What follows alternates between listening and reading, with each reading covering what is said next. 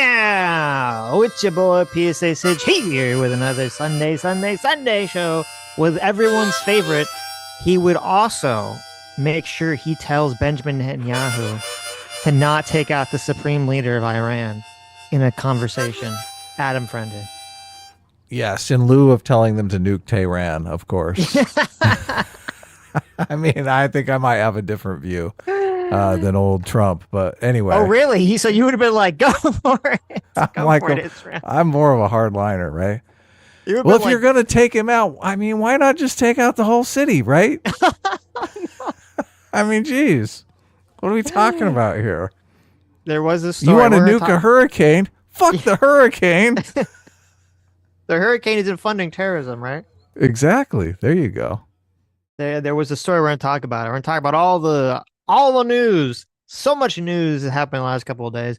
But there's a news story that came out where apparently it was reported that Israel had thought about taking out the supreme Ayatollah leader of Iran, and Trump said, no, spare my good friend. Even though supposedly in America, they caught and charged. I don't know what the outcome of it was. I was trying to find out, and I didn't see any recent updates. They caught and charged 3 people that were supposedly being hired by Iran to try to take out Trump. So I know, it's kind of before the election, yeah. Yes. They're after him for the Soleimani thing. Right. Maybe he's going to try to use it as a negotiation tactic. He's like, listen, I saved your life. I saved your life. I said no. Not I'm my the good deal friend. Maker. Yes, not my good friend, supreme leader. I mean, that would be a good negotiation, Trump. That would be a good negotiation, wouldn't it? I mean, that would be. I have your life. I saved it. I saved your life. Isn't it actually nebulous, though? I mean, I saw a clip of Benjamin Netanyahu saying that Trump didn't tell him not to do it. Well, we're going to watch that clip at some point. It's really funny. Brett Baer today was asking him, so did Trump tell you not to kill him? And he's like, he doesn't say no. Oh my God. I'm going to say that. He doesn't say no. Oh my God. Right? It's so important. Obvious. He's such a terrible liar, Sitch. It's so obvious. Mm-hmm. It's pretty funny. It's so obvious he got the no way. What are you doing? Trump smacked him around. Yeah, so we have a lot to watch and read today, or I will read to you, fine folks at home. Okay, a lot of information about this. Just to start off, I'm kind of go through a couple minutes, just CNN kind of doing just the original breakdown in case you've been living under a rock in a cave, don't know what's going on. Then we're going to talk a little bit about some articles, and then there's a really interesting video. Just going to watch a couple bits of it because I don't want to, you guys should watch it from a channel who he went through how insanely crazy this operation was. This is from Cappy Army, which I didn't realize how crazy and how long Israel has been planning this operation and how insanely coordinated. Now we're going to kind of go through some people's reactions to it. And of course, one of those people being Hasan and his insane reaction to everything that was going on. Cappy Army's great. I love that guy's channel. Yes. Yeah. He's a very cool guy.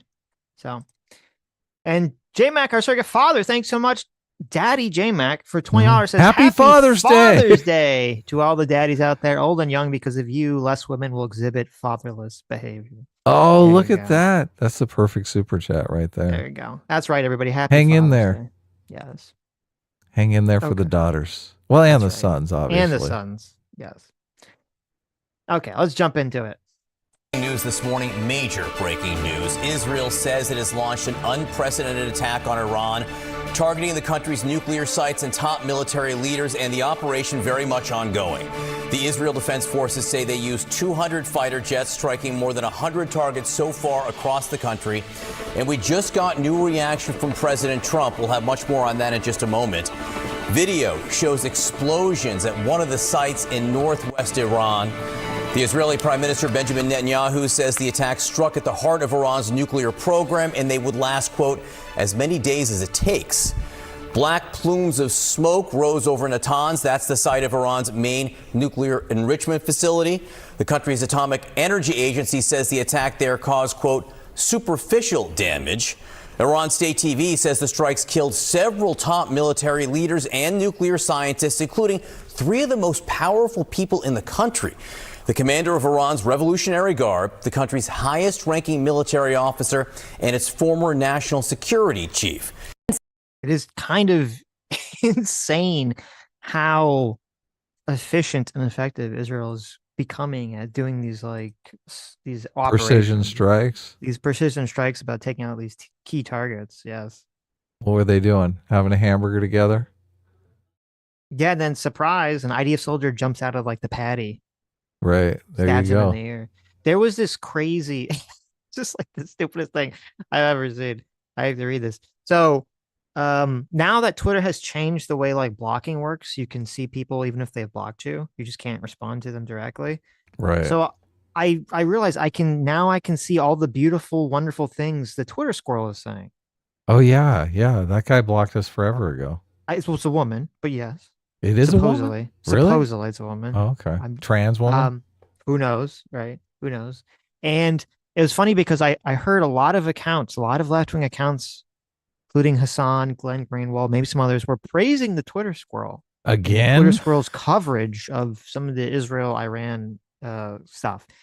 And so the Twitter squirrel said, all this goes back to the assassination of Nasrallah. Israel had the ability to assassinate him whenever it wanted. That's not the question. Iran can assassinate Benjamin Netanyahu if they want. Ukraine can assassinate Putin. Putin can assassinate Zelensky. Assassinations are not the problem. Every state with a barely competent intelligence has the capacity to assassinate anyone. So there you go. Our armchair Twitter squirrel somehow has deep inner workings about high-level assassinations and just says any country can just assassinate anyone whenever they want. And they just decide not to. Probably because they don't want to face the kind of retaliation you'd get. There you go. It does, but it's so simple. It's just so easy. Anyone could just do it, right? Anyone could just do it. Just like easy as pie. And I will note, just before I get into it, that this is a bit in contrast with what we've been hearing now from the White House and from the Trump administration, specifically from Secretary of State Marco Rubio, that the U.S. had no involvement whatsoever in these strikes. So the statement from him, he posted this on his Truth Social website. Yeah, so the first response to all this was from Marco Rubio. Marco Rubio said that tonight, Israel, this was a couple of days ago, he said, tonight Israel took unilateral actions against Iran. We were not involved in the strikes against Iran, and our top priority is protecting American forces in the region. That was a statement. Now we're going to kind of talk about this because this is a big part of the story is how much did Trump know? Was Trump in on it?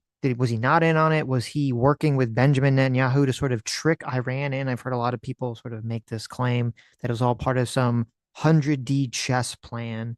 Mm-hmm. There's 100-dimension chess. There's 100 dimensions to this imagine? plan. Okay. Yes.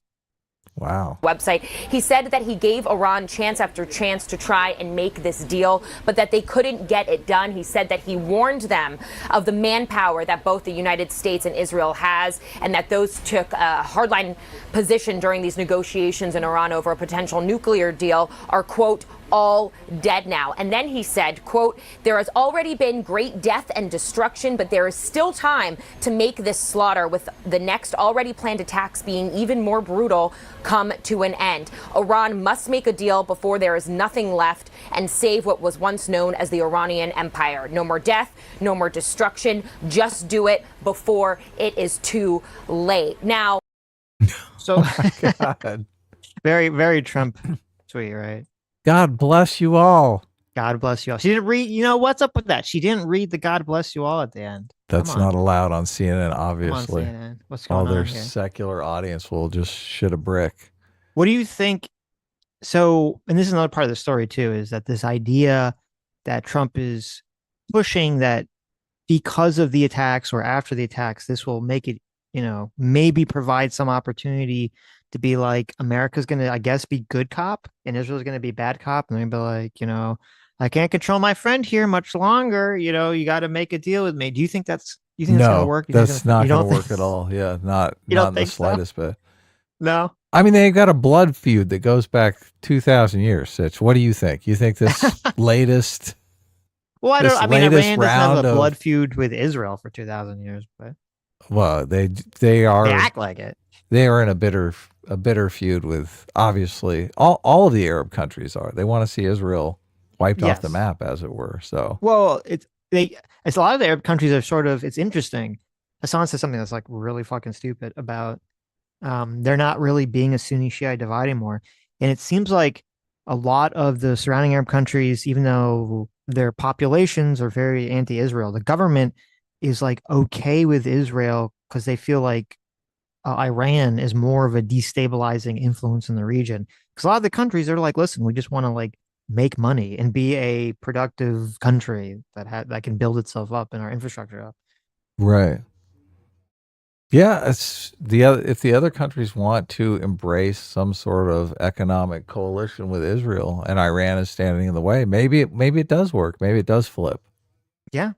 Well, I mean, Iran is funding a lot of terrorist groups, a lot of rebel groups in all these surrounding countries. They're not. Yeah, well, that's why I'm saying I don't think it will flip, Yeah. because Iran is just, I mean, they're a bunch of maniacs.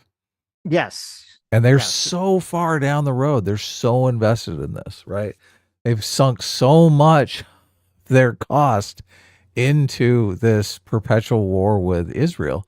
You think Trump's going to come in here and be like, "Oh, look, I can just work a deal with you"? It's the same thing with the Russia-Ukraine war, right? Mm-hmm. It's just these people fucking hate each other. Trump can't do anything about that. Well, Trump can't change that. And I don't. Yeah. being nice to any of the people isn't going to change that. Yeah, I'm inclined to agree. But I would say on the flip side, though, I'd say Trump doesn't have to make Iran and Israel love each other. All the deal would be for Iran to just stop trying to get nuclear stuff. Put all the nuclear stuff away. Right. Give it all up. Right. I mean, we should just say, listen, you want nukes? Here's some nukes. Oh, really? You just want to give it to them.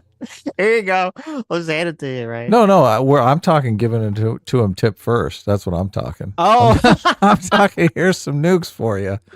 I see. Watch out. There's see that big timer on the side of it? Right. When that goes off, you lose your nukes. That would be interesting what if they like smuggled in through some sort of like crazy way, like defective. Oh my God. That's just it. We should sell them nukes on the black market that are set to go off. Oh, no, but like they're not going to go off like they're duds, but they don't realize that. Just so you can see what they do with them. They try to launch them. Oh my God, that's like rebel group. Right? Yes. Just so you could be like, now you're thinking. Now you're totally thinking. It's you know that show Bait Car? It is. It's we need the bait nukes. Yes. We need the UN and the US to get it. They should have a bait. That's a way better program. idea. Okay. You're right. Yes. How amazing would this be? And then you see like the police come out and they like arrest like the president of Iran. Because they're like, oh, he tries to launch them. Yes, exactly. Arrest the Houthis like, oh, you tried to blow up Israel with your bait nukes. Oh, for shame. So they either try to launch them immediately, which we're just like, oh, fuck these people. Then we invade, take over, basically turn them into a colony. But if they don't launch them, we can just spread the word. Oh yeah, those nukes are fake. Don't worry about it. Right. No, it's like, you know those stores that have the little tags when you try to steal clothing that explode like the chemical paint. Dye. Yeah, the dye. Yeah. When you try to set off the nuke, it just shoots like paint everywhere. When he comes out and does a press conference and he's all blue in the face, okay, well, he tried to launch the nukes. He looks like he got into like an outhouse explosion. Mm-hmm. He's got the blue liquid all over him. Listen, Trump campaign or Trump administration, put me I know they should listen to us. Are you kidding me? Fuck Marco Rubio. Exactly. We got ideas. This is way more entertaining. What has little Marco ever come up with such a good idea like bait nukes? I can guarantee he never has. All right. Of course not. No, they haven't even thought about this. No. We've already got a 10-point plan. So this is a kind of a funny story. This is from the Jerusalem Post. So who knows if it's true or not, but it's kind of a funny story. It says an Israeli official told the Jerusalem Post that, quote, we presented the American administration with evidence of Iran's breakthrough towards a nuclear bomb. I will be saying nuclear wrong, incorrectly. Why? So you're just nuclear. It's so easy. Listen, you could be cultured. I support our former president, George W. Bush. Okay. I'm just telling you. That's Sitch's favorite president, for those Nuclear, who new yes. to the show. Yes, obviously. Sitch loves George W. I Bush. love me He some misses George the W. Bush Bush. administration. I love fierce. invading Middle Eastern countries. He does. Okay. He loves I do. the whole preemptive doctrine. That's why he laughs so hard Yes. when I talk about nuking Iran. He's just, he loves it. For the record, do not think we should preemptively nuke Iran. Okay. It's just a theory I'm working on. Okay. Okay. So they said we provide with their evidence towards their breakthrough towards a nuclear bomb. There was full and complete coordination with Americans, they said. The Israeli officials, however, were initially concerned that U.S. President Donald Trump's Thursday evening comments suggesting Israel might attack alerted the Iranians. The statement was made at around 7 p.m. Israel time, mere hours before the attack, and was perceived as kind of a green light from Israel. The fears that this remark could expose the attack operation ultimately led to Trump's late-night tweet at midnight saying the U.S. seeks a diplomatic solution. That's crazy. That's insane. It's funny because there's like so much talk about like what did Trump know and everything. I could like 100% believe. I'm going to play the clip that they're like what he said that they're referring to, because it's not like super bad, but I could 100% believe that Israel would not tell Trump until like the last minute, not because of like they're like, oh, because he's a fucking big mouth. Because he can't keep his mouth shut. He's a big mouth strikes again. Jesus Christ! Don't tell him anything. Ridiculous. I know, it's so funny. And actually, President Trump read some articles. The leaks from the Trump campaign, still like the leaks of the Trump campaign in his first Trump administration, his first term are crazy. And I thought they probably would have got rid of them because, you know, Steve Bannon is not there anymore, but they still like, there's so many leaks. It's crazy. The New York Times has a couple articles from a couple months ago that basically predicted everything that's happening right now. Like just completely laid it all out. Yes. Wow. And I'm going to read through it because when I read those, or I'm saying if you had read those a couple months ago, you would say like, oh, it's all unnamed sources, anonymous sources. This all sounds like BS, but then it all apparently is probably true. So. Wait, here's the comment that Trump said. President Trump is downplaying the likelihood of an imminent Israeli strike on Iran's nuclear sites, but he's also warning Americans in the region to leave, citing the risk of conflict. His comments follow a vote by the UN nuclear watchdog declaring Iran in violation of its non-proliferation commitments. Here's what the president said earlier today. Well, I don't want to say imminent, but it looks like it's something that could very well happen. Look, it's very simple. Not complicated. Iran cannot have a nuclear weapon. Other than that, I want them to be successful. I want them to be tremendous. We'll help them be successful. We'll trade with them. We'll do whatever is necessary. I want to have an agreement with Iran. We're fairly close to an agreement. As long as I think there is an agreement, I don't want them going in because I think I would blow it. Might help it, actually, but it also could blow it. Oh my God. There's a chance of massive conflict. We have a lot of American people in this area, and I said, we got to tell them to get out because something could happen soon. For insight, we okay. So, wow, mixed messages all over the place. Right. So that was the comment that Israel was like, "Oh my God, Trump, no, stop."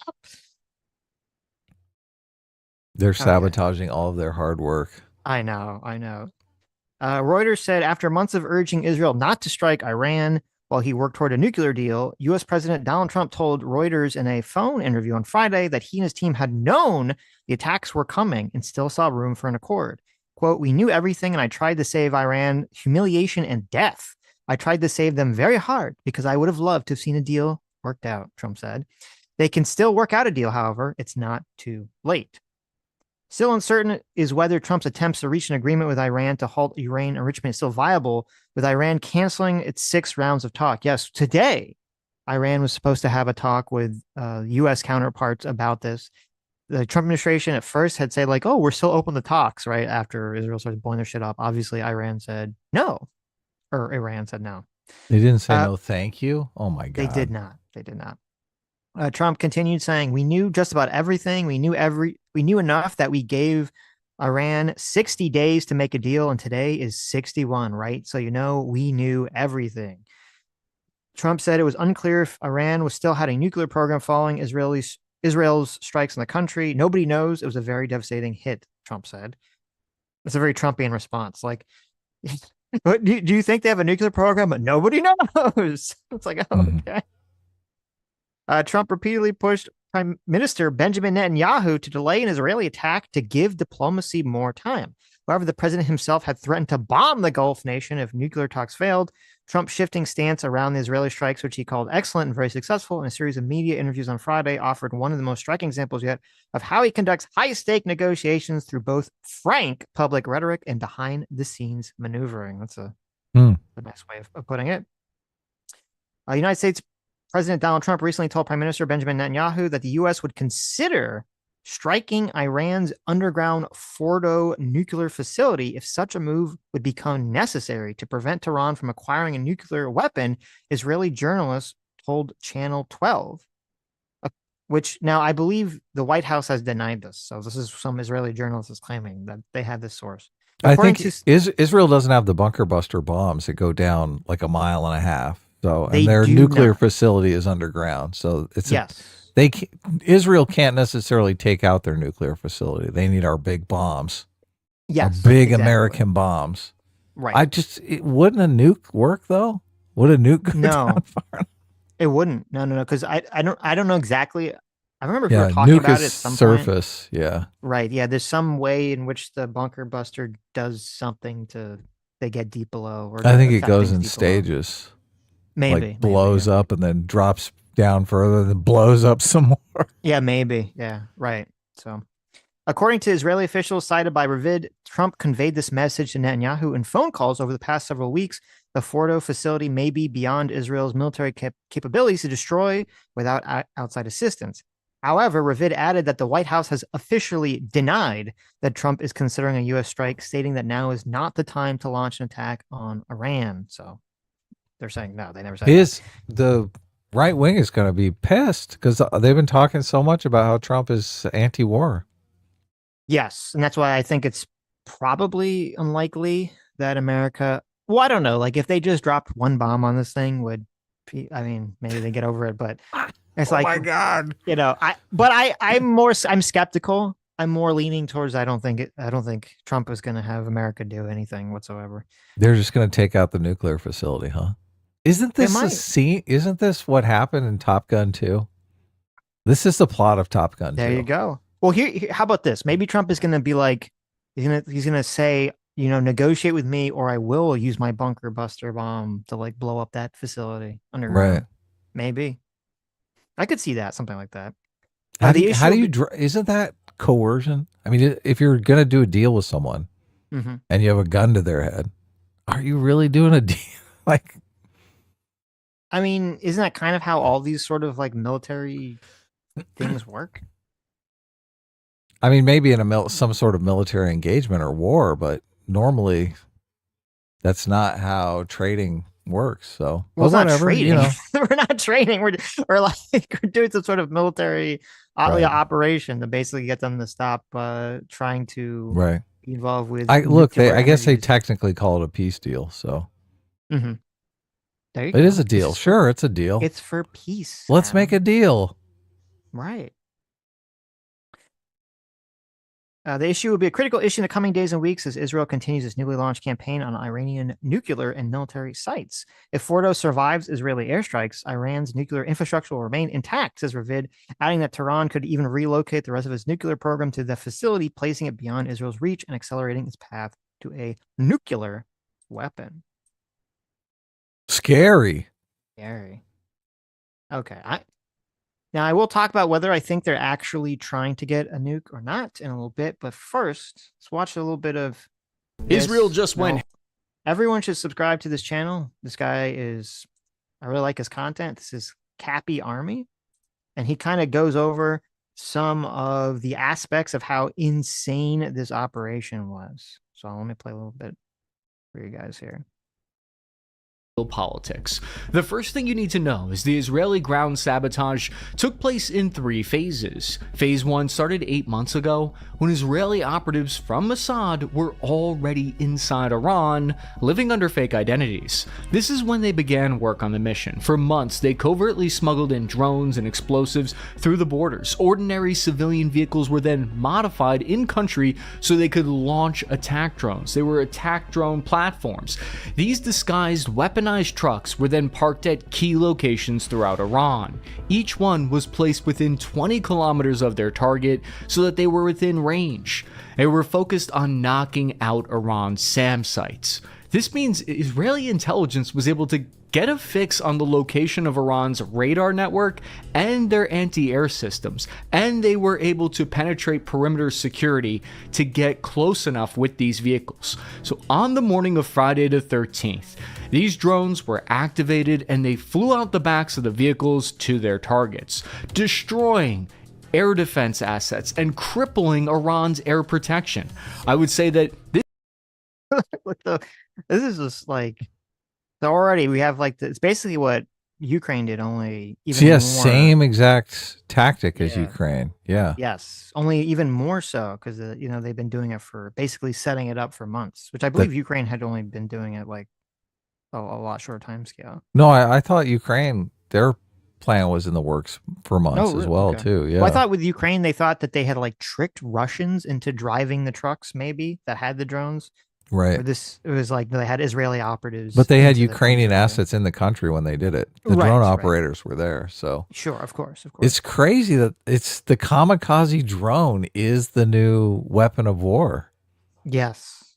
Yeah. Because it's just so easy to guide the thing. Yeah. Yep. Drone tomfoolery was happening inside Iran. A covert group of Israeli Special Forces commandos infiltrated on the ground into central Iran, possibly by stealth helicopters or cargo planes that were seen operating in Syria later that day. The commandos avoided local security as they made their way to the remote locations in the desert. Their mission was to destroy Iranian anti-air missile systems. The soldiers used Spike non-line-of-sight missile launchers, which means those mad lads infiltrated to within 30 kilometers of their target. The team of agents fired these remote-controlled munitions and It's crazy that they can fire those from 30 kilometers away, though. Jeez. Yes. It's a long fucking way, right? Which is about like 18 miles. Okay, 18 miles. Look at that. Yeah. That's crazy. Is that thing piloted by some kind of drone device? Yeah, they shoot it. Well, it's not a drone device. It's like a missile, but satellite. It's remote controlled. They shoot it and then they can control it. I think on the. Oh, okay. Itself. I've done that. You fired one of those? Well, no. What's the game? Counter-Strike has something. Okay, like that. That's true. Yeah. Yes, I've fired one of those in a video game. Yeah. Of course, we all have. It's great fun. Steered them mid-air straight into the air defense systems, knocking them out. Spike missiles have very little signature when they're fired, meaning they're not that as loud or as much of a thermal signature as some other weapon systems, which allows them to stay undetected. This system is a perfect tool for the job, since it can be launched from indoors and from concealed spots. The fire and forget mode basically allows the operator to accurately guide that round mid-air onto the surface-to-air missile systems that they were targeting. So Spike missiles have a hit probability of over 95%, and they have a margin of error of less than 1 friggin' meter. I had all of that done in 3D and animated, because stuff doesn't make sense to me if I can't see it visually. But these ground attacks were only the beginning phase of this insane operation, because Okay, and then there's one more clip I'll show you. And the rest, you'll watch this video, because this is a really good video. But this is just, I did not understand how insanely coordinated this was until I watched this guy's video on it. Probably the most insane of them all. Since at least 2024, Israeli undercover agents have been working on secretly building a kamikaze drone base inside the heart of the city of Tehran. So they didn't even put it in a mobile launcher site. They were just building it under their noses, right on their soil the whole time. This was carefully placed right on the outskirts of the city. They call it a base, but it was likely a house, and almost certainly in violation of their HOA. Inside the house, there were attack drones programmed to fly at the nearby Iranian base of Esfe Jabad. This is one of the most well-protected, highly sensitive bases because it's where they have a number of their long-range ballistic missile launchers. The drones were remotely activated by agents in the middle of the night at around 3 a.m. They struck the missile base, and then additional kamikaze drones appear to have targeted high-value generals and scientists living in Tehran. Israel tricked some of Iran's top commanders into gathering in the same place for a meeting. They did this by studying their movement patterns, and then they were able to eliminate them all in this way, according to Israel at least. The goal was to nerf Iran's retaliatory capabilities. The explosive one-way drones targeted surface-to-surface missiles that were going to retaliate against Israel, based on what they'd seen happen in the past. This sabotage took them a year to smuggle commandos and weaponry through their borders. Okay, so that was, and then obviously this was all just a setup to allow the jets to come in and attack the sites they want to attack without counterfire. Now there was Iran was claiming, I believe, that they shot down 2 planes as of yesterday. At least when I was researching this, it hadn't been confirmed. There were some pictures that people were circulating. One which was AI. Someone had pointed out that the configuration of the jet was actually wrong and like backwards and didn't actually make any sense. Wow, interesting. And then the other one seemed kind of, if there was just like, there was now a picture of the crash, but there was a picture of some pilot, but it was like someone that didn't even make sense. It was like someone from like a different army or something. So I don't know if that's been confirmed yet, where they actually were able to shoot down two jets. But this is why this whole operation, I mean, you can see how like crazy this was. This whole operation was why Israel was able to do this offensive so successfully and have this kind of like preemptive sneak attack, so quick and so precise. So they took out the assets that would be shooting at the jets as jets flew in to strike the nuclear facility. Exactly. Right. So also the military targets that they wanted to take out. Yeah. Right. So they got a free flight over Iran, did a bunch of damage, and flew back to Israel. Right. And he also goes on saying, what's that country in between? Why didn't they shoot at them? They don't care. They're happy. What do you mean? They're like, that's Iraq, right? It is. They flew right over Iraq. They flew right over Iraq. Yeah. And Jordan, Iraq. And so did they get air clearance for that, or? I would imagine. Do you think it was another Cash Patel situation? Yeah, where's Cash? Yeah, where's Cash? Cash said, "Go for it, Israel." Israel's like, "Wait a minute, no, we have to pull up the whole operation." So, because I heard some people were trying to downplay the like complexity and sophistication of this attack, like people who were defending Iran, obviously, and so that's Hasan, take anyone that says that with a grain Piker. of salt. Yes. They don't know what they're talking about. They're just salty and mad about the whole situation. They're in a cope spiral. They are 100% in a cope spiral, yo. It happens. Yes. Okay. Oh, and also in this video, he was saying that Israel was literally putting out footage of their Israeli commandos like doing the operations in Iran, and how normally, governments and countries protect that information, make it top secret, but Israel was like bragging about it, trying to show how either effective they were or show how shitty Iran was at stopping them, essentially. Right. Look, we're right on your doorstep. We're in your house. Yes, we created a drone factory in some abandoned house somewhere. We're just launching them at your bases. Okay. Oh no! Right, guys, No! No, Sitch, no. That's a little bit of a little bit of Kyle Kalinske here. Oh, give you an update on World War III, which apparently has already started. So World War III has already started, everybody. Okay, you feel it? Are you feeling it, Mr. Krabs? Are you feeling the World War III here? This all happened on Friday, right? The market was down, but it didn't seem. I'm surprised. If you told me this was going to happen, I'd say, "Oh, the market's going to crater. It's going to be down 10%." Not really. There's a clip, and we're going to watch it later from a Ryan Macbeth video, and he brings up this really good point about how like the World War III thing doesn't even make sense, really, because in order for there to be a world war, it's like you have to have two countries get into a war, and then they bring in their allies, and then they bring in their allies, and it's like everyone gets involved with it. And how is that going to be facilitated in the region? Because Israel and Iran don't have the military capabilities to invade each other directly. apparently. They can just shoot missiles at each other and do these little operations, but they can't like invade. And it seems unlikely America is going to be involved with this. But let's just say, even theoretically, just hypothetically, if America, if it turns out Israel's like, listen, we were working with Jeffrey Epstein, and we have all the blackmail material on Donald Trump, blackmail like Trump into doing whatever we wanted, and America invades Iran or whatever, right? Not gonna happen, but just hypothetically, who's supposed to defend Iran to start the world war? Okay, is it going to be Russia? Russia, who's got its hands full with Ukraine? Are they gonna run to Iran's aid? Iran is the one that's sending Russia like drones and shit, not the other way around. They're gonna be sad. Yes, Iran's gonna be like, "Hey, we need these drones now." Yes. Russia's gonna be like, "What? Yeah, right. Those are our drones. We were buying them."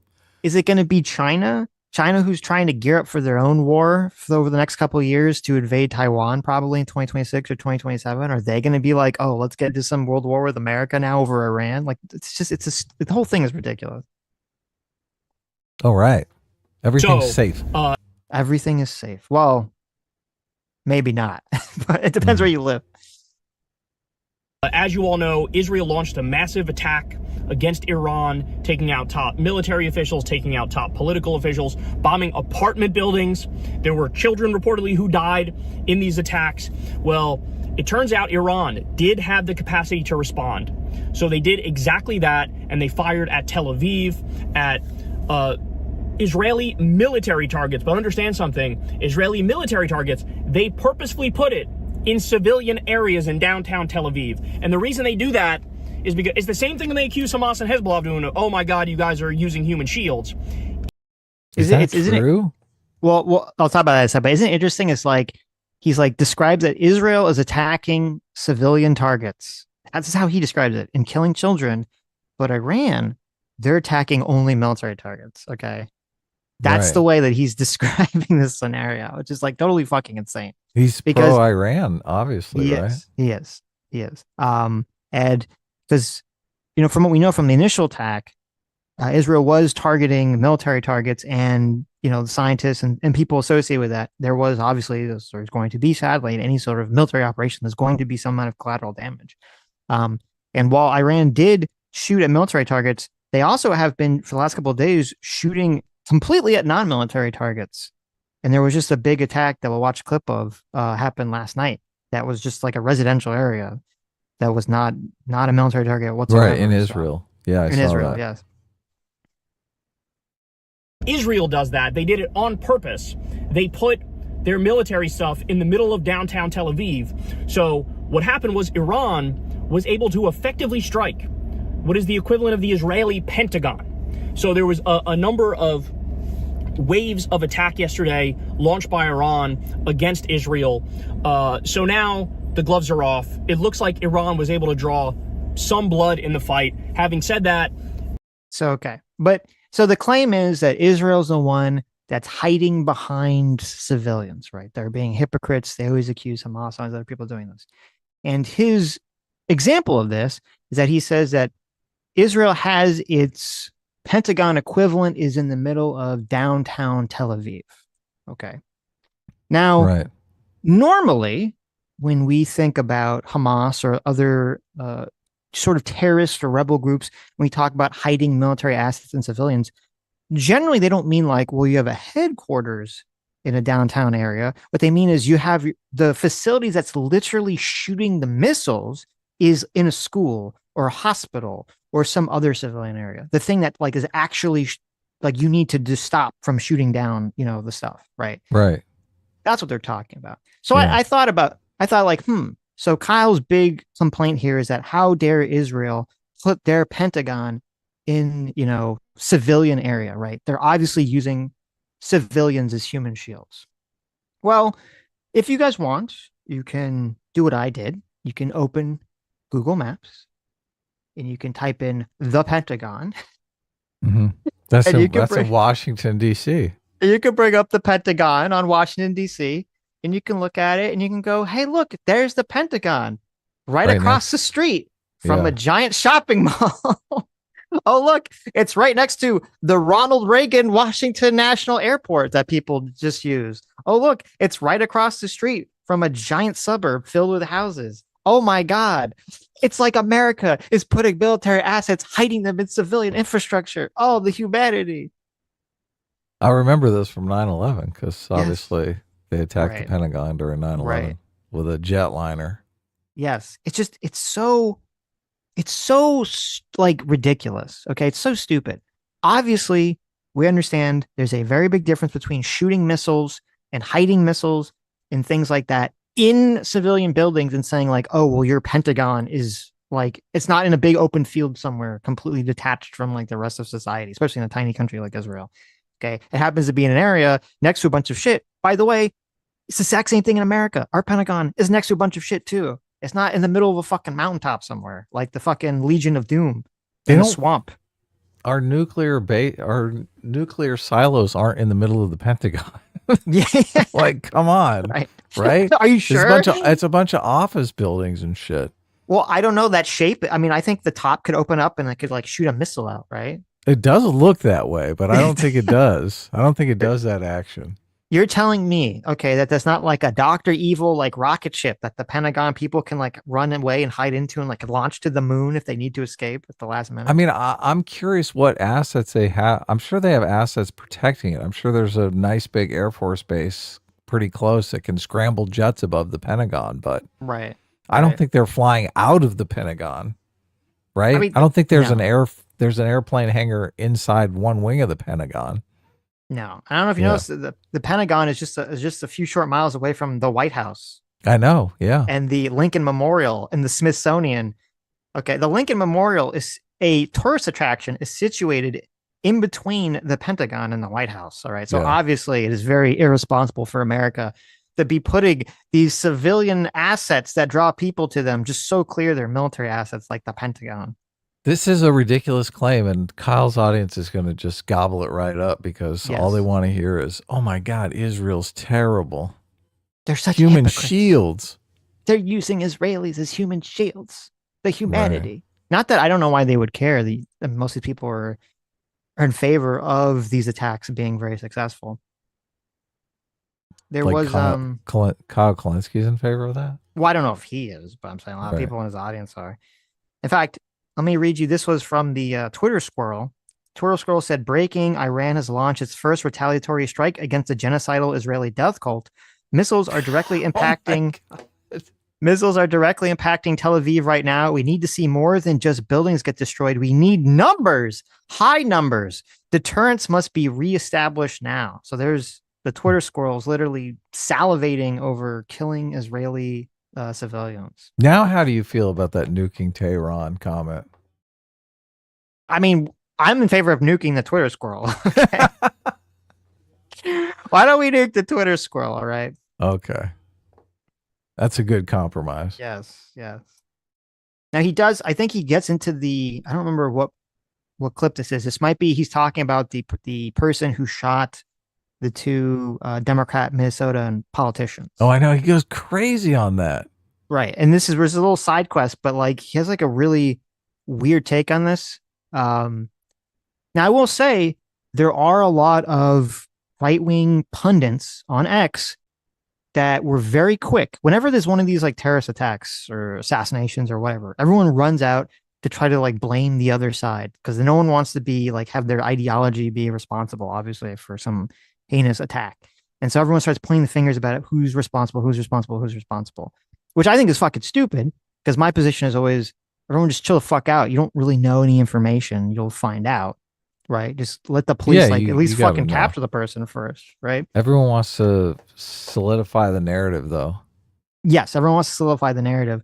And right now it's looking like that like all the people, there's a bunch of people on the right who were trying to make a bunch of claims that it was some sort of leftist communist guy or something. All that seems to be unraveling, and none of it's going to probably looking like it's true whatsoever. They have the big claim was that one of the politicians he killed, who was a Democrat, voted against expanding Medicaid on the local level to non-citizens or something crazy. So they're saying, oh, well, obviously he killed for that reason. But then the other person he killed voted in favor of that. So that obviously couldn't be the motivation. That doesn't make any sense. And They had his friend, who apparently has known him since fourth grade, say that he is a Trump supporter and was very religious. So that would definitely say, okay, it's definitely right-wing motivated. The police found his manifesto, and they found, which they haven't released yet, and they found a list of other targets that he had in his car, and they got some shootout, but he escaped or something. And they described the list of targets as not only having Tim Walz on it and Ilhan Omar, but they also described it as having pro-abortion advocates and providers. Wow. So he seemed like it was Planned some sort Parenthood, of like, right at the top. Right. Yeah, so it seemed like the guy was motivated by some sort of anti-abortion idea, maybe. And also there was a clip, because this like really weird. This guy is like, he's a CEO of like a private security company that operates in the Congo or something like really crazy. And even though I believe he's American, and there's a video clip that has surfaced, which is him on stage, because he's some kind of like religious preacher guy. He's on stage with some translator. He's like in Africa or something, or somewhere else in the world. And he's preaching against homosexuality and gay people. So it seems very likely that the guy was from the right-wing ideological camp. Yes. Right. So all the people that were kind of on the right that were rushing out to very quickly say he was a communist, that's probably none of that's going to be true. That being said, Kyle goes and instead of just like kind of debunking all that stuff, which I think people should debunk, he kind of goes in this like really weird direction about the naps or has a mental episode. No, this was very, very detailed in how it went down. Pro-Trump MAGA terrorism, incredibly detailed in its nature. This was planned for a while, and the question is, who knew about it? How deep does the rock go? So, by the way, also, after he does this terrorism, this assassination of Democratic lawmakers, cops find in his car a bunch of the No Kings protest flyers. So, in other words, it is a direct and clear threat. Don't you dare fucking protest Trump today. Don't you dare protest Trump. Maybe we'll do some mass murder if you go and protest Trump. That's what's happening, y'all. That's what's happening. So you have a president who's deeply against the First Amendment, who literally said the other day, no protesting. If you protest during my parade, I'm going to meet you with very heavy force. Trump says that now. Somebody is murdering Democratic lawmakers and also threatening protesters, saying, if you protest, I'll fucking murder you. What is happening to this country? We are doing a speed run to fascism. Every single bullet point on the fascism checklist we've hit. Jesus Christ. So we've hit all the bullet points of fascism. So a lot of mind reading over some flyers. Yes. Okay, then let me go to the end here. So the conclusion. As I said, that one part on the checklist that we were missing, right? That one part, which was assassinating Democratic lawmakers, now it's here. So if you're keeping score, they're arresting judges, they're arresting Democratic politicians, they're sending innocent people to a concentration camp in El Salvador with no due process. They're deploying the military in Los Angeles, and by the way, now they're illegally arresting people. The military is, right? There's a giant war happening now with Iran, and now we're also getting Democratic politicians being assassinated. The dark era is here. The demons are here. Fascism. Oh, I knew it. And there's no denying it. The F word. There's no even plausible deniability for the other side here. Pro-Trump MAGA terrorism, y'all. Trying to intimidate all of the good American patriots who are going out there in the streets today to say, get the fuck out of here, Trump, with your constitution hating and your fucking warmongering and your ripping up of due process and your insatiable desire to be a dictator. Get the fuck out of here. Now they're threatening all these good people. The era of bipartisanship and compromise and civility and decorum is so fucking over. And I highly, highly recommend all of you get on that same page, because they won't fucking spare you either. Oh my God. That's so insane. You're not going to be spared. You're not going to be spared, all right? I mean, it'd be one thing if the guy was on the Republican payroll, right? Right. Yes. And not just some crazy fucking person working on their own. Right. If you found out that there was like he was being paid by the the Yeah, local the RNC RNC. chapter or Yeah, something exactly. to It's a like, fucking hit. Yeah. right. I'd say maybe you could say that was the kind of organization that the brown shirts had during Nazi Germany. So Right. that's real fascism. Right. This is just stochastic terrorism, as they say. So Well, and it doesn't help too, because like I don't know why this is. I mean, it's an aesthetic. It's a choice. They do it. He does intentionally. He does these like car videos. mhm. I don't know. It makes it seem a little bit even more unhinged, like man yelling in his car It to does. camera. Super unhinged. Yeah, Man it's yelling in the home he lives in down by the river. he's like parked in the driveway. Yeah, exactly. It's like, what's happening here? But it's listen. I've been very vocal about being very against a lot of the things that Trump has been doing. Some of those things that even Kyle was talking about on this channel. You can go back. We've covered them. I've talked about them and all this stuff. But like the idea to me that you're gonna like lump in this person who there's not really a lot of information about him yet. Okay, this is like right when the shooting happened. You're gonna lump him in as if he's some kind of like missing puzzle piece as part of like Trump and the MAGA strategy to start fascism and to start assassinating people. I mean, it's fucking. It's not only is it highly irresponsible, it's totally crazy.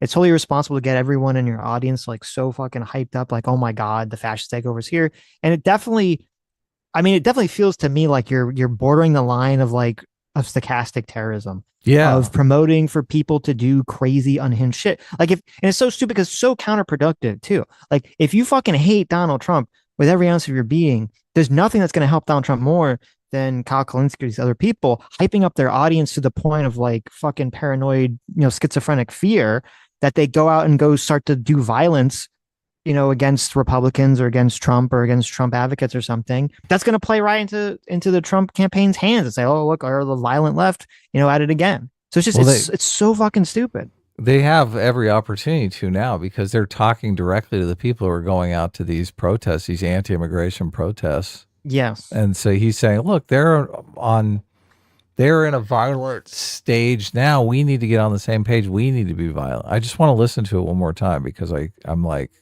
little stunned here. You're a little shell shocked. Yeah. What the fuck? Especially when we're in the midst of all these protests and whatnot, right? Right. What the fuck? People watch this and they think, oh yeah, I was going to peaceful protest, but maybe I'll just throw a brick through somebody's window instead. Mm-hmm. Such of craziness. bipartisanship and compromise and civility and decorum is so fucking over. And I highly, highly recommend all of you get on that same page because they won't fucking spare you either. He's saying, look, civility and decorum is completely over. Yes. You guys need to get on that same page. They're not going to spare you. You're not going to be spared. Yes. Time for the violent uprising. Mm-hmm. How is this? My God, this is so bad. This is bad. He has 1 million followers. I know. And in this video, let me see. This video had a lot of views too. Oh yeah. It's got 367,000 views. I wonder, and I always wonder because is it obviously his audience eats this shit up. The more unhinged and crazy you get, unfortunately, it seems like it's the more you generate a lot of money, fiery passion and views and money and stuff. Totally. So it can always be unclear. Do people actually believe this? Are they just kind of kayfabing, or is it kind of this feedback loop, or they kind of say what people want to hear and then that feeds back and they basically convince themselves into being true? People hype themselves up. They hype the audience and themselves up into this fervor. It's terrible. And not just on the left, obviously it happens on the right too, constantly. This is the ecosystem of our political internet space at the moment, unfortunately. Except here. It's insane. Except here. I don't like it. Actually, I saw it was kind of fun. We get crazy. I mean, we were just advocating to nuke Iran. This is a comedy show, Adam. Okay, it's a comedy show. Oh yeah, we were joking. All right. I was joking. I don't know about you. I was joking. I don't actually support nuking Iran. I was kind of 25% joking. Okay. Look, there you go. But it's funny kind of because going into his sort of becoming more extreme, more radicalized, I saw a lot of people. There are a lot of people that were complaining about the No Kings protest that happened yesterday the same time as the military parade. Yeah, I saw that. But it wasn't. There was people on the right that were complaining about the No Kings protests. There were definitely a lot of people on the right that were complaining about it. But I saw a lot of like leftists complaining about the protests, and they're complaining about it being too like lib coded and like not crazy enough and everything. And it's funny because apparently those protests, they actually got like a shit ton of people. Supposedly, they got like millions of people to come out, and they're already saying it was like very successful. And yet the leftists seem very mad because it like they didn't burn down the fucking cities or riot or loot or cause a bunch of fucking chaos or destruction. And it's like, well, yeah, obviously, because that looks fucking bad. These people are so stupid. Like they have How dare you protest peacefully? Yeah, it's like they have no conception of how like they're a bunch of retarded children that just run around and they think they look cool, and they're so detached from everyone. And there's a clip I'm going to play of Hasan. He's like, so he thinks that like all the Middle East now likes the Houthis because they're set up to Israel. He thinks that all the Middle East is going to like, Iran because they're standing up to Israel and all this other stuff. And I like looked in the polling and it's like, no, they don't like these fucking people. They don't like Israel, but they don't like these fucking people either. So. Yeah, that's insane. Hasan's way out of it. Yes. They're just obsessed. There's all these people that are all these LARPers who are super privileged that sit at home drinking their, Starbucks, talk on the internet, and they just like the LARP political violence and extremism all day. And they're not actually partaking themselves. Right. Yeah. It's like talk a lot of shit. It's the Shrek Lord Farquhar meme. Some of you may die, but that is a risk I'm willing to take. Yeah. Yeah. It's so stupid. Zero for $20 says no kings equals anti-Trump, no kings, more queens equals anti-men. There you go. Say this next part with a condescending voice. I will say it just for you, okay? Dems, why can't we get men to vote for us? P.S. Get out there and hit the trails, boys. There you go. Was there a more queens thing? Because I didn't see that aspect of the No Kings parade. I'm gonna be real. I didn't really super concentrate on the No Kings or the military parade because I was looking more into the Israel stuff. Right. That's pretty cringe if that was the case. Lucy Lumbug, thanks so much for the 5 gifted memberships. Thank you, Lucy. Drunk Hammer for $20 says the illegals voting is nonsense, but I thought I have had about illegal immigrants and how it affects the electorate is that they count towards places like Denver and Austin, pushing red to purple and eventually blue. Yeah, they do. I don't know how it manifests on a local level. They are counted in the census, and it does count towards federal representation in terms of House seats. And it was our own Zero Fucks who did the math, like the Chad that he was, and he actually figured out like who would get the votes. And I believe if he's probably in the chat, he can correct me if I'm wrong. If I recall correctly, it was something like a one blue state and one red state actually gain votes from illegal immigration currently. So it's kind of a wash at the moment. But I'm not sure on a local level if it's different. Joe the Make for $20 says market was way down related to the gains made in the week. Been suggested by a couple economists that the U.S. leveraged to ensure that the IDF waited until Friday so the losses would be buffeted by the close of the markets. So look at that. Wow.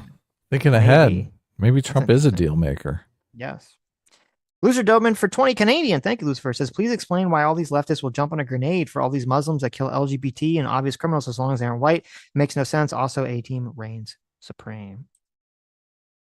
The answer is that a lot of these extreme leftists have been brainwashed into thinking that America is a super evil country and a super evil place. And all right, y'all. They just side with whoever is. There's that clip. There's that famous Hasan clip where we've played on the stream where he's screaming like, if you want to know who to support very easily in any political situation, it's whoever's against the Western powers. Yeah. No, it's whoever's against the Western powers, right? Which I guess from their mind is they always cast that person as the underdog.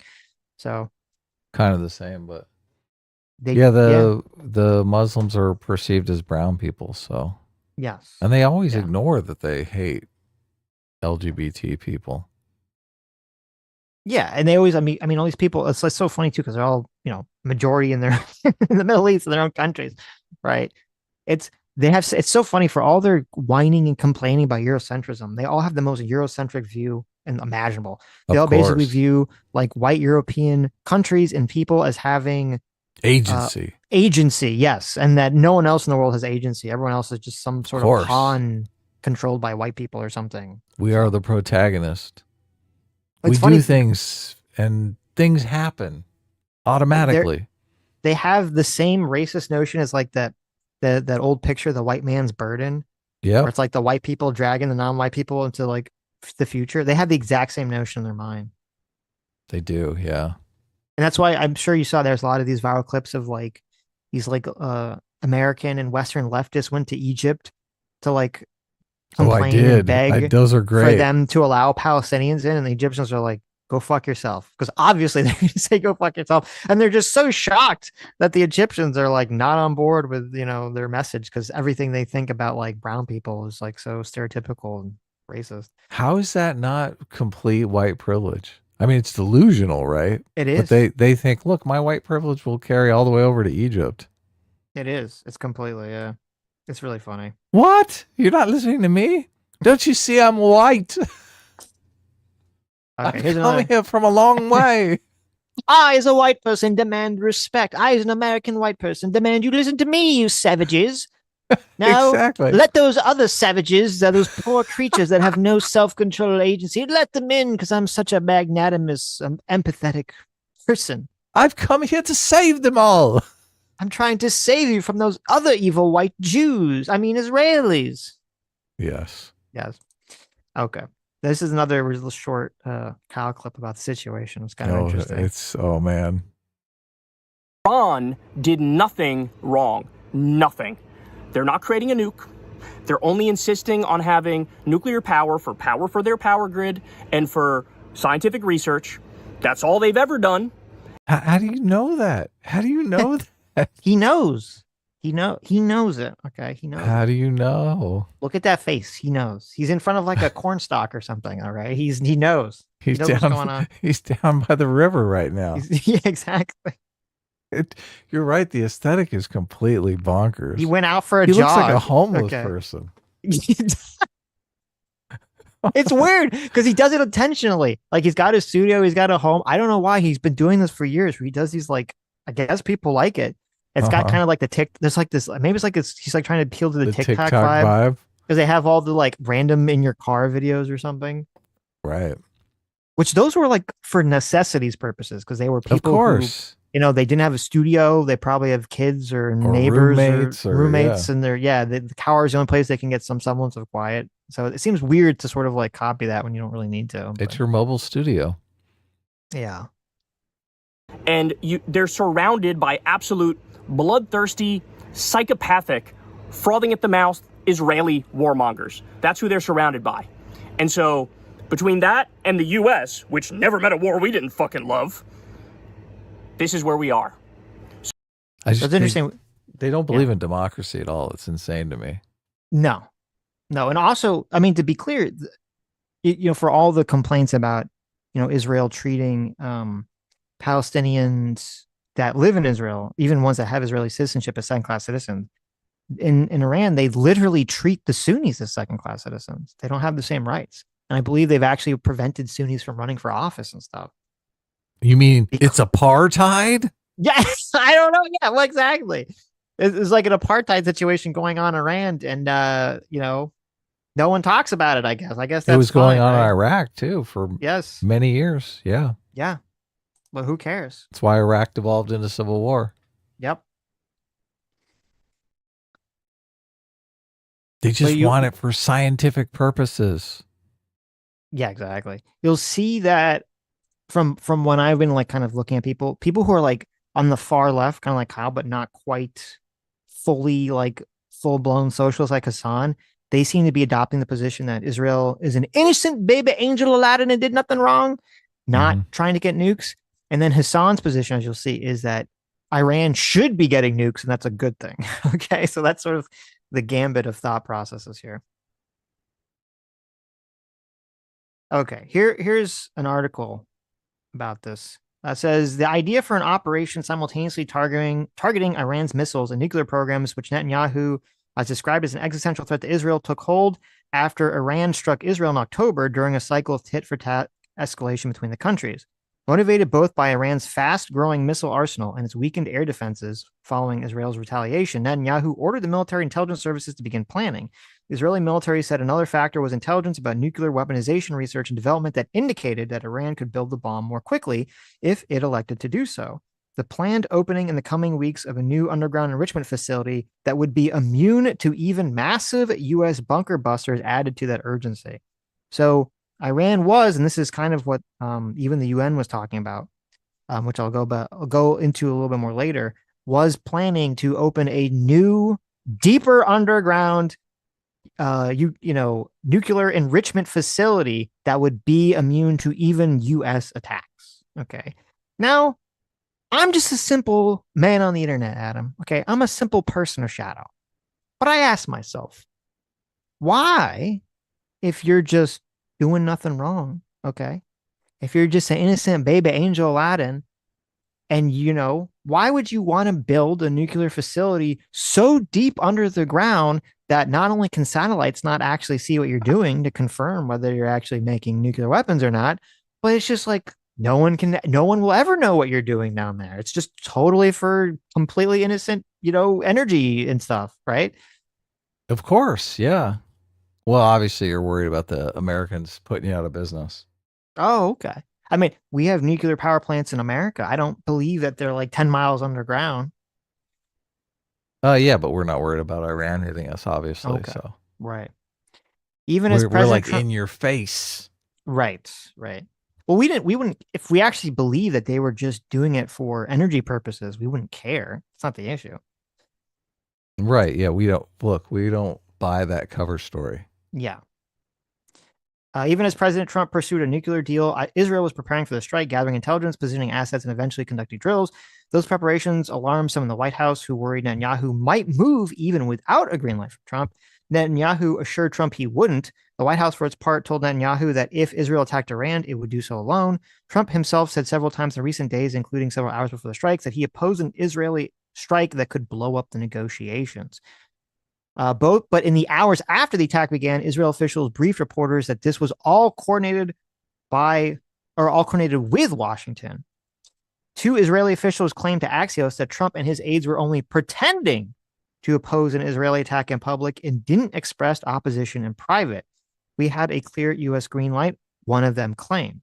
The goal, they said, was to convince Iran that no attack was imminent and make sure Iranians on Israel's target list wouldn't move to new locations. Netanyahu's aides even briefed Israeli reporters that Trump had tried to put the brakes on an Israeli strike and call on Monday, when in reality the call dealt with coordination ahead of attack, Israel officials now say. So there are these Israeli officials that are claiming this. I don't believe any Americans officials have claimed this. And I haven't seen any American journalist outlets report that they even have an unnamed American source claim any of this is true. So I'm kind of skeptical about this. So they're going with everything went off as planned. Trump said exactly what we expected him to say. That's their story. Yeah, they're going with like this was some kind of 10D chess move. Trump knew all along, and publicly he was only sort of hesitant because it was to lure Iran into, a trap or something. Right. Now, Trump has made comments about like knowing that it was going to happen, but that doesn't mean that what he said wasn't true, that it was part of some sort of trap. So I'm skeptical about this whole situation. I think Israel's kind of saying it because they're trying to. I mean, I wouldn't even be surprised if Trump would like that idea out there, because it makes him look better. Obviously, well, it depends better to who, but it would make Trump look bad if Israel's going kind of behind Trump's back and doing a bunch of shit really without Trump's, knowledge or express go ahead. So I wouldn't be surprised if they sort of adopt that position later. And Trump wants to take credit for this huge undertaking that they did. Right, as long as it's successful, which of course. So far, well, they got all the guys. They got them in the same place and assassinated them all together. So right. But really, they were probably listening to Trump flap his gums, and they were going, "Oh my God, he's going to ruin everything." The U.S. side has not confirmed any of this. In the hours before and after the strike, the Trump administration distanced itself from the Israeli operation in public statements and in private messages to allies. Secretary of State Marco Rubio swiftly stated that Israel's attacks is unilateral with no U.S. involvement. Hours later, Trump confirmed he knew the attack was coming, but stressed the U.S. had no military involvement. The degree of U.S. intelligence, logistical, and defensive support for Israel's operation remains to be seen. Okay. All right. Let me play this clip here. Good morning, everyone. Breaking points here.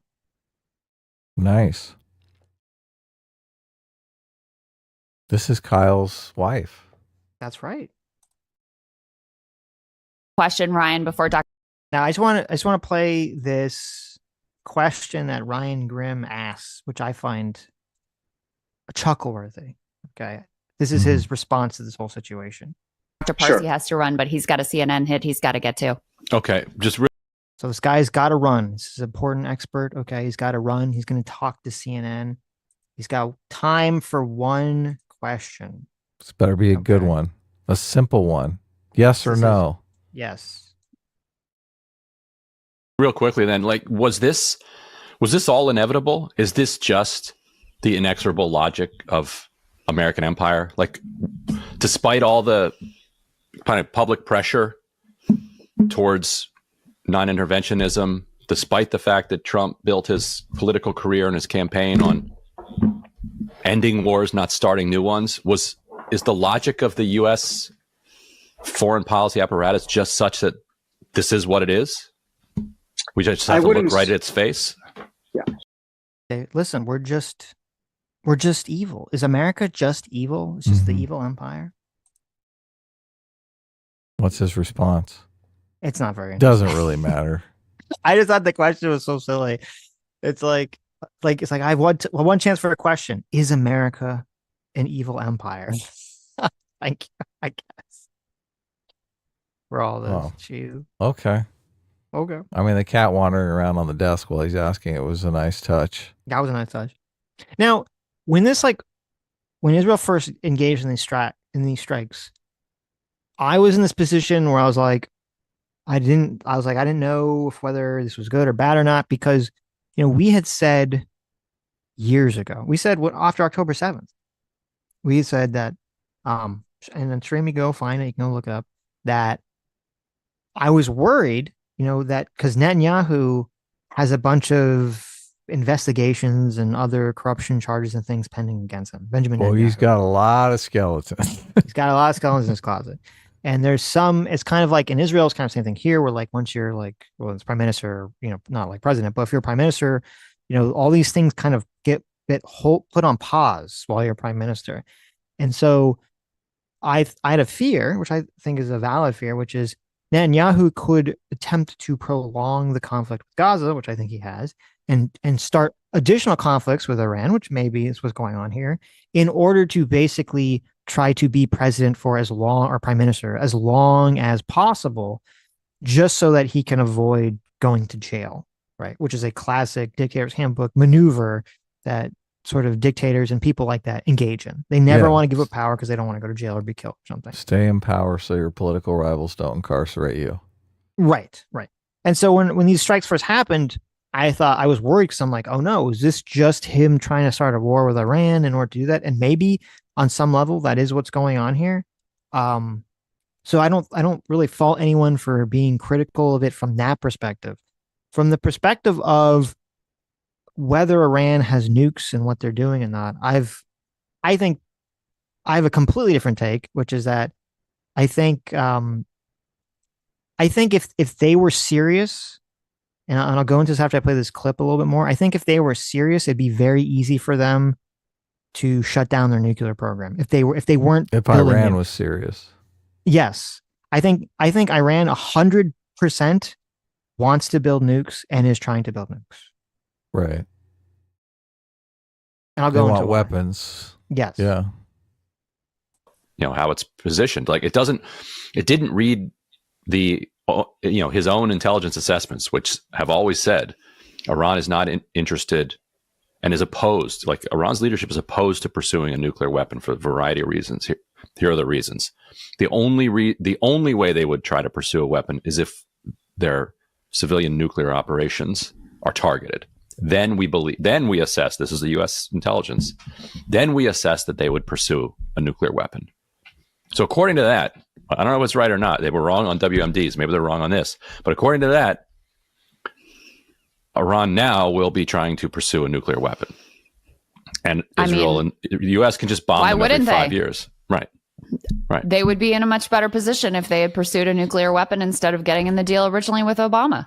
I mean, that's the cold, hard facts of the matter. That's the incentive structure that the U.S. empire has set up, whether it's Iran or around the world. I mean, quite frankly, given Israel's genocidal fervor and aggressive illegal actions, not only in Iran, but throughout the entire region, I feel more comfortable with Iran having a nuclear weapon than with Israel. I mean, there you go. That's a little crazy. Yeah. So he said that there's some U.S. military assessment that says Iran is not building weapons, is not interested in this. I'm not sure what he was talking about exactly because he didn't say specifically. I tried to look for something. I did find something. What I found was this is in 2025. It was the Worldwide Threat Assessment by the Defense Intelligence Agency. It was made public by the Armed Service Subcommittee on Intelligence and Special Operations. It is from May 11th of this year. This is what they said in regards to Iran. They said, Iran almost certainly is not producing nuclear weapons, but Iran has undertaken activities in recent years that better position it to produce them if they choose to do so. Since 2019, Iran conducted activities that exceeded previous joint comprehensive plans of action limits, including increasing the size and enrichment levels of its uranium stockpile, producing small quantities of uranium metal, restricting International Atomic Energy Agency monitoring to pre-JCPOA levels, and expanding uranium enrichment at its Fordo fuel enrichment plant. These actions reduce the time required to produce sufficient weapons-grade uranium for a first nuclear device to probably less than 1 week. Wow. Iran has also continues to pursue advancements related to chemical and biological weapons programs. Iran senior leaders probably have not decided to restart its pre-2003 nuclear weapons program, but since April 2025, Iranian officials have threatened to revisit their nuclear doctrine if its nuclear facilities were attacked. So it sounds like that's kind of what he was talking about, though he left out the whole part about them possibly being within a week away from creating a nuclear device if they felt the desire to do so. Right. And you think they do want a nuclear weapon? 100%. 100%. Right. I mean, it just makes sense that they would. Obviously, that would put them in the ultimate defensive position. Yes. But here there's another thing, because there was a bunch of reports that kind of came out recently where even the UN was saying that Iran is going against sort of their agreements, and basically seems like maybe they are building a nuclear bomb, or at least doing things that are very suspicious, essentially.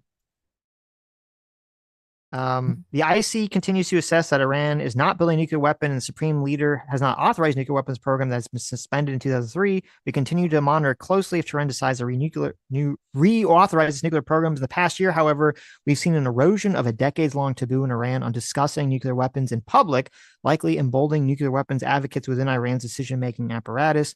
Iranians enrich uranium stockpiles at its highest level, and it is unprecedented for a state without nuclear weapons.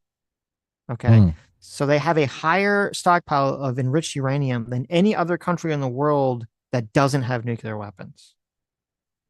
Right.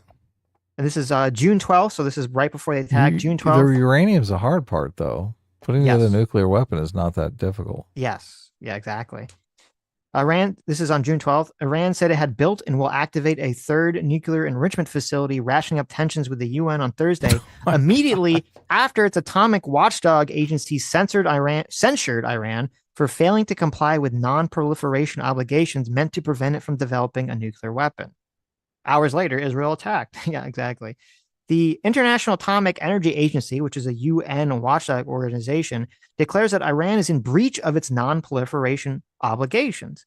The UN nuclear watchdog's 35-nation board of governors declared Iran in breach of its non-proliferation obligations on Thursday for the first time in almost 20 years, raising the prospect of reporting it to the UN Security Council.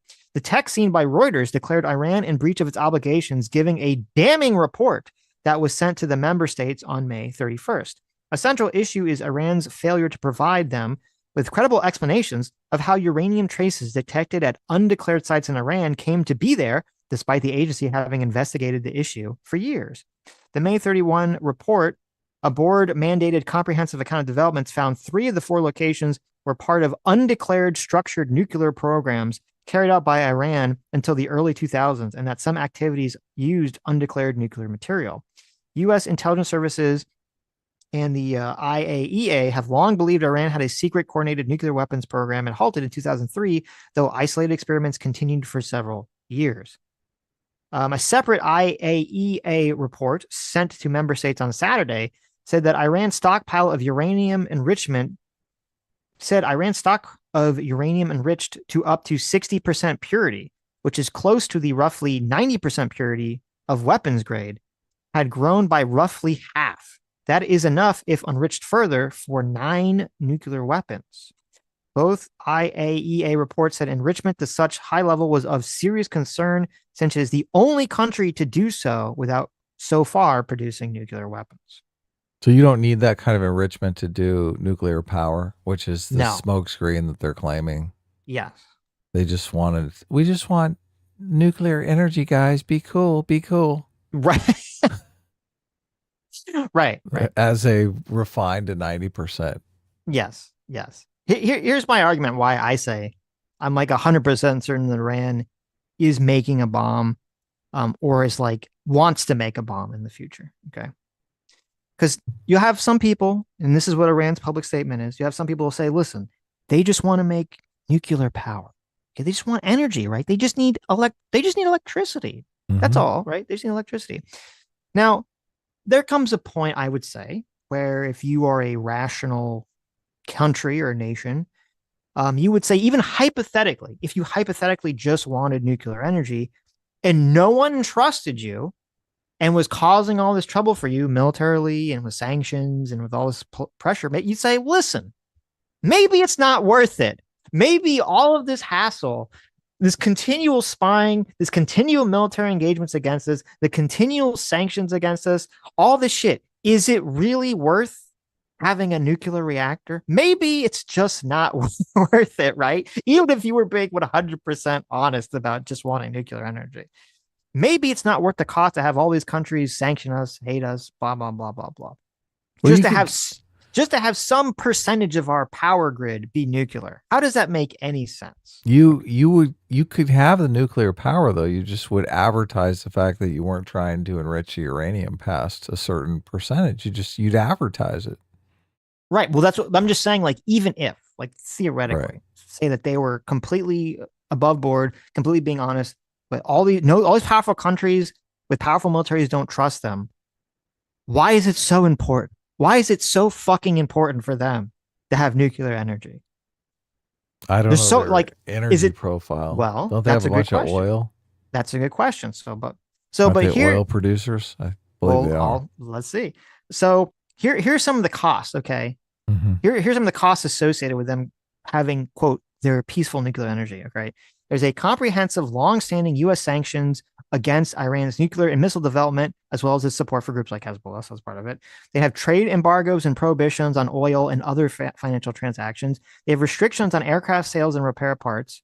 The Islamic Revolutionary Guard Corps has been considered and designated as a terrorist organization by the U.S. There's been the freezing of assets belonging to individuals and entities linked to the Iranian nuclear program.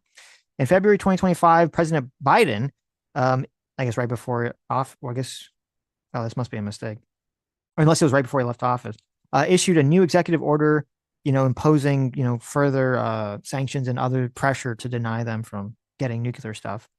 The UN has passed their own sanctions in response to Iran's nuclear abilities. The EU has enacted several sanctions on energy, arms, banking, and assets freeze, as well as disconnecting Iranian banks from SWIFT. In 2023, the UK, as also part of the EU framework, introduced new sanctions on Iran as well. Iran has been repeatedly blacklisted by the Financial Action Task Force, most recently in October, for failing to address money laundering and terrorist financing risk. And in March, Germany's financial regulators warned companies against trading with Iran. Okay. So you have they have all these like financial things, right, that have coming to them. Okay. Oh yeah, looks like Right. a big nightmare. Right. Nightmare for the economy. Right. And also and I said, okay, how much money has Iran spent so far on its nuclear program? So it's been estimated that Iran has spent $500 billion so far on its nuclear program. Oh my. $500 billion. Okay. Wow. It's also estimated that in the economic loss they've suffered from sanctions, they've lost $1.2 trillion. Wow. Okay. Okay. So they've spent $500 billion on their program. They've lost over $1 trillion on their program. All right. Now you might say, but Sitch, maybe that's all Iran has. Maybe I'm being too mean. Maybe Iran, they just need the electricity. They're so hungry for electricity, right? How is Iran supposed to generate electricity if they can't use nuclear power? Well, I went to the old internet machine and I was like, how do their neighbors generate power? Right. So I looked into this and it says Qatar, United Arab Emirates, Oman, and Turkmenistan. All these are oil countries. All generate over 90% of their energy from their energy grid with natural gas. Okay. Right? 90%. 90% with natural gas. Right? These are all of their neighbors. And I said, okay, natural gas. That's interesting. Why doesn't Iran just use natural gas? Right? Why is it so important for them to use nuclear? Why don't they just use natural gas? And I thought, well, Sitch, hold on. Maybe we're stopping them from getting natural gas, right? Because we're the evil America West. We have our evil Western sanctions against Iran, right? Maybe we're stopping them from being able to get natural gas. They have no recourse but to turn to nuclear power. That doesn't make a lot of sense. The natural gas is usually on top of the oil in the oil fields. Well, so I looked into it. I said, I looked and I said, does Iran have natural gas? Can Iran get natural gas? Well, it turns out that Iran has the second largest natural gas reserve in the entire fucking world. Right. Yeah. Okay. On the entire planet, Iran has the second largest reserve. They're of probably natural burning gas. it off just to get the oil out. Right. They have the second largest reserve. So all these countries that use natural gas as their primary source of electricity, and Iran has the second largest reserve in the entire world. And but it's really important for them. It's so fucking important for them to have nuclear energy. So I looked into it and I said, okay, how does their energy grid break down now? And so it says, according to the internet, 80% of Iran's energy grid is already powered by natural gas. Wow. Hilarious. Wow. Okay. 80%. Oh my God. Makes sense, right? I mean, they have the second largest reserve. It's got to be cheap as fucking dirt for them to produce, right? Much cheaper than $500 billion in a nuclear facility. You would think, right? So, but where's the natural gas is going to run out someday, Sitch. Oh yeah. It's not going to last forever. We've already reached it's going to run oil. out. Yeah, exactly. Someday it's going to run out. Okay. Now, 10% of their energy they get from hydroelectric. Okay. What? They're a bunch of green energy people. They got some big dam or something that they use, right? And so I said, okay, well, how much of their current energy is generated by nuclear? Their existing nuclear reactors, right? 1%. 1%. 1 fucking percent. And I'm like, what are you? 1%. All of this, these motherfuckers, I'm supposed to believe, okay, that they're spending that the second largest reserve of natural gas, which would be cheap energy for them to do. But they're like, we have to spend $500 billion and eat $1.2 trillion in sanctions because it's so important for them to have nuclear power. At what point do you say, listen, maybe it's not economically worth it to keep pursuing nuclear energy, right? At what point does it say, that doesn't make sense from an economic perspective? Why are we doing this exactly? Well, they can't use up all the uranium in a nuclear power plant. Sitch, they got to save it for the fucking bomb. Okay. Oh, no. What the fuck? You want them to actually use it to generate electricity? I mean, it's 60%. They're almost there. They got 30% left to go. I'm just saying. You're right. You're saying like it's like you bought something, you buy some expensive thing, and you're like, well, I got to use it, right? I spent all this money on this thing. I can't just throw it away now. Oh right? yeah. Well, they got a bunch of uranium that's 60% there. They need to get to 90%. They how about this? See the goal is right there in front of them. They're running down the field. They want to get that end zone, man. I'm sure. Listen, this could be Trump's deal. I'm sure Trump and the rest of the world will be really happy to scrape together $500 billion to buy their fucking uranium. Okay. Away from them. If they don't want to eat the cost. If we can get them to like stop. Right. To buy, because otherwise, uranium? No way. MAGA would go crazy. They'd be like, "What? You gave the Iranians $500 billion?" There you go. But so Kyle Klinsky and Crystal and Ryan Grimm and all these other people expect me that I'm supposed to believe that it economically makes sense for Iran to spend billions of fucking dollars to develop nuclear energy and eat trillions of dollars of sanctions, all instead of just sticking with natural gas, which they have a nearly unlimited supply of. How does that make any fucking sense at all? Do they want to build a data center?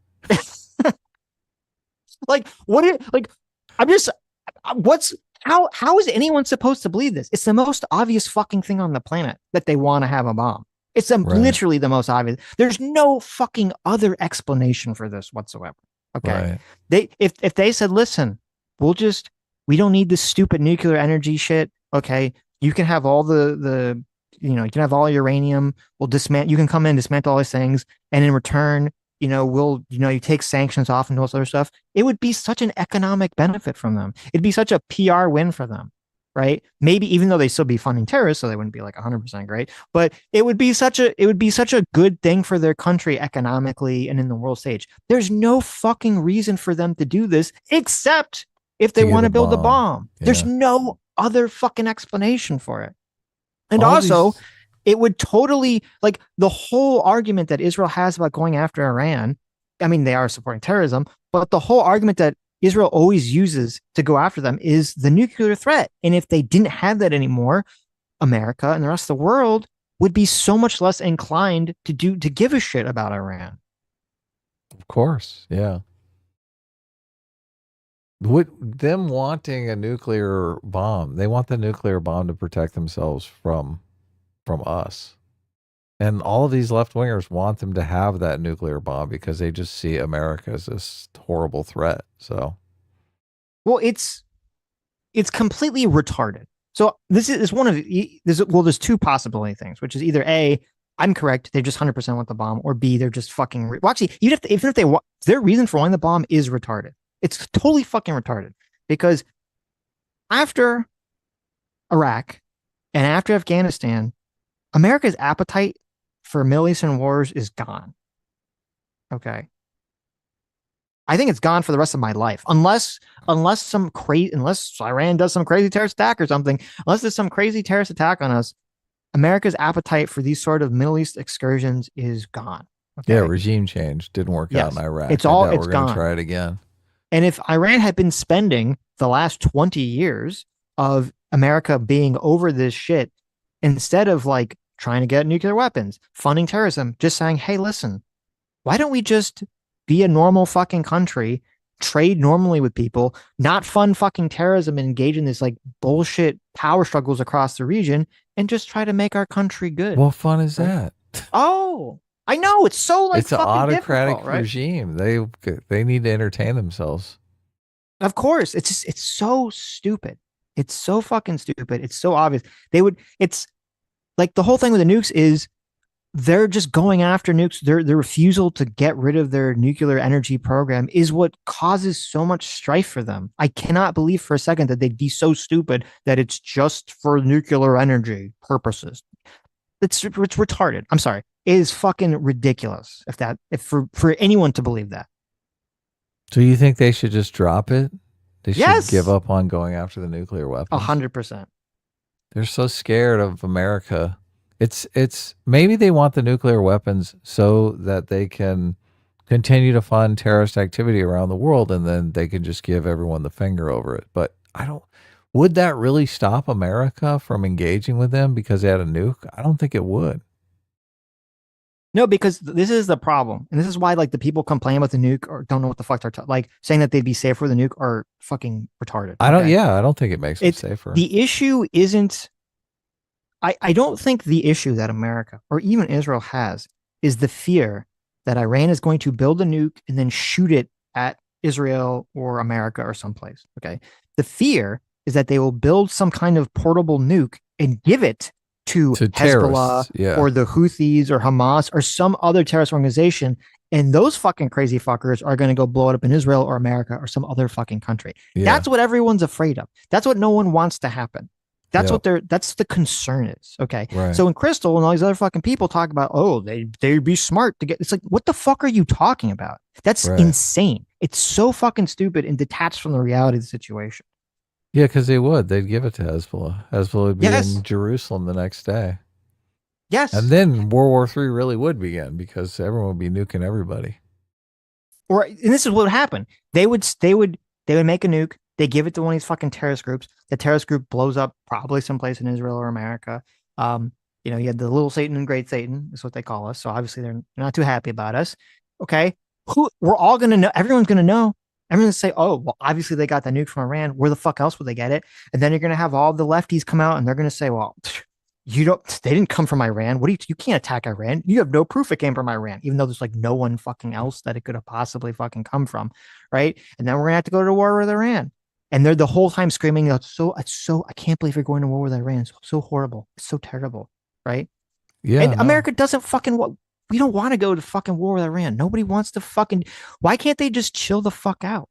It would be really nice if they could just chill the fuck out. I'm sure their Arab neighbors would be really happy if they would just stop funding rebellions and fucking terrorist groups in their surrounding countries. That's why nobody fucking likes them. They're pissed. They don't like the OnlyFans. Just chill out. Just chill the fuck out. What is going on here? Do they have this? I don't know what it is. I don't know if it's some sort of it's kind of like with Russia where, they used to be some important empire and now they suck and they're like never psychologically could get over it. Like, I don't know if it's the same thing. Iran, they're that's Russia. We were the Persian Empire, right? We were in that movie 300, remember? Oh, yeah. Xerxes. We had to relive. They were the cool guys. We had to relive the glory days. It's like, who they had the elephants and shit. Just get over it. Like, fuck. Just be fucking chill. Just chill the fuck out. We want the elephants back. God. Listen, if Iran wasn't funding terrorists, was being a peaceful country, they could even say, listen, Israel's horrible what they're doing to the Palestinians.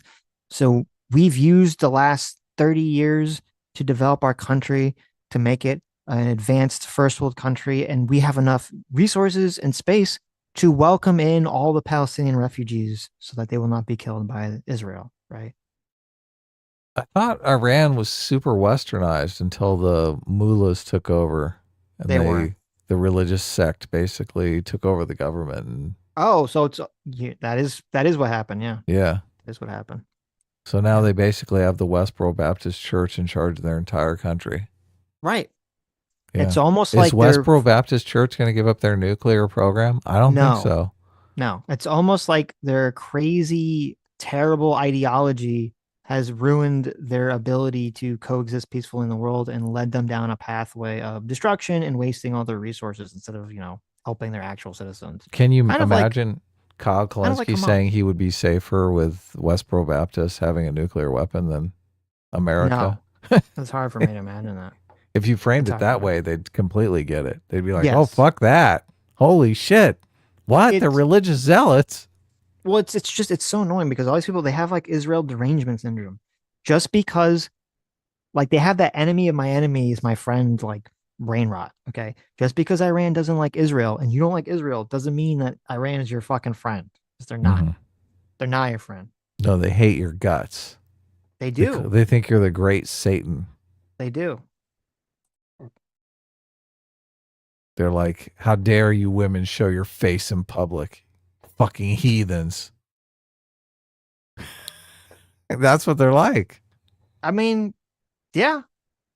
It's about the size of it. I have a couple of friends that are from Iran, and they said that it used to be super westernized, and they didn't like any of the changes. That's why they left Iran, because Iran became completely ideologically possessed by Right. religious zealots. Right. Yeah, can you imagine? Gotta wear your burqa in public? Fuck that. I don't even think they let women drive over there. Remember that was a big thing a few years back? It's like, women are going to break the rules in Iran and we're going to drive. I think they could drive in Iran. It was there's another country that they were thinking. Are you sure? Yeah, I think so. I'm I'm so. going to look it up. You can look it up. Can women drive in Iran? And women drive in Iran. Yeah. What rights do women have in Iran? I don't know. That's an interesting question. Oh, here we go. I put can women drive and it comes up Saudi Arabia, Dubai, Yeah, Saudi Arabia, Iran. Right. Oh, okay. Can they not? Qatar, Pakistan, Egypt. Those are all the countries that are populating. I know because there was an article that's like they have like the moral security police in Iran that like go after women if they're not wearing headscarves or something. Yes, women in Iran are legally permitted to drive, and there is no law explicitly prohibiting it. Yeah. However, okay. In practice, women drivers face challenges, particularly due to enforcement of compulsory veil laws. Oh, so it's like you have to have like no peripheral vision because you're wearing a fucking like veil over your face while you're driving. I guess so. Yeah. The women are sometimes targeted by police for driving without proper headscarves, leading to car impounds and other repercussions. Look at this. They impound your car because you're not wearing a fucking headscarf? That seems a little excessive. So you can legally drive, but you're targeted by the police. Right. This is kind of like voting in the South during Jim Crow, right? They're like, oh yeah, boy, you can vote, but you got to take this test first. Exactly. Yeah, exactly. Mm-hmm. So I'm not so sure. Not so sure there's many women drivers in Iran. It says, as per 2023, according to Georgetown University's Institute for Women's Peace and Security, Iran's rank globally for women's rights, inclusion, justice, security is 140th out of 177. Wow. That's not good. That's not great. 104. I mean, at least they're not dead last, but All right. Iranian American that is in Congress, as far as I'm almost certain about that. Oh, all right. So this is a response from the only Iranian American in Congress. Okay. This Congresswoman, a Democratic Congresswoman, Yasamin Ansari. She's the only Iranian American that is in Congress, as far as I'm almost certain about that. And if you remember, there was this under the radar race in Arizona that went down to this, based to a recount and to court fights, and there's a Democratic primary, and the candidate that was backed by Democratic Majority for Israel, kind of an AIPAC shootout offshoot. Little Freudian slip there. She got an enormous amount of support from DMFI and beat a progressive challenger in this primary, and so she won. So now she's in office. So only Iranian American in Congress. Her statement is all about essentially supporting the attack on Iran. The Islamic Republic must never be allowed to acquire nuclear weapons, and the current brutal regime must be replaced. Iranian people who have suffered for more than 4 decades at the hands of the regime deserve democracy and freedom. I do not want to see further regional escalation that could lead to U.S. military action. De-escalation now is imperative. This is the other thing. Sorry to cut you off. This is the other thing that utterly disgusts me is these people that posture like they're doing the Iranians a favor. Right. By, attacking their country and bombing their cities and their scientists. Like that Netanyahu did the same thing in his speech, which I know you and Maz covered and went through last night. That's right. Ignore the only Iranian American elected official. fuck them, fuck what they're saying. Mm-hmm. I know better as a non-Iranian. Okay. They have some firsthand experience in Iran. Yes. Right. Well, they were born in America, but their parents immigrated from Right. Iran. So They escaped. yes, they got out of there. But no, who cares? It doesn't align with my, worldview. So, fuck them. The America bad worldview. The America bad America worldview, yeah. responsible for everything. Yes. America did 9/11. Yes. America and Israel teamed up to do 9/11 on America itself. Wow. Obviously. Right. It's a joint effort. Disgusting. And people were saying, and Hasan was saying, and we're going to watch the clip. He was saying, it's stupid for people to be afraid of Iran to have a nuke because they're not going to use it because they're like worried. They'd be worried of the backlash. Okay. Now, that's dumb because Iran, as we talked about, Iran isn't acting rationally with their nuclear program anyway. It could be very well motivated by religion and not something logical. And a lot of times these places don't necessarily, or these organizations don't exactly act logical. Look at Hamas. Hamas is a perfect example. Okay. On October 8th, or whenever we first streamed about it, I said, this is like this horrible fucking tragedy that happened in Israel. And it's going to be a horrible tragedy that's going to happen to Gaza because Israel's going to wipe them out. Yeah. And it's the most obvious fucking thing on the planet that everyone could foresee if you went and did that they were going to wipe them out. Literally the most obvious thing on the planet. Yep. You have to be the stupidest fuck alive, okay, to think if you were in the planning stages of that October 7th attack, that Israel's response wouldn't be like fucking catastrophic, okay? You had to be stupid fucking person. And yet, they went ahead and did it anyway. So why the fuck would I trust? I'm supposed to trust that Iran's going to have like some rational, logical, calculated response to be like, oh, well, obviously, listen, we're going to be totally good with our nukes because we don't want any trouble.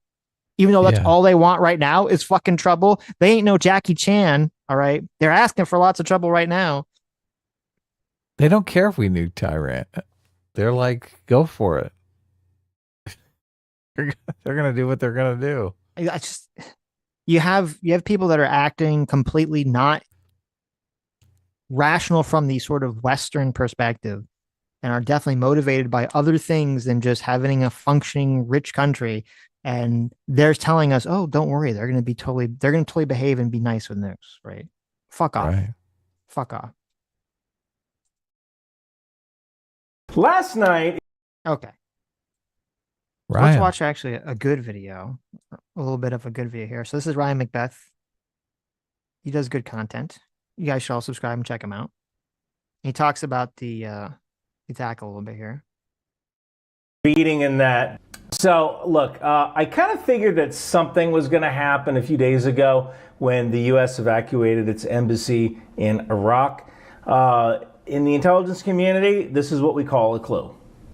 Yeah, that was another thing people were talking about is a potential tell was America pulled a lot of embassy people and forces away from the area. So maybe that was part of what Israel was like, oh my God, might be revealing that we're about to do something to Iran. All the embassy staff is at the airport. I wonder what could be going on.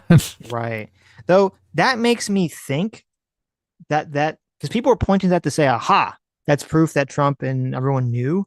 Mm-hmm. That makes me think they didn't know, because you would think, now maybe, listen, I don't know, maybe the Trump administration's completely incompetent, but I would think that if Israel was like, hey, Trump administration, 60 days from now, we're going to conduct this operation where we're going to bomb Iran and everything. I would think if the Trump administration knew that, they would very slowly start pulling people out of those spots ahead of time. Yeah. Ahead of time in a much more controlled manner that wasn't so fucking suspicious, I would think. So obvious. Yeah. As opposed to just a rush right at the end there. But Israel called them up and said, hey, they didn't tell you? I mean, we told them months ago. You didn't get the mail? Did you check your spam folder? Maybe it went to spam. Yeah.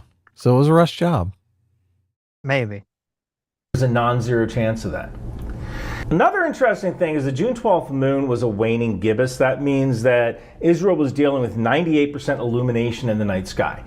That's usually bad for strike fighters. Ideally, you want to wait for a new moon where there's no light in the night sky, because it makes shoulder-fired rockets a lot harder to aim, especially when you can't see the enemy fighter in the air. Now, a new moon would have been around the 23rd, 24th, 25th of June. So launching during what is essentially a full moon phase tells me that Israel needed to hit something right now. Like, they couldn't wait for a new moon. They had to hit it right now, which also leads me to believe the Iranians were planning something. We just don't know what that thing is, and we might never know. That's so fascinating. All based on the moon cycle. Right. What I thought it was were really they interesting. fucking up to?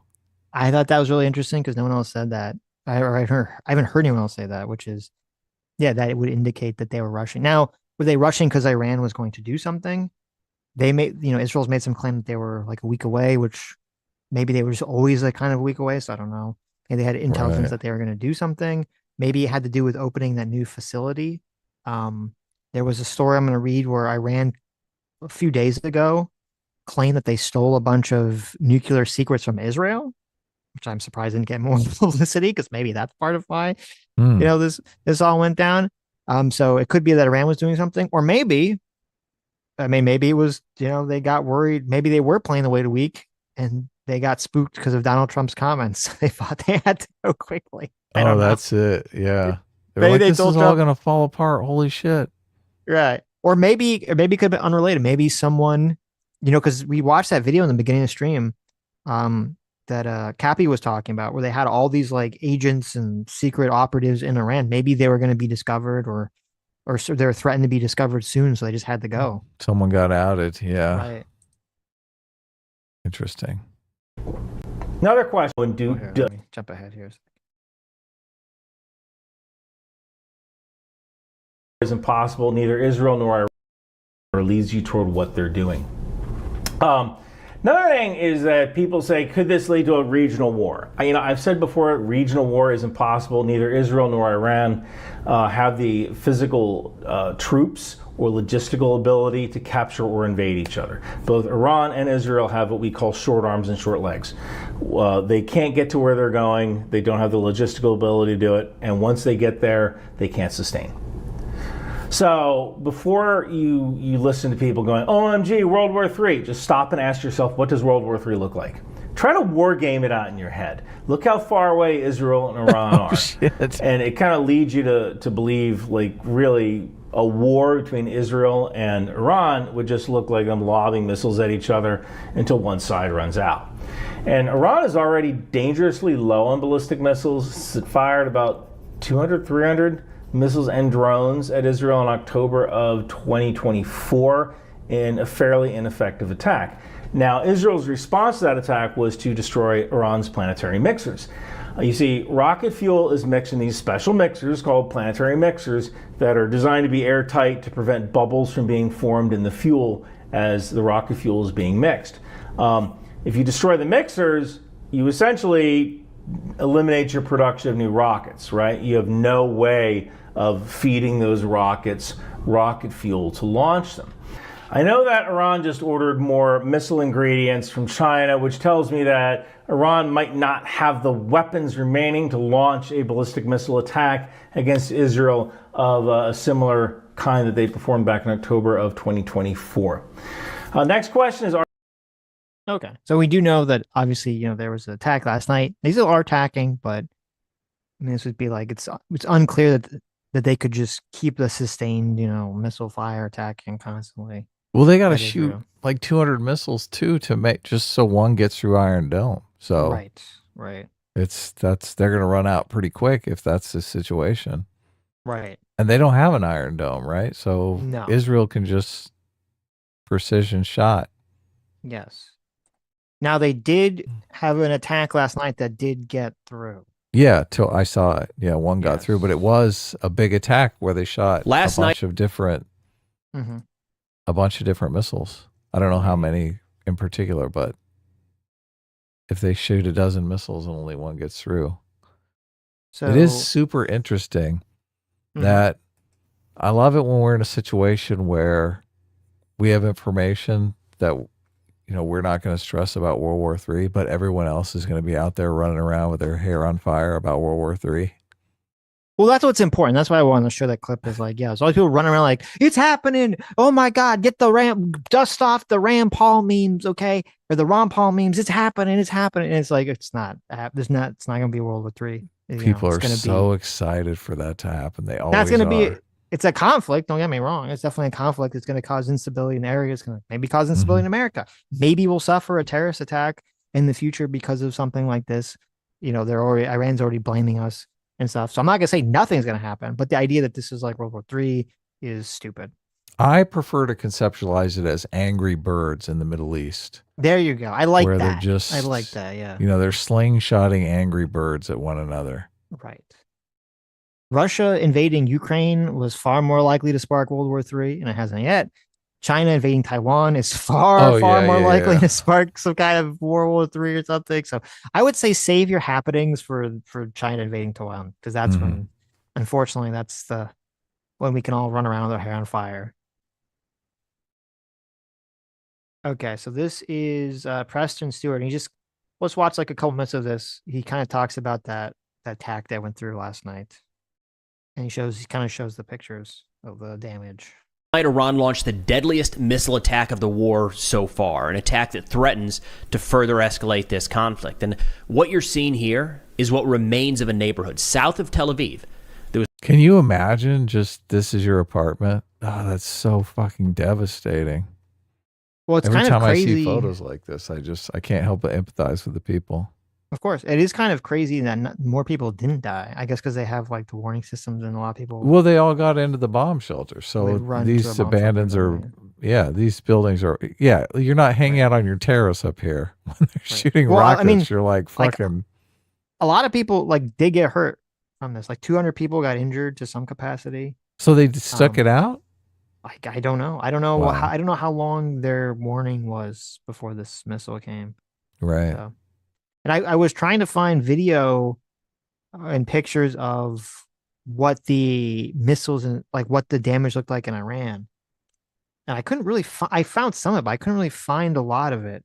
So I don't know what's going on there, but just such a waste. You got to go in there and rebuild all that shit. That's a lot of work.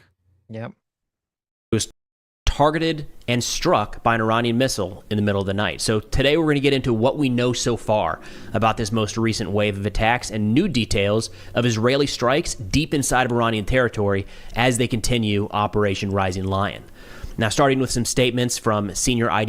Yeah, I just want to jump ahead so you can see what the damage looks like. Involving a large amount of destruction and a warhead containing hundreds of kilograms of explosives. They say that at least 10 civilians were killed and as many as 200 wounded, and that's spread across 2 or 3 different locations in Israel. They say a mass casualty event has been declared at one of the impact sites in central Israel. 4 people who were initially listed as missing in the attacks have since been located and accounted for, while the authorities are still searching for 3 more. The IDF said that upon arriving at the scene, it was actually complex to even get in there because in some spots they had to break through homes or walls of adjacent buildings to get to some of these collapsed areas. Now, as of this reporting, the IDF says they've already been able to locate a fair number of the people that were initially listed as missing.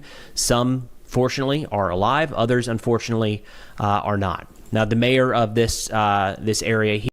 Yeah, and I don't believe... when I was looking at this, I don't believe there was any military target that was involved, that they were even in the vicinity of trying to hit. So Israel wasn't trying to hit military targets, or... Iran wasn't. Iran. Well, so okay. So I don't know if there was something they were aiming at and missed, or if they just don't give a shit and were just randomly firing at some random location or something. But they don't give a shit. Yeah, I wouldn't be surprised either way. So, okay. Okay, now let's talk a little bit more about, did Trump know? What did Trump know exactly? Hello, everybody. It's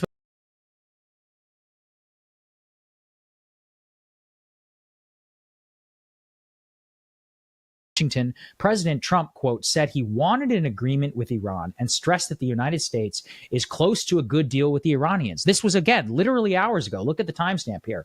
Quote, I prefer a deal as long as I think there is a chance. I would rather that they, quote, the Israelis, don't go in order not to ruin it. Did you all underscore that one? In order not to ruin it. And literally, again, just, immediately following that, and clearly, presumably, maybe a shot across the bow at the Israelis that they did not listen from Donald Trump. This, again, was just literally 3 hours ago. Quote, we remain committed to a diplomatic resolution to the Iran nuclear issue. My entire administration has been directed to negotiate with Iran. They could be a great country, but they must completely give up hopes of obtaining a nuclear weapon. Thank you for your attention to this matter. Just a couple things I want to underscore here. The United States was scheduled to meet tomorrow with the Iranians to potentially reach some sort of nuclear agreement. The Israelis are now sending a message to us and to the world. We don't care about any of that. Diplomacy itself is fake, according to them. What they have chosen to do is to directly slap the United States here in the face and the entire world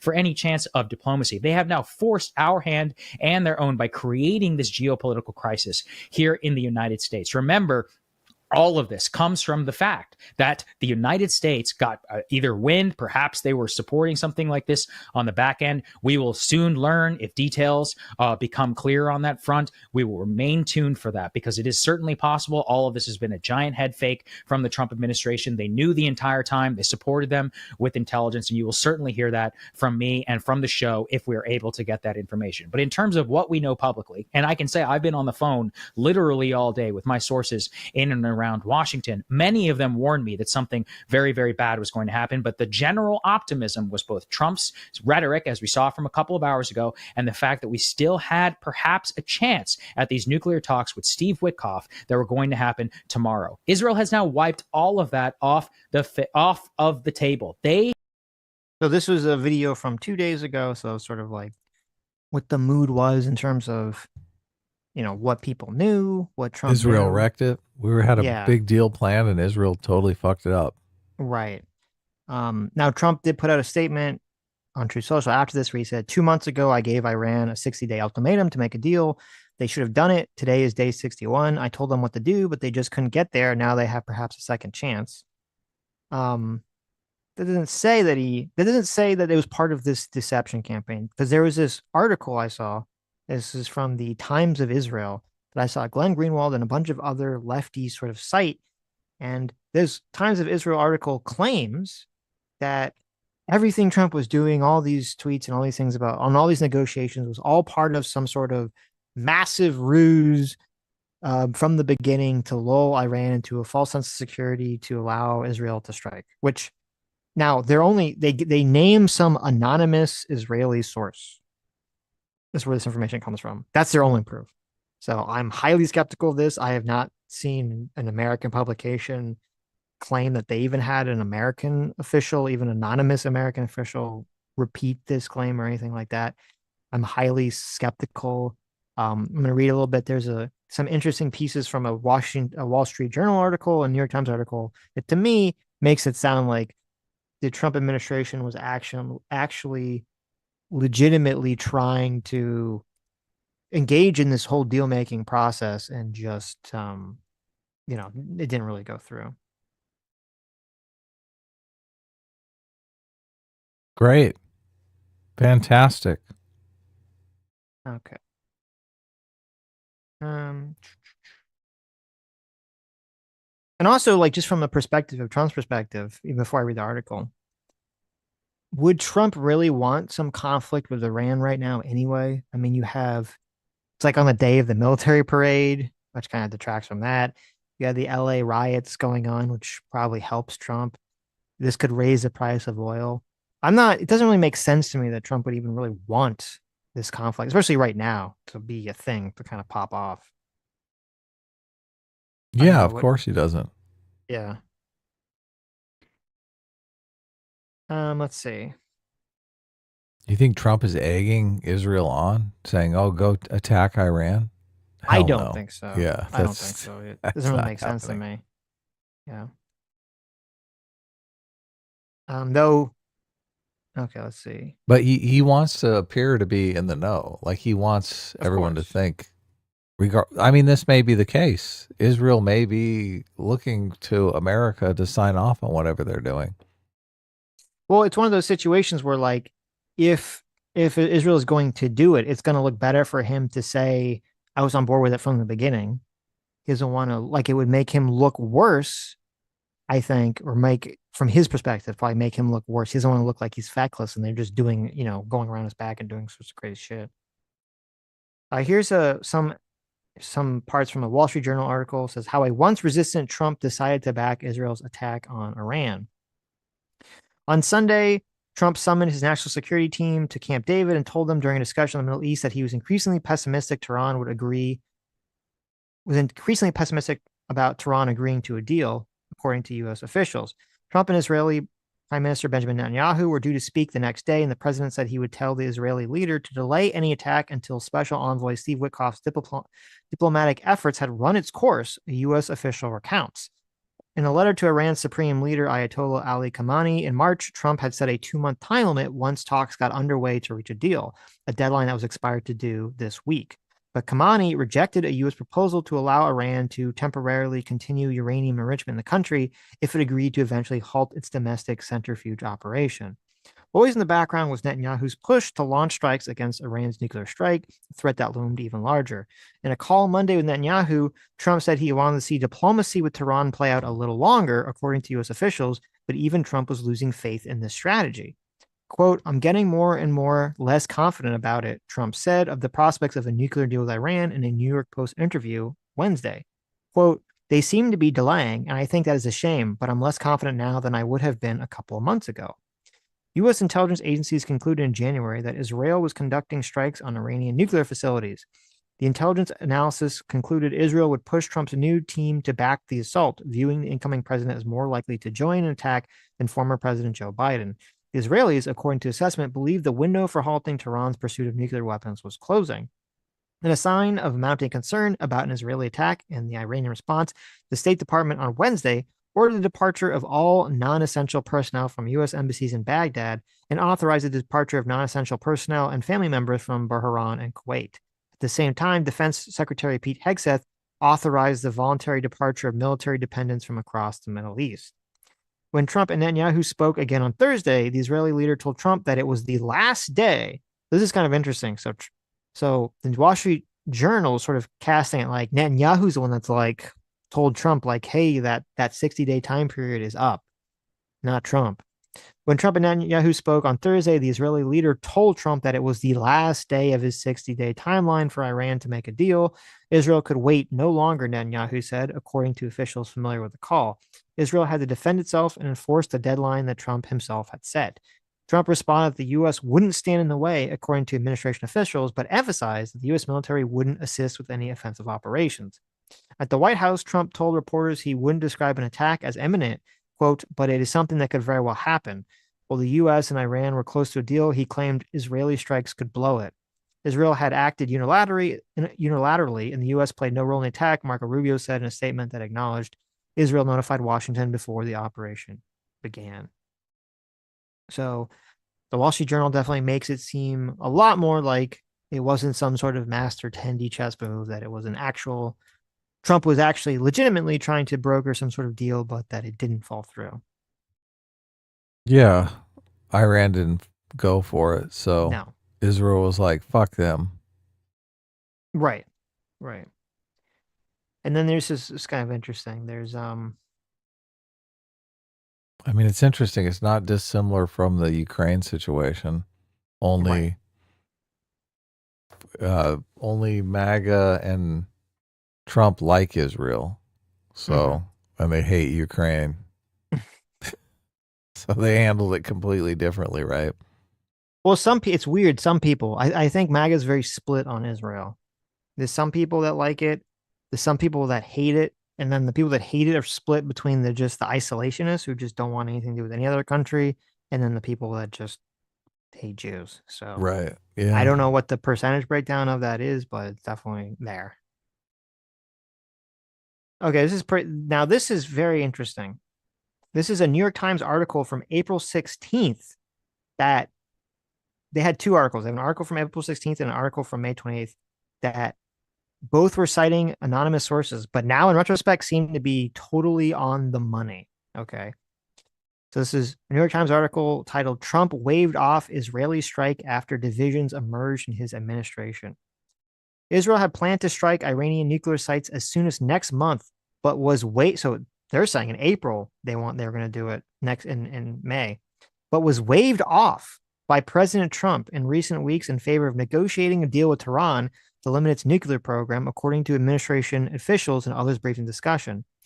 Mr. Trump made his decision after months of internal debate over whether to pursue diplomacy or support Israel in seeking to set back Iran's ability to build a bomb at a time when Iran had been weakened militarily and economically. Israeli officials have recently developed plans to attack Iranian nuclear sites in May. They were prepared to carry them out, and at a time we're optimistic that the United States would sign off. How the fuck, the New York Times, how are they getting all this fucking information? This is crazy. This is in April, okay? And this all is what turned out to be true this month in June. The goal of the proposals, according to officials briefed on them, was to set back Tehran's ability to develop a nuclear weapon by 1 year or longer. Almost all the plans would have required U.S. help, not just to defend Israel from Iranian retaliation, but also to ensure that an Israeli attack was successful, making the United States a central part of the attack itself. For now, Trump has chosen diplomacy over military actions. Israel has long planned to attack Iranian nuclear facilities, rehearsing bombing runs and calculating how much damage it could do with or without American help. This article is based on conversations with multiple officials briefed on Israel's secret military plans and confident discussions inside the Trump administration. Most of the people interviewed spoke on the condition of anonymity to discuss military planning. So this is probably another reason why Israel is very worried about the Trump administration, because this all happened. Okay. So this makes it sound like Israel told the Trump a bunch of this secret information, and they literally had people run to the New York Times and blab all this information to the New York Times. Like, how fucking that's crazy got to is be this? dispiriting, right? This is insane. Like, I don't know what the fuck's going on with the Trump administration, but they really need to get their leaks under control. I say as someone who does not like Trump, they need to get their fucking shit together. Like, the amount of leaks coming out here is fucking crazy. This is insane that they had people run to the fucking New York Times to just say all this shit. Yeah, you're Netanyahu. You're sharing the plan and your apprehension about Iran with the Trump administration. The next thing you know, you're reading the New York Times and you're like, God damn it. Yes. It's all fucking in here. And I mean, and Iran, I guess, didn't take this shit seriously because they're like, they don't trust anything. They're like, New York Times, fuck that. New York Times, yeah. Who trusts the fake news mainstream media, right? Yeah, exactly. Gotcha, sucker. Yeah, exactly. Support within the Israeli government for a strike grew after Iran suffered a string of setbacks last year and attacks on Israel in April. Most of Iran's ballistic missiles were unable to penetrate America and Israel's defenses. Hezbollah, Iran's key ally, was decimated by an Israeli military campaign last year.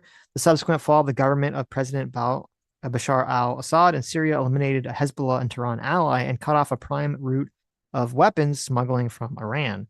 Air defense systems in Iran and Syria were also destroyed, along with the facilities that Iran used to make missile fuel, crippling the country's ability to produce new missiles for some time. Initially, at the behest of Mr. Netanyahu, senior Israeli officials updated their American counterparts on a plan that would have combined an Israeli commando raid on underground nuclear sites with a bombing campaign, an effort that Israelis hoped would involve American aircraft. So maybe the original plan, if they could get America involved, was for people to literally have Israeli commandos raid into the nuclear facility itself. Now that obviously did not happen.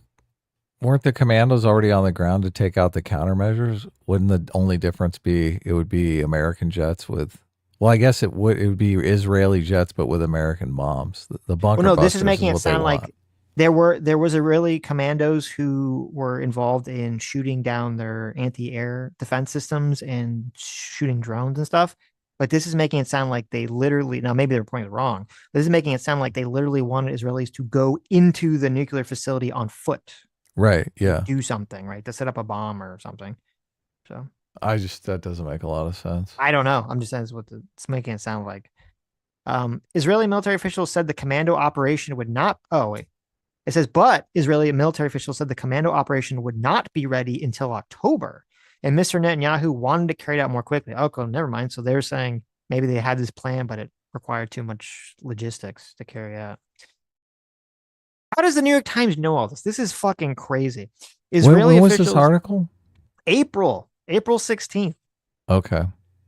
Israeli officials began Well, shifting they to did get the commandos in just in June. Commandos were part of the operation. No, but they're talking about for some sort of foot raid. No, I know. Yeah. Yeah, right. Mr. Netanyahu wanted to carry out more quickly. Israeli officials began shifting to a proposal for an extended bombing campaign that would have also required American assistance, according to officials briefed on the plan. But inside the Trump administration, officials were becoming skeptical of Israel's plan. In a meeting this month, one of several discussions about the Israeli plan, Tulsi Gabbard, the director of national intelligence, presented a new intelligence assessment that said the buildup of American weaponry could potentially spark a wider conflict with Iran, and the United States did not want that. A range of officials echoed her concerns in various meetings, including Susie Wiles, the White House Chief of Staff, Defense Secretary Pete Hegseth, and the Vice President J.D. Vance, all voiced doubts about the attack. So someone's leaking to the New York Times all the various people's opinions about it, too. Even Mr. Waltz, one of the hawkish voices in Iran, was skeptical that Israel's plans could succeed without substantial American assistance. Well, I guess now we know Always. they did. Yeah, of I course. guess they did. Yes. In one discussion, Mr. Vance, with support from others, argued that Mr. Trump had a unique opportunity to make a deal. If the talks failed, Mr. Trump could then support an Israeli attack, J.D. Vance said, according to administration officials. This article literally predicted the exact future. Okay. That's exactly what happened. During a visit to Israel earlier this month, General Kurilla told officials there that the White House wanted to put the plan to attack the nuclear facility on hold. In private discussions, Mr. Trump made clear to Mr. Netanyahu that he would not provide American support for an Israeli attack in May while the negotiations were playing out, according to officials briefed on the discussion. Okay. So that was the April fucking article, which basically was all completely correct. So the Trump administration is like leaking all this really top secret information to the fucking New York Times. Mm-hmm. Who do you think it was? Hegseth, Rubio, I have no clue. Tulsi Gabbard. I mean, it's got to be someone who's very anti the military involvement, right? Tulsi Gabbard. She's your Huckleberry. Who was the guy that who brought the guy into the signal chat call? They got rid of that guy though. Did they? Yeah, of course. That's got to roll. I mean, maybe somebody, whoever, they didn't get rid of all the right people, I guess. Mike they didn't Waltz. get rid of all the right people, yeah. Mike Waltz. Was that it? Was he the one? He's still there. They didn't get rid of him. What do you mean? Oh, they did? Okay. Or did they? Wait, is he still there? No, I'm out of it. They nailed him. Did he? Who cares? You're right. Yes, they did. They did. Look, I'm always right. There you go. Don't try to Mike second guess my Waltz instinct. Fired. When was he fired by Trump? Was it before or after this? He was removed May. Okay. Wait a minute. He was removed after this article came out. Maybe he did leak this article. Maybe this was part of why they got rid of him. Because he was blabbing to the New York Times? Maybe. Well, you're not going to come out and say, oh, yeah, we fired him because he leaked to the New York Times. This whole story is true. Obviously. That. But I'm just saying, like, the amount of information New York Times has about this is pretty How was he fucking connected crazy. to the signal chat? He was the one that brought Jeffrey Goldberg into the chat by accident. Oh, maybe they told him, hey, bring this guy into the chat so they'd have something to fire him for. But they knew he was leaking. They really wanted to fire him for the leaking, but they're like, look, we can't let it out that we know that he leaked all over the place. So we'll tell him to bring this. I don't buy that. We'll tell him to bring this reporter into the signal chat. That's a lot of bad. And then we have a good reason to get him out of the administration. He'll never know. That's a lot of bad status damage just for that. I feel like they could have come up with a better rationale to fire him. I mean, nothing bad came of it. Well, made the Trump administration look stupid. What's new? Well, okay. Then the New York Times had another article. This is from May 28th. It says as Trump seeks Iran deal, Israel again raises possible strikes on nuclear sites. As the Trump administration tries to negotiate a nuclear deal with Iran, Prime Minister Benjamin Netanyahu of Israel has been threatening to upend the talks by striking Iran's main nuclear enrichment facilities, according to officials briefed on the situation. Clash over how best to ensure that Iran cannot produce a nuclear weapon has led to at least one tense phone call between Trump and Mr. Netanyahu and a flurry of meetings in recent days between top administration officials and senior Israeli officials. Mr. Netanyahu has argued that Iran's vulnerability will not last long and that the time is right now to attack. Trump has argued that Iran's weakness makes it a perfect moment to negotiate an end to Iran's enrichment program, backed up by the threat of military action if the talks fall apart. Israeli officials fear Mr. Trump is now so eager for a deal of his own.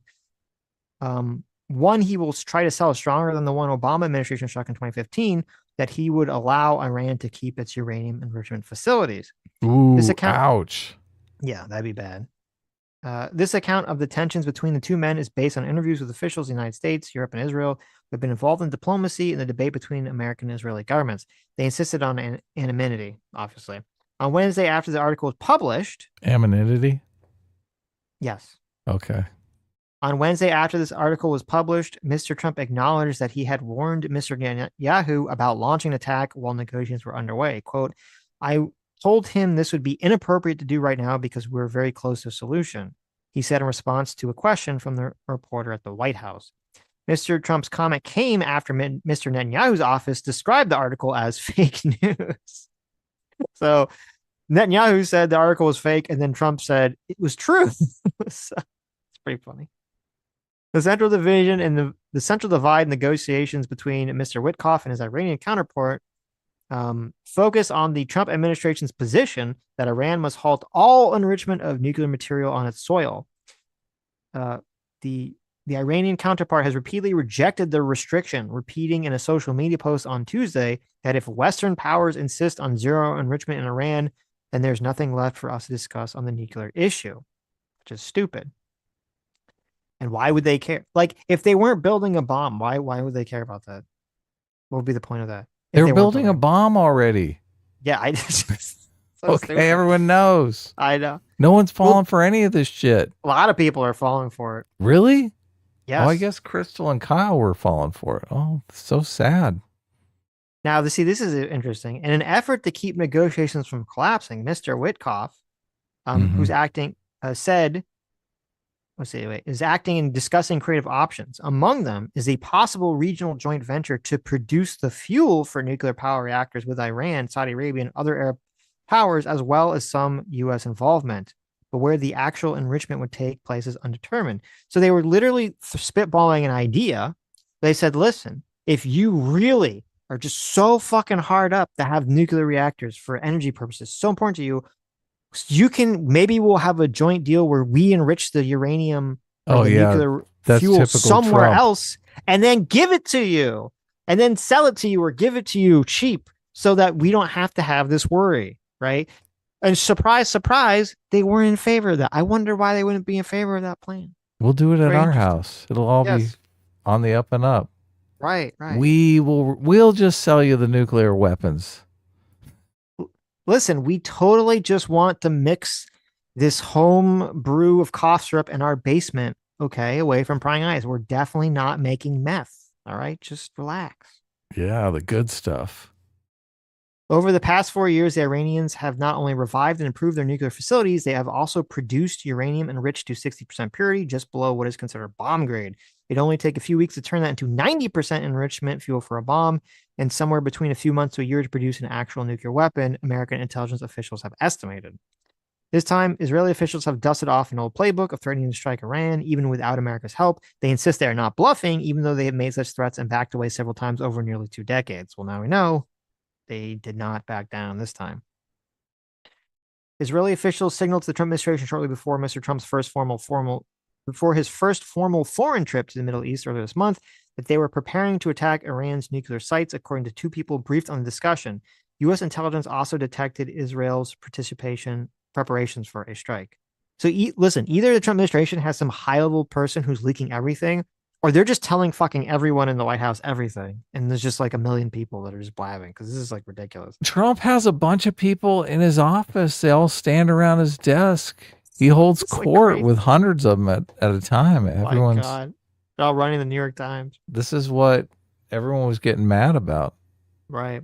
What's Mustache Man? What was his name? He was all pissed about Bolton. it. John Bolton. Yeah. Don't say mustache man. That means Hitler. Oh, it does. Yeah. The other Mustache Man. Yes. I mean, I've heard Bolton called Mustache Man a lot. So Okay. That's fair. usually they say Little Mustache Man, Okay. not That's Big true. Mustache Man. That's true. It's a very important distinction. That led Mr. Trump to speak with Mr. Netanyahu, who did not deny that he had ordered his military intelligence agencies to prepare for a strike and argued that he had a limited window for one. But U.S. military officials are skeptical about how effective an Israeli strike conducted without American support would be. In the call, Mr. Trump acknowledged Iran's weakness, but said that gave U.S. leverage to make a deal to end the nuclear program peacefully, officials recounted. The Israelis are particularly suspicious of any interim deal that might allow Iran to keep its facilities in place for a month or a year while a final agreement is reached. And initially, at least, the Trump administration was also skeptical. Mr. Witkoff, the lead American negotiator, told his Iranian counterpart that Mr. Trump wanted a final deal in a matter of 2 months or so. So that was a 60-day thing. 2 months or so, though. He tacked an or so onto there. He threw a so there, yeah. Yeah. About Isn't it 62 days? I mean, how many? Got like about 60 days. Okay. We could give you like a week or two, right? How many days are in July or May? I mean, it's like 31 days, right? Yes. They fucked I don't know them. the little rhyme. Yeah. One concern for American officials is that Israel could decide to strike Iran with a little warning. U.S. intelligence has estimated that Israel could prepare to mount an attack. Yeah. Could prepare Here's to mount our an attack. commandos. Yep. Warning. Basically. Could prepare to mount an attack on Iran in as little as 7 hours, leaving little time to pressure Mr. Netanyahu into calling it off. But the same American military assessment raised questions about how effective a unilateral Israel strike would be without American support, and some Israeli officials close to Mr. Netanyahu believe the U.S. would have no choice but to assist Israeli military if Iran counterattacked. So there you go. So that was all in the past. So now we get to see how it all played out, which is kind of interesting. That's still from the April article? That was from a May article. A May article, okay. Yes. So we had 2 different New York Times articles that happened like weeks before any of this that totally predicted all of these events. Right. So obviously this has been they've been going back and forth with this for a long time. If you're a New York Times reader, you're completely in the know. This was not a surprise to you at all. You're just like, I knew this was coming. Right. Of course. Like, Jesus. It's weird. I haven't seen people talk about this. So gotta talk no about one getting reads fucking, the New York Times. I guess. Look. Give them a fucking Pulitzer for that one. Holy the shit. failing New York Times is what I hear people call them. They did good with those 2 articles were fucking amazing. They were right on the money. Okay. This is a new article that came out today. It's kind of interesting. Trump vetoed Israel's plan to kill Iran's supreme leader, U.S. officials said. President Donald Trump vetoed an Israeli plan in recent days to kill Iran's supreme leader, Ayatollah Ali Khamenei, 2 U.S. officials told Reuters on Sunday. Quote, have the Iranians killed an American yet? No. Until they do, we're not talking about going after the political leadership, end quote, said one of the sources, a senior U.S. administration official said. They said the Israelis reported they had an opportunity to kill the top Iranian leader, but Trump waved them off the plan. Okay. So you might say, is that true? Did that happen? Right. Of course not. Obviously, Israel controls America. Israel tells America what to do. I've heard this story many times. Kyle Klinsky will tell you. He knows the truth. Right. We do whatever Israel says. Israel says, jump, and we say how high. Right. Yeah. They're the ones in charge. Okay. So, but fortunately, Brett Baer had an interview with Netanyahu today, and he asked him this exact question. This was today? Really? This was today. This was earlier today, yeah. So obviously Netanyahu's going to say, I told Trump exactly what to do. And he said, I'm going to do it. Thank you. Thank you, sir, for giving me my marching orders. Thank you. Yes. May I have another? Yeah. Of killing Iran's civilian leaders, just military commanders. I mentioned nuclear scientists, but not the supreme leader, Khamenei. There is a Reuters report just moving saying that President Trump in the last couple of days vetoed an Israeli plan to kill Iran's supreme leader, according to 2 U.S. officials. Is that true? Actually, there's so many false reports of conversations that never happened. And I'm not going to get into that, but I can tell you, I think that we do what we need to do. We'll do what we need to do. And I think the United States knows what is good for the United States. And I'm just not going to get it. Okay. The Iran. Whoa, what happened there? How do you interpret that? He didn't answer the question. Is what that happened? A yes or a no, huh? What do you think? He didn't answer. He didn't answer? He didn't answer. Well, I thought he was going to say, oh, fuck no, Trump doesn't veto any. We tell him what to do. We veto what he fucking says. That's what I thought he was going to say, but it looked more like Trump did veto it to me. What did it look like to you? That sounds like a resounding yes, that 100% happened. Based on that answer, yeah. Wow, that completely changes the dynamic. All this time, I thought Israel was wearing the pants in this relationship. No. Well, it's interesting. Turns out America's wearing the pants. Of course. Listen, we're America. Okay. Right. Oh. That's who's wearing the dress? Who's wearing the blue dress here? So listen, this is what Trump's going to go. He's going to go to Iran and be like, listen, I saved your life. Yeah, I know you tried to kill me, but I saved your life. All right, so you make a deal with me. I can save you. I can save your country. We'll sell you all the nuclear weapons you want. We'll save you out of the nuclear force energy that you want for your energy plant, okay? But you don't get to enrich it. All right, don't be greedy. Yeah. Got to build your nuclear reactors actually out in the open so we can fucking look at them and not in an underground fucking bunker like you're an evil villain, all right? That's exactly right. Ground level. Yes. Okay, then one more thing before we watch Hasan's shitty takes. This was a very interesting article that I could have had something to do with the timing of all this. This happened not long. This happened shortly before all these bombings and everything took place. Okay. Mm-hmm. Iran claims without evidence that it took Israeli nuclear files. Okay. This is from the AP. Iran's intelligence minister claimed without offering evidence Sunday, so last Sunday, that Tehran seized an important treasury of information regarding Israel's nuclear program ahead of a week in which the Islamic Republic likely will face new diplomatic pressure over its own program. The remarks by Esmail Khatib following Iranian state television claiming Saturday that Iranian intelligence officials seized documents, again without evidence, from Israel, whose undeclared atomic weapons program makes it the only country in the Middle East with nuclear bombs, has not acknowledged any such of Iranian operation targeting it, though there have been arrests of Israelis allegedly spying for Tehran amidst the Israel-Hamas war in the Gaza Strip. Responding to questions from the Iranian state TV reporter Sunday after a cabinet meeting, Khatib said members of the intelligence ministry achieved an important treasury of strategic, operational, and scientific intelligence of the Zionist regime and was transferred into the country with God's help. So God made it happen. Oh my goodness.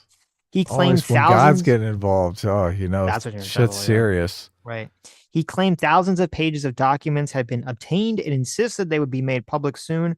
Among them were documents related to the U.S., Europe, and other countries, he claimed, obtained through infiltration and access to sources. So they got the P-tape. Holy shit. You know, I was going to say the exact same thing. You read my mind. Okay. Obviously, this is an important part of this whole thing that no one has even thought about discussing. Okay.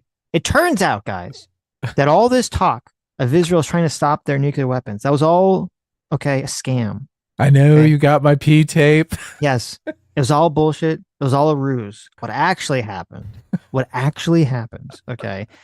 that Iranian spies were able to steal the Epstein documents from Israel that they had against all of the Epstein clients, including Donald Trump. And Israel knew that Iran was going to release all the damaging information now that they had against Trump and all the other people, and release that, in fact, Epstein was working for Israel. So they had to concoct this elaborate military campaign to attack their nuclear facilities as a distraction, while the real campaign was the secret commandos who dropped in and destroyed all the Epstein information that Iran had stolen. That was the real target. Totally. Isn't it so weird? Because they're so thankful that Iran wants nuclear weapons so they can use it as a cover. Exactly. And that's So brilliant. why they attacked on a waning gibbous. Okay. They were like, That's why holy they did shit, it. the P-tape's out in the wild. They got the Epstein files. Iran's got the Epstein files. We have to blow them up.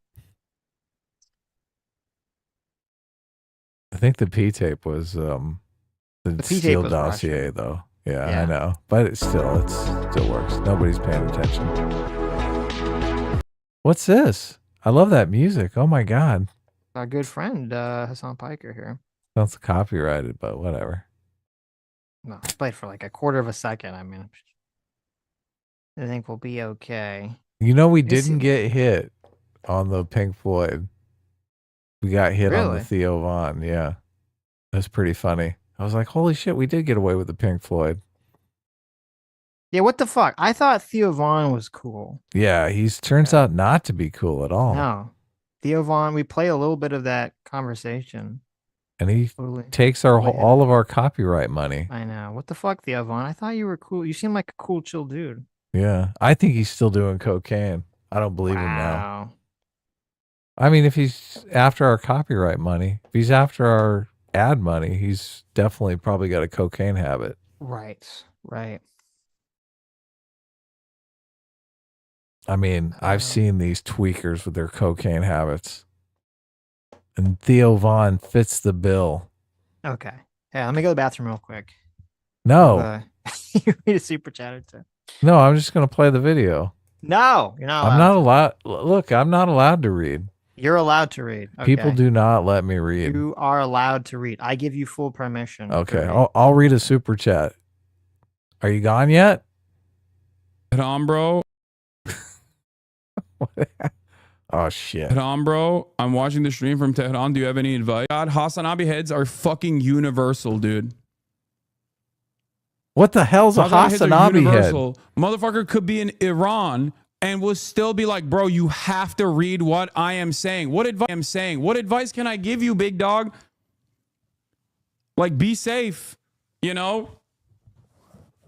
What fucking advice can I give you? Like, what do you think I can do for you in this circumstance? Let me call up Tel Aviv real quick. Like, what do you mean?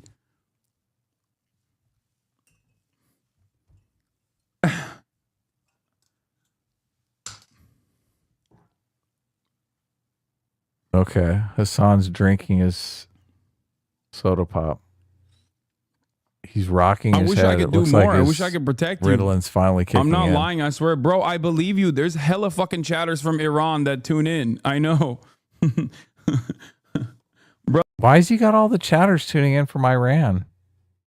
Oh, you did. You did. Why are all the terrorists? You did, you bitch.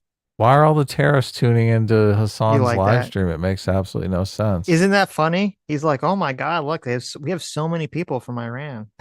I was like, oh, that's interesting. That's a very interesting thing. I wonder why that is. Oh, shit. Very fascinating. J-Mac, for 38 months outside the simulation, says, read me, Adam. Thank you. Look at that. That's my kind of super chat right there. 3 words. Mm-hmm. I'm on a reading strike. You've heard of a hunger strike, Sitch? I've heard of it. Have you heard of a hunger strike? What's a hunger strike? That's when you're protesting something, so you're not gonna eat food. Right. I'm on a reading. I'm protesting reading super chats.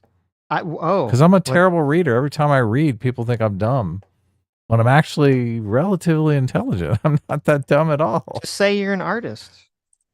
Well, that doesn't help with the dumb thing. Come on, Sitch. I'm trying to get past the stereotype here. Mm-hmm. It's weird. I know so many artists that are dyslexic. It's got to be some associated trait or something. Yeah. Well, you use the same part of your brain that recognizes faces to recognizes the shape of letters and for reading and stuff like that. And people who can read super well and read a lot have not as good a facial recognition. They've done studies of this. Yeah. So that's what I think it is. I think it's like I have really good, because I do anatomy and for drawing and stuff like that. I have really good facial recognition. Obviously, we're always talking about different facial features that most people don't even notice that I completely notice all the time. So, well, that makes sense because I don't have that.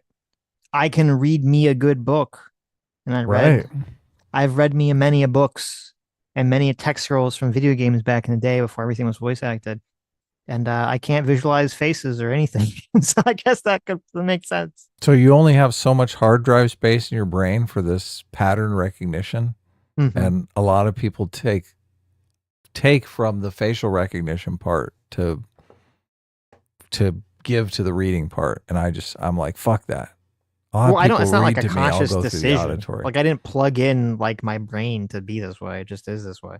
Well, I think it is if you're the brain has some plasticity, but obviously the plasticity revolves around what you do, your points of interest.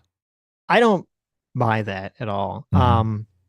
Because my dad, I'm pretty sure like my brain and the way I think of things, I noticed is very similar to the way my dad thinks of things, even though we come to very different conclusions. Mm-hmm. Like the process is very similar. And so I asked him, I'm like, oh, can you like visualize things? And he can't either. So I'm assuming that's just something you're just born with some, how well your ability to visualize things. I think you're just born that way. Because my mom can visualize things very well in her mind, but I can't at all. I love to visualize. Okay, I jumped ahead here. A role that America has set out for them, which is precisely the reason why the United States of America is already actively involved with the munitions and the targeting systems that it's offering Israel. America is also involved in the defense of Israel, which plays a formative role in obviously how violent Israel can get here. Israel can only behave in this incredibly violent manner against the Iranian state, a regional power with striking systems, with missiles that could truly do a tremendous amount of damage to the Israeli civilian population and the Israeli military command if they chose to do so. The only reason why they are comfortable making these kinds of violent escalations and even striking Iran to begin with is because they have the knowledge that the United States of America has their back. The United States of America will defend them. And I suspect that the United States of America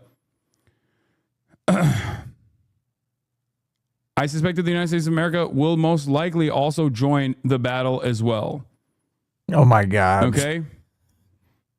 This completely goes against the whole Netanyahu thing we just watched. Yes. 100%. He believes the narrative that Netanyahu calls up Trump and says, listen, bitch, listen, this is how it's going to go, dumbass. Well, no. He says that America he says Israel is a vassal state to America. Right. That's his belief. So so he does buy that then. He buys that, but it's still, because like the whole thing that I read was that Israel wants to do this thing. It's trying to pressure Trump into going on board with it. Trump is trying to pressure them not to do it. Israel basically says, okay, it's been 60 days. We're going to fucking do it. And then Trump says, okay, right. And they kind of just go and do it. So it's kind of like there's two different countries that are pressuring each other because they have kind of different ideas of what they want to do. Right. Essentially. Yeah. Right. Which is realistic and how the real world operates. And Hasan is like, no. And he says it in other clips I have, which are very crazy. It definitely seem like whether he's knowing it or not, it's sort of advocating for stochastic terrorism. Keeps saying that Israel and America are one country. He says that. He says that it's literally like one country, that America treats Israel as like one of its states, which is fucking crazy, obviously. But I thought Israel treated America as one of its states. There you go. That's the narrative that I usually hear from the crazy people. That's usually from the far right people is like, AIPAC controls us. Right. The Zog thing, the right. Government is controlled by the Jews. Mm-hmm. I love the double play button. It's so great. I'm worried, but it's not even a getting dragged into this kind of situation, more so that ordained. Did the U.S. not expect Iran to retaliate? Of course they did. Of course they did. Among the first casualties of Israel's attack on Iran were children. Now Israel striking civilian infrastructure like oil fields. It'd be proportionate for Iran, the responding kind. But the higher they climb the escalation ladder, the more likely it is that the U.S. joins. I think it's very unlikely the U.S. is going to be involved in this whatsoever. that we're going to join? Seems like Trump told Netanyahu, nah, we're not going to get involved. Yeah. He said, look, my coalition is not really interested in me getting involved in foreign wars. So, yo, buddy. Have fun. That's yeah. I mean, that's basically what seems like happened. You want some bunker busters? Go fish.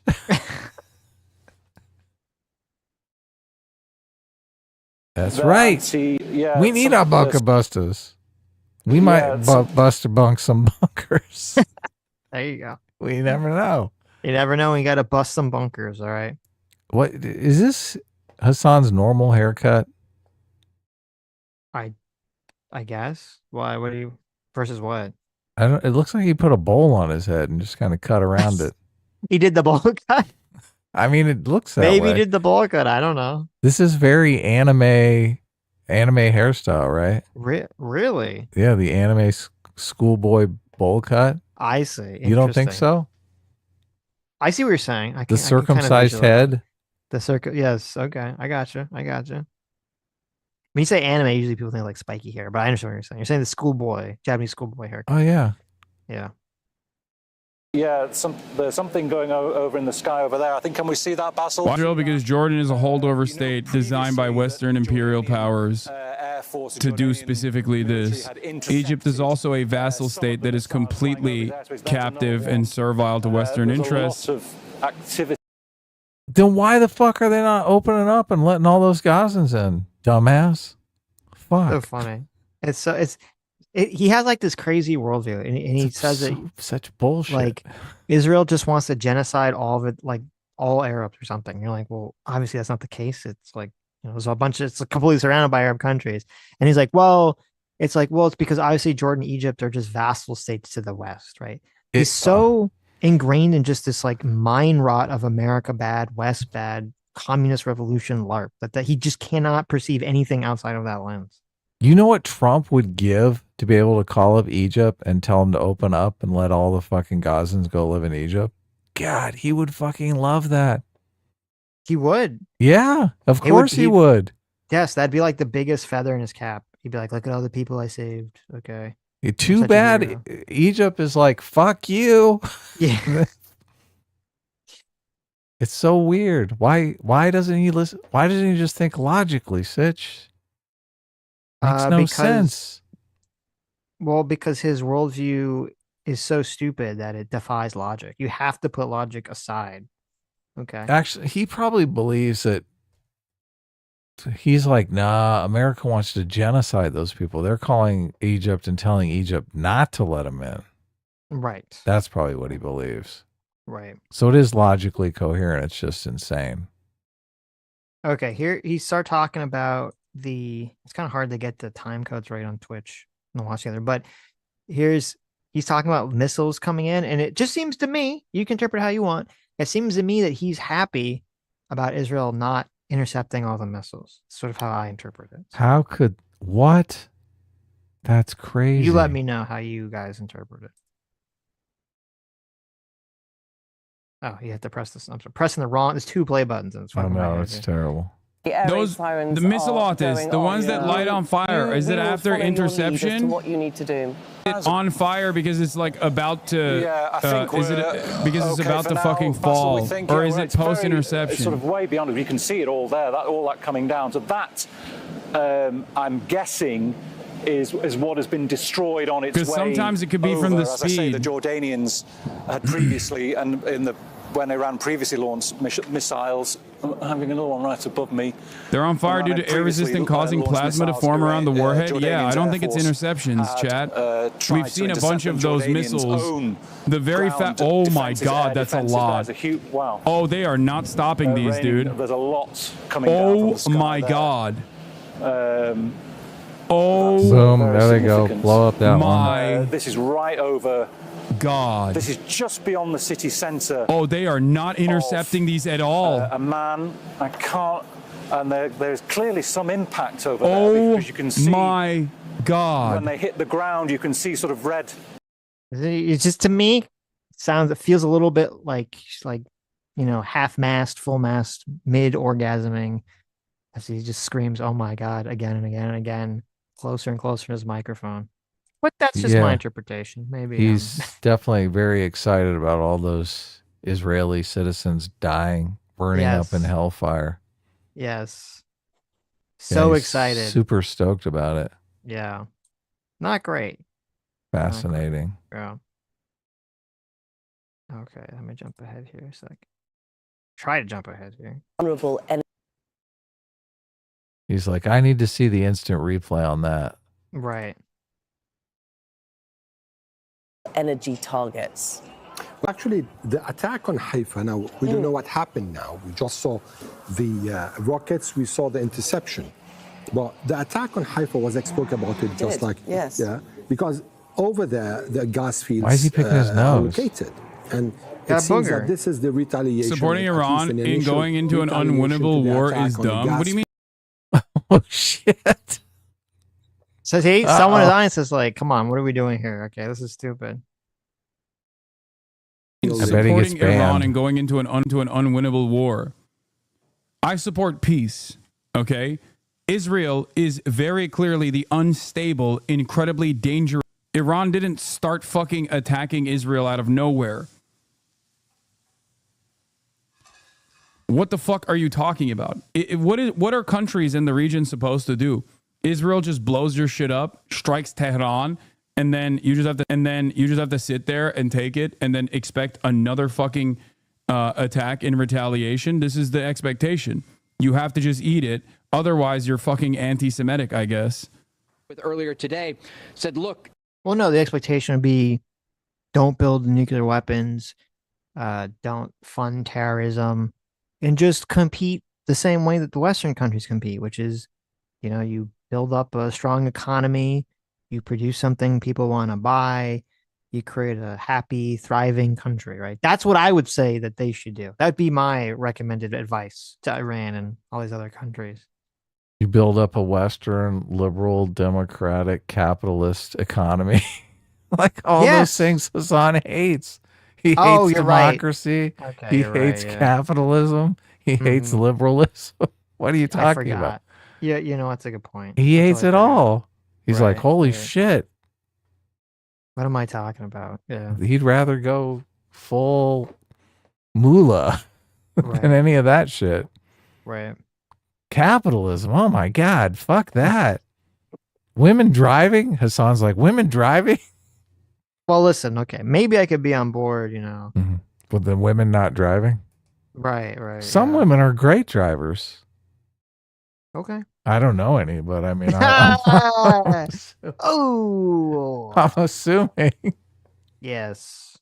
Got him. I mean, there's got to be some out there, right? Law of averages. Mm-hmm. Chat, do you know any women drivers? Maybe we should put a poll up that are women drivers that are safe and effective. I'm just teasing. Sam is a fantastic driver. Oh, you're teasing? She's great. Oh, I didn't. Sammy G, obviously. She's a good great driver, right? She is. She's good. Okay. I don't know about your wife, but horrible. Are you kidding me? It's like Mr. Toad's Wild Ride. It's terrifying. I guess Iran is onto something, right? My wife does get mad that I don't use my turn signals. Oh, that look, who are you? Who are you, Adam? Who are you to complain? But the thing is, I mean, if you're doing 85 in a 35, right? Does using your turn signal really is that really effective? Is that really gonna matter, right? Yeah. I mean, listen. Well, no. I'm driving. I don't do the 85 and a 35. My wife does the 85 and the 35. Well, you got to you got to give the people at least a quarter of a second to jump out of the way. I'm like, you need to use your turn signals because you're going so fast.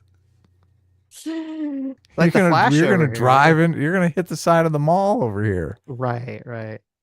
Interesting. Yeah. Sammy's a safe driver. She is. She's a good driver. Okay. Reviving the access it used to have and the influence it used. There's going to be a new picture. And that's why the negotiation table that exists right now. Yeah, the other side of the story is that with all of the regional with all of the regional populations, if Iran is capable of surviving this, if Iran is capable of surviving this, they will have tremendous reach. Like, they will be the most domineering power in the region. Like, the whole elevated sectarian Sunni Shia divide is just so negligible. It's not significant at all. The only people that care about that shit are like the Saudis. Okay, so I was weird because I've never heard this before, right? This, like, no one cares about the Sunni Shia divide. I'm like, is that true? I've never heard this before. So I looked it up. I was like, is this? I saw a bunch of like commie articles and far leftist articles that were saying this. They're all saying it's all part of the Western, like they're all like hyper leftist coded. Oh, it's all part of the Western core, blah, blah, like the imperial core that pushes this, blah, blah, blah, blah, blah. And I was like, huh, okay, this sounds like bullshit. I saw a little bit, some more articles that were saying that basically the Sunni Shia divide, it's not so much a religious divide. It's now sort of become like the various factions have become oriented around specific countries. So it's become sort of like a country divide, which means they still care about it. They just care about it for different reasons. Nationalistic reasons. Yeah, for nationalistic reasons. I found this article. It says, this is from last year. Says Iran's Sunni Muslims face discrimination. Okay. So Sunni Muslims make up 10% of Iran's population, and they say they have few rights in the Islamic Republic and face ongoing discrimination. Okay. It says, we are oppressed because of our religion. Sunnis in Iran are not allowed to hold any important public offices. They cannot become president or head of the judiciary, nor can they be members of the Guardian Council or establish political parties or own newspapers or magazines. We are not even second-class citizens. We have virtually no rights. It's worse than Israel. Holy shit. They should move to Israel where they have some rights. Fucking interesting that from all these fucking pieces of shit like Hasan, all these fucking people who will cry endlessly about second-class citizenship in Israel and all this other stuff, okay, never heard a single fucking one of them be like, listen, Iran apparently also has second-class citizenship, okay, far more than the Israeli Palestinians, the Palestinians that have Israeli citizenship who can, you know, run for office and can do and have equal rights in Israel and all this other stuff. Apparently, if you're Sunni in Iran, you don't have fucking equal rights. Yeah. Interesting how they just ignore that, right? Yes. Very interesting. Hypocrisy. Very fascinating. But apparently, I'm told by Hasan that nobody cares about that anymore, except for Saudi Arabia. And I guess Iran, too. Because if they didn't care about it, then they would give them equal rights, right? Yeah, of course. They do care about it. Like, we don't want these Sunnis taking over. Holy shit, you can't trust Sunnis. What the fuck? I know.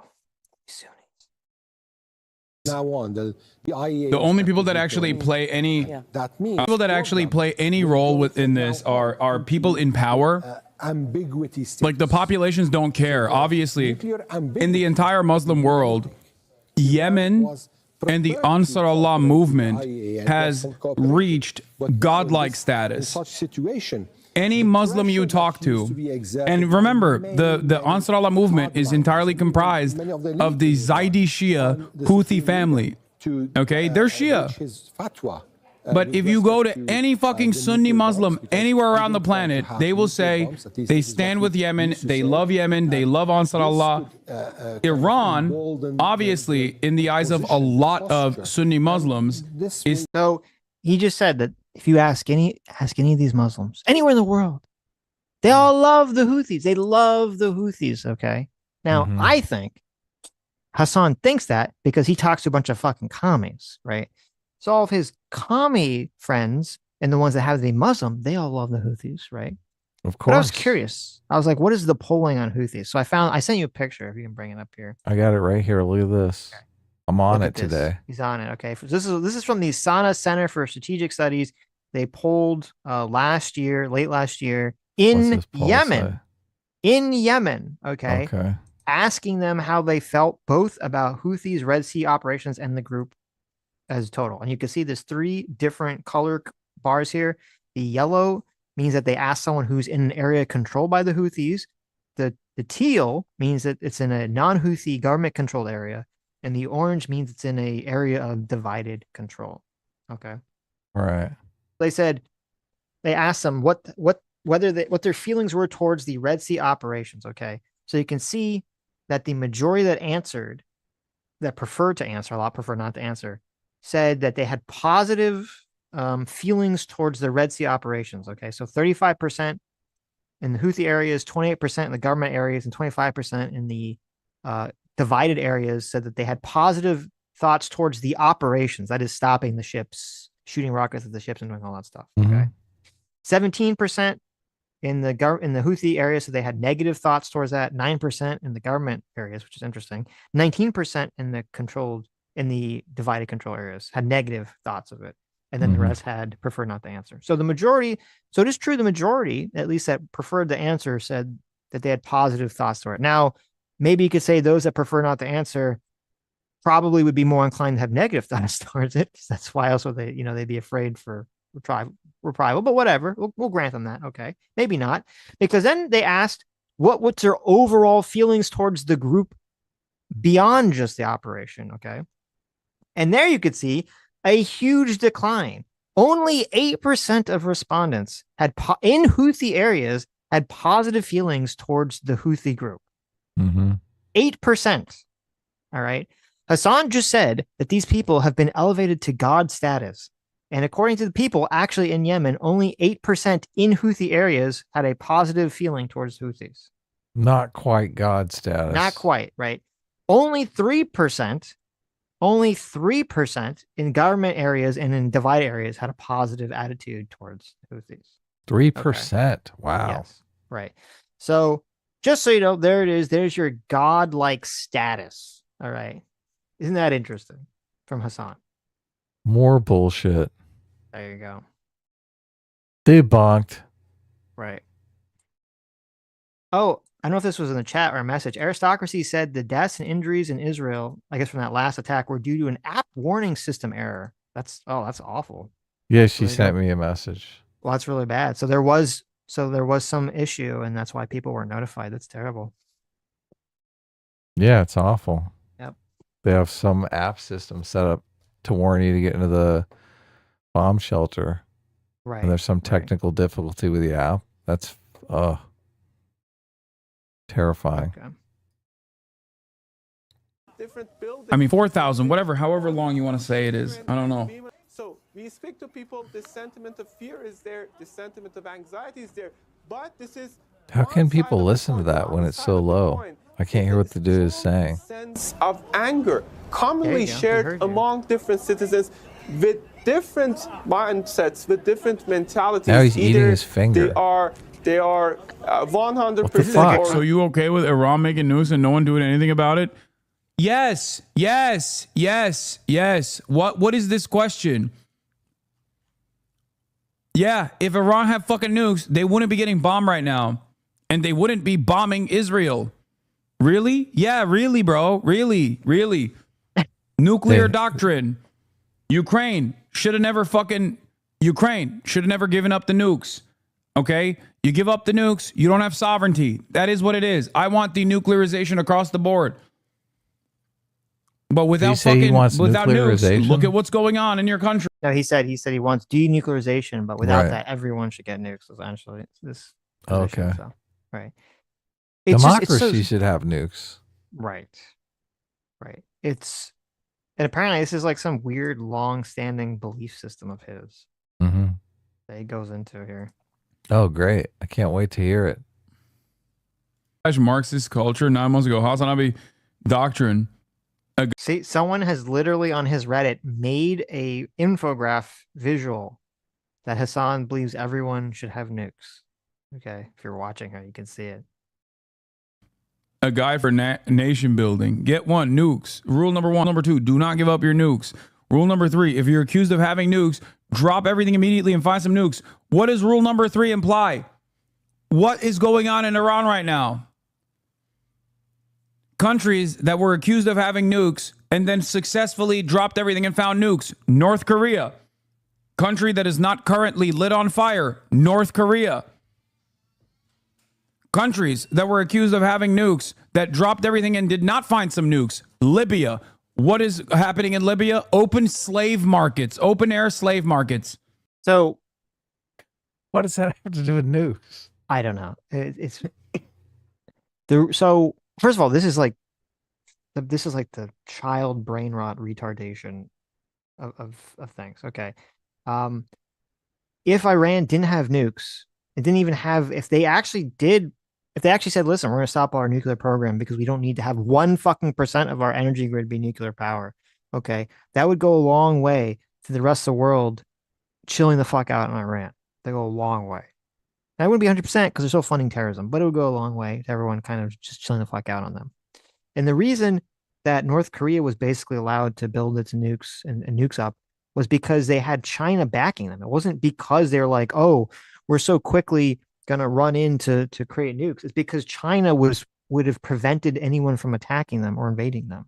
So really, the little chart should be find a big brother who's going to protect you.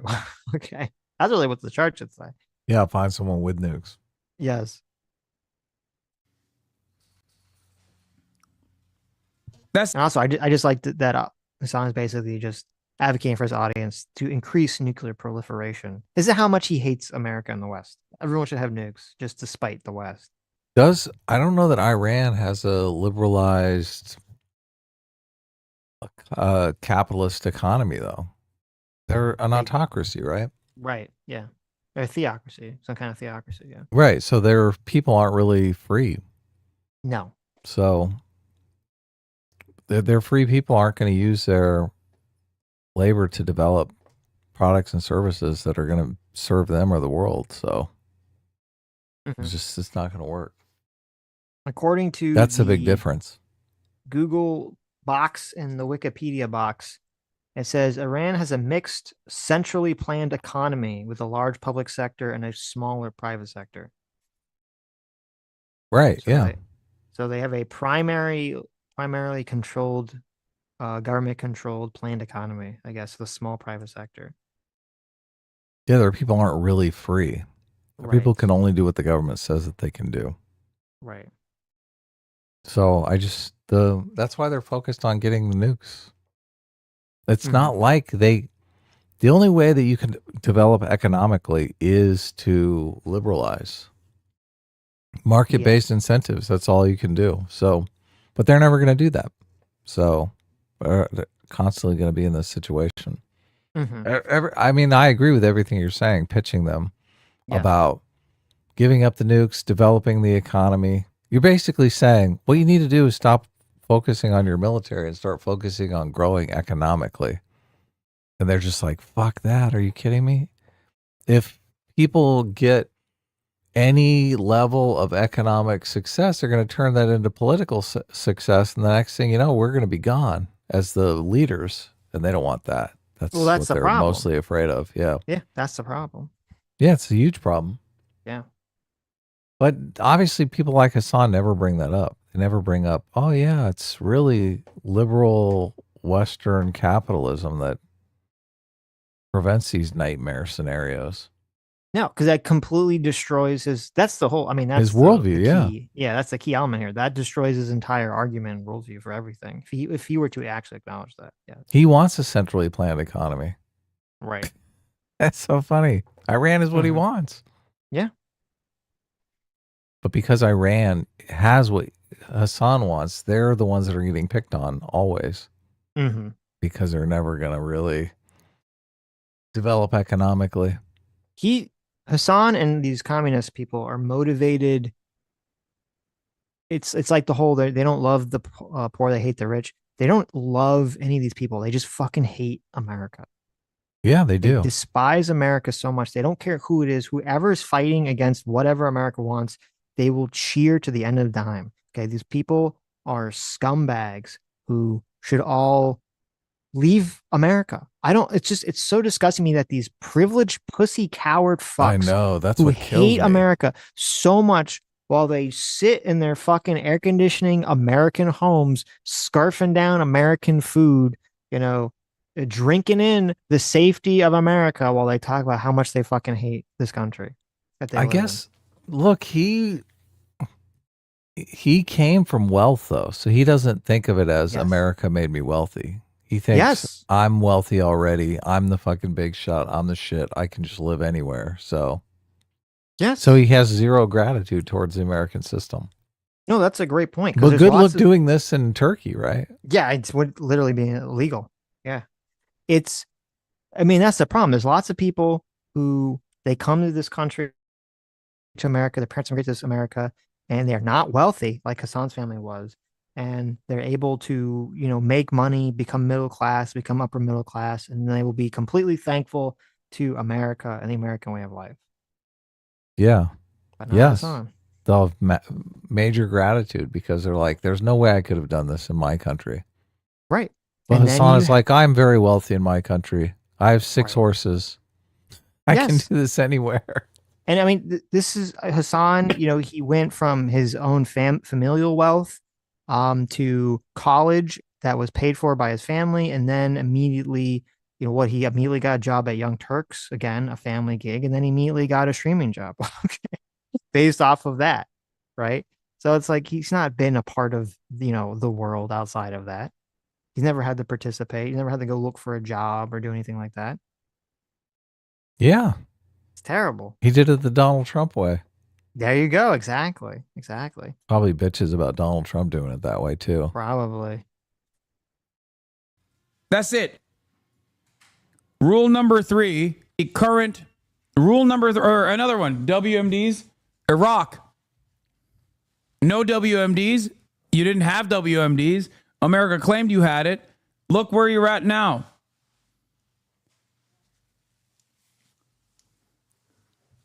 For the past 3 decades, Iran has played ball with the International Atomic Council and has tried to cooperate and has only been fucked over as a direct consequence of trying to fucking cooperate with America and, by way of America, Israel.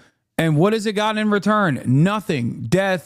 So as I just read earlier in the stream, that's completely not true. The UN recently just released a report that said that they are not complying whatsoever, and they are worried that in fact Iran is very close to having the enrichment level required for nuclear weapons. So that's not even true.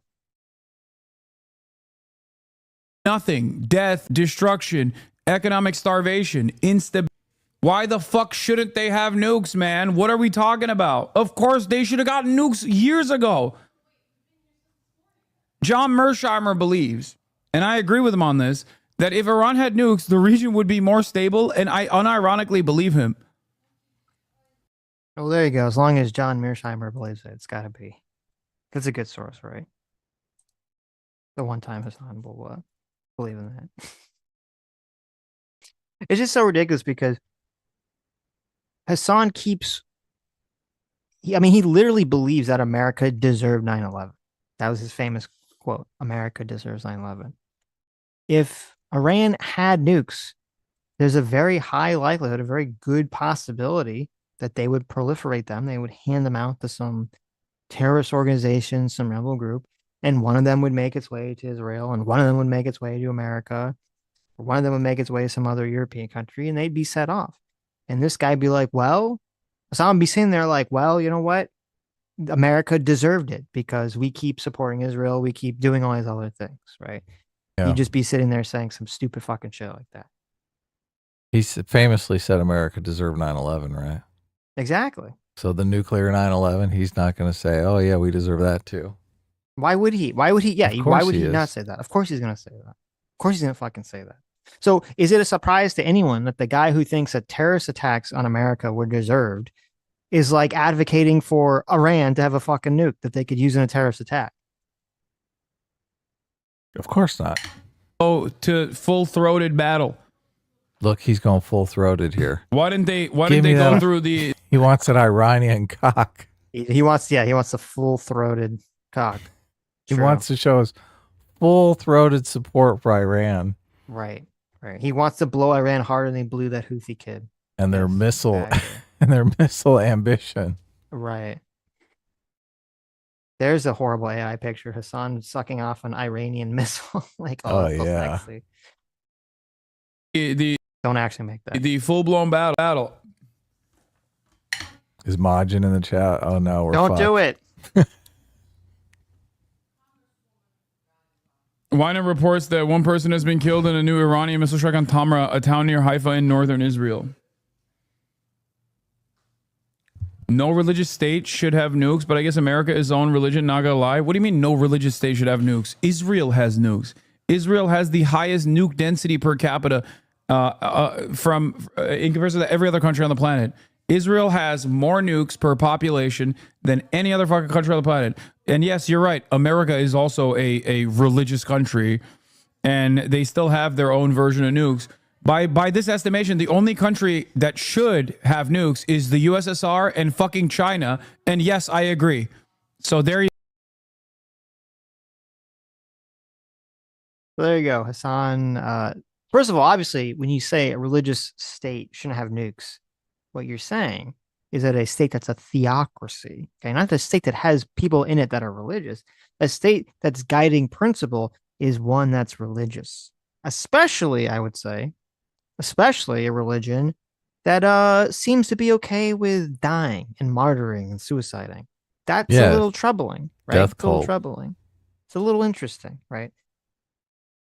If you don't have that, if you follow religion and that religion is very against suicide, right, and suiciding yourself, maybe then mutual assured destruction is something that would sway you, right? But if you're not so concerned about that, man, it's a little scary. It's a little troubling. It's a little worrying, right? Yeah, I believe in decentralized power. So Mhm. democracy has decentralized power. They're obviously safer with nuclear weapons. Right. Yeah, But no, only China and USSR should have nukes. they are autocracies. So Yeah. they should definitely not have nukes, but there's not much we can do about it. Well, Hasan loves autocracy, so, you know. Oh, yeah, he totally digs it. So there you go. I guess technically India as well, but not Pakistan. India and Literally, Pakistan what both have countries nukes. that are nuclear superpowers are? That's wrong. The Vatican has 3 nukes. Yeah, North Korea, Democratic People's Republic of Korea should have nukes, not religious. Okay. CCP, not religious. China should have nukes. I guess India is technically secular. That's the claim. So I guess they get to have one. France also. Even though India has gone super Hindu nationalism, so I don't know. I don't know how secular they are still. America is not a fucking secular nation, okay? Miss me with that bullshit. America's religion is the most damaging one. It's capitalism. Oh, so. Oh, I knew he was going to say that. Oh. I knew he was going to say that. He even look. That was such an obvious, stupid, cringe line. Listen, that was such an obviously stupid, cringe line. He even felt bad saying it. Listen to his voice crack right before he says it. Okay. America is not a fucking secular nation, okay? Miss me. America's religion is the most damaging one. It's capitalism. His voice literally cracked. You knew how cringe that was. His voice literally cracked when he said it. Oh my God. You think he feels that way because he knows he's just a huckster? Yes. He's so desperate to make money that he's just like. He knows it's stupid. He knows it's fucking stupid. On some level, he knows this is retarded. Okay, we got a different Hasan video. Okay, we have days of horrible coverage here. He's been going at it. Of course he had. But yes, moments ago, Iranian missiles were launched towards Israel, and from what multiple missiles have not been successfully intercepted. Remember, this is a multi-billion-dollar operation. You got Tamir interceptors. Listen to how happy he is. He's so happy that Israel spends all this money on trying to protect its citizens, okay, and that they're not stopping all the missiles. He's so fucking happy about it. It's so weird. Yeah. And gross. What I understand, multiple missiles have not been intercepted. Remember, this is a multi-billion-dollar operation. You got Tamir interceptors that are for the smaller munitions, and you have the arrow systems in Israel as well. But then on top of that, you have anti-defense missile systems to protect Israel and Jordan, and you have the entirety of the American Central Command working actively to stop, in real time to stop all of these fucking missiles from touching a hair on the head of anyone in Israel. And even then, in spite of all of that, Iranian missiles have been able to penetrate into Tel Aviv, as you have seen before, and they're still doing it. You can see it. Look, the ones that are flying from the ground are the interceptor missiles. They're anti-defense missile systems, and yet, in spite of that, the Iron Dome can be overwhelmed, as the Iranian retaliation last time around showed. This seemingly, according to Elant News, who's in the chat already, appears to be in the vicinity of IDF headquarters. We don't have enough information coming yet. Obviously, listen, I can forgive Hasan for hating America. I can forgive Hasan for cheering on missiles killing Israeli citizens. But fucking mute the background video when you're talking, okay? You fucking retard. You don't need to hear the voice continually just going on in the background while you go off and off and off and off and off with your stupid take. Totally. Right? I can't forgive that. That's a bridge too far for me. Charlie Brown's teacher. Yes. Bitching in the background. Yes. What are you doing? What are you doing here? He runs a professional show. Yeah.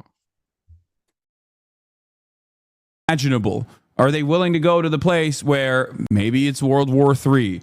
You know?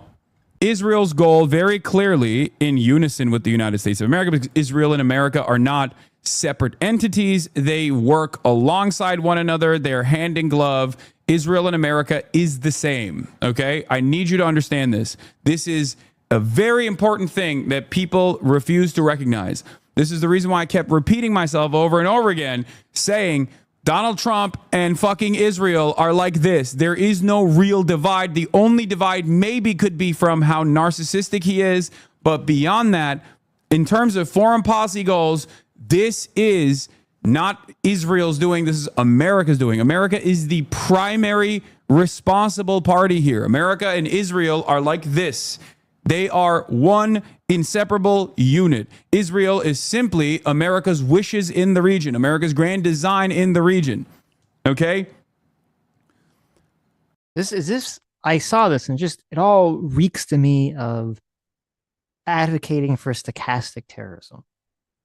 Is how it feels like to me. It's saying, hey, if you're watching my content and you don't like the genocide that Israel's perpetrating on Gaza, if you don't like Israel, killing innocent Iranians, you should go commit terrorist attacks in the U.S. because the U.S. and Israel, it's like Israel does whatever the U.S. says. Israel is just listening to the U.S. It's really the same thing. That's how it all reads to me. Yeah, it reads exactly the same to me. It's incitement. Yeah, it's pretty fucking crazy. I mean, it's obviously fucking stupid, right? Israel and America are both different countries that have their different goals and ideas. And they align and they're allies sometimes, but the idea that they're the same country, they're exactly the same country, it's retarded.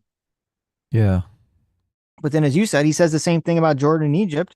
And obviously, Jordan and Egypt is not doing what America or what Israel would want. They would love for them to take the Palestinians, but they're not going to do it. God, they would love that. It's almost like this hyper-reductive, stupid, shallow, simplistic view of the world that Hasan and other communists keep spouting is nonsense and not true. Yeah, completely fictitious. In fact, if America just does whatever the fuck, if Donald Trump and America does whatever the fuck Israel wants, why the fuck is Trump's fucking administration leaking all of Israel's top secret fucking plans to the New York Times? They would have the bunker busters. The nuclear threat would already be dealt with. Yes. America would have joined the fight would have dropped the bunker buster, would have done whatever Israel wanted them to do, which they didn't, and we haven't done. Yeah. But that is outside of Hasan's worldview. So instead of Hasan saying, okay, well, maybe I was wrong about this, no, he'll just create he'll ignore it, or he'll just create some bullshit cope. That's precisely the reason why a few other people in the process of like Donald Trump doing his like Middle Eastern conversations, in the process of like getting Edon Alexander, it was like myself, Zay Squirrel, I think it was like 4 other people that were like, this is bullshit and it's most likely not going to amount to anything, in spite of the fact that plenty of very smart commentators were still assuming that there could be a real separation between Israel and America here, but it was not happening. It was all just smoke and mirrors. And there you go. Listen, if the Twitter squirrel, that's who Zay Squirrel is. If the Twitter squirrel said it, you know it's a good take, right? The Twitter squirrel who's advocating for bodies of Israelis to pile up. Yeah, the insane anonymous Twitter squirrel. Right. Probably works for China or Russia or something. Some PSYOP account on Twitter. Well, you know that the big lefty accounts know who this fucking person is. It's probably just some fucking random unhinged communist. Really? Somewhere. Of course they do. Some basement dweller? Yeah, it's just some basement dweller. Okay. Who is probably getting paid now by some foreign actor. Because for some reason they were able to gain an audience among retards. Oh, they got the market cornered on retards. They do. Regional. What? You're comparing Ukraine, a Christian country, to Iran, the scariest nation on the planet? But like major forces like this, regional powers like this, whether it be the global hegemonic superpower, the United States of America, or a regional, they only respond to deterrence. And deterrence only comes from force. Okay? At its most basic form, might is right is the only thing that these guys operate on. So you have to issue penalties to the state that is enacting this violence. This is what Israel has shown every single. All this is such fucking bullshit. It's just so asinine because they would respond to, like, he doesn't imagine a world where carrots even exist. They would totally respond to economic engagement. Just none of these places will fucking economically engage, right? That's all we want. That's all we want. Well, you're right, because it would require them to liberalize, to be democratic countries. Yeah, exactly. To unleash to free their fucking people, right? Yep. To produce products and services that we can trade with. Right. It's just so stupid. It's so stupid that he doesn't see that. All they understand is military force. No. Like, produce something that we want. Let's trade. He can't see that, though, because all roads lead to capitalism from there. There's just been a ton of there's a ton of psychological or sociological research that capitalism leads to more pro-sociality, leads to less violence, less crime. It's great stuff, but he can't see that. On every single country in the fucking region.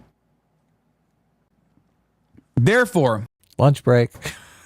The best case scenario is that this retaliation for a relatively comfortable Western adjacent is too much to bear, right? Because we don't know what this is going to look like. We don't know what the end point of the Iranian response is going to look like. We don't know how much they will be able to target military facilities or even like a nuclear facility, right? But in that process, if they are able to, or rather, even if they don't target nuclear facilities, what will Israeli society say when finally met with a fraction of the damage that their military conquest has pursued in all of their neighbors, in their entire neighborhood, whether it be Syria, whether it be Lebanon, whether it be obviously the worst version of this in the Gaza Strip. Is he really even asking this question? They're going to say nuke Tehran. That's what they're going to say. That's what they always say, right? Right. Whatever you hit us with, we're going to hit you back 100 times harder. Yeah. Yeah. How is that not obvious? He's making it sound like Israel's just going to cower in terror over this. It's so, he thinks that. He's so fucking stupid.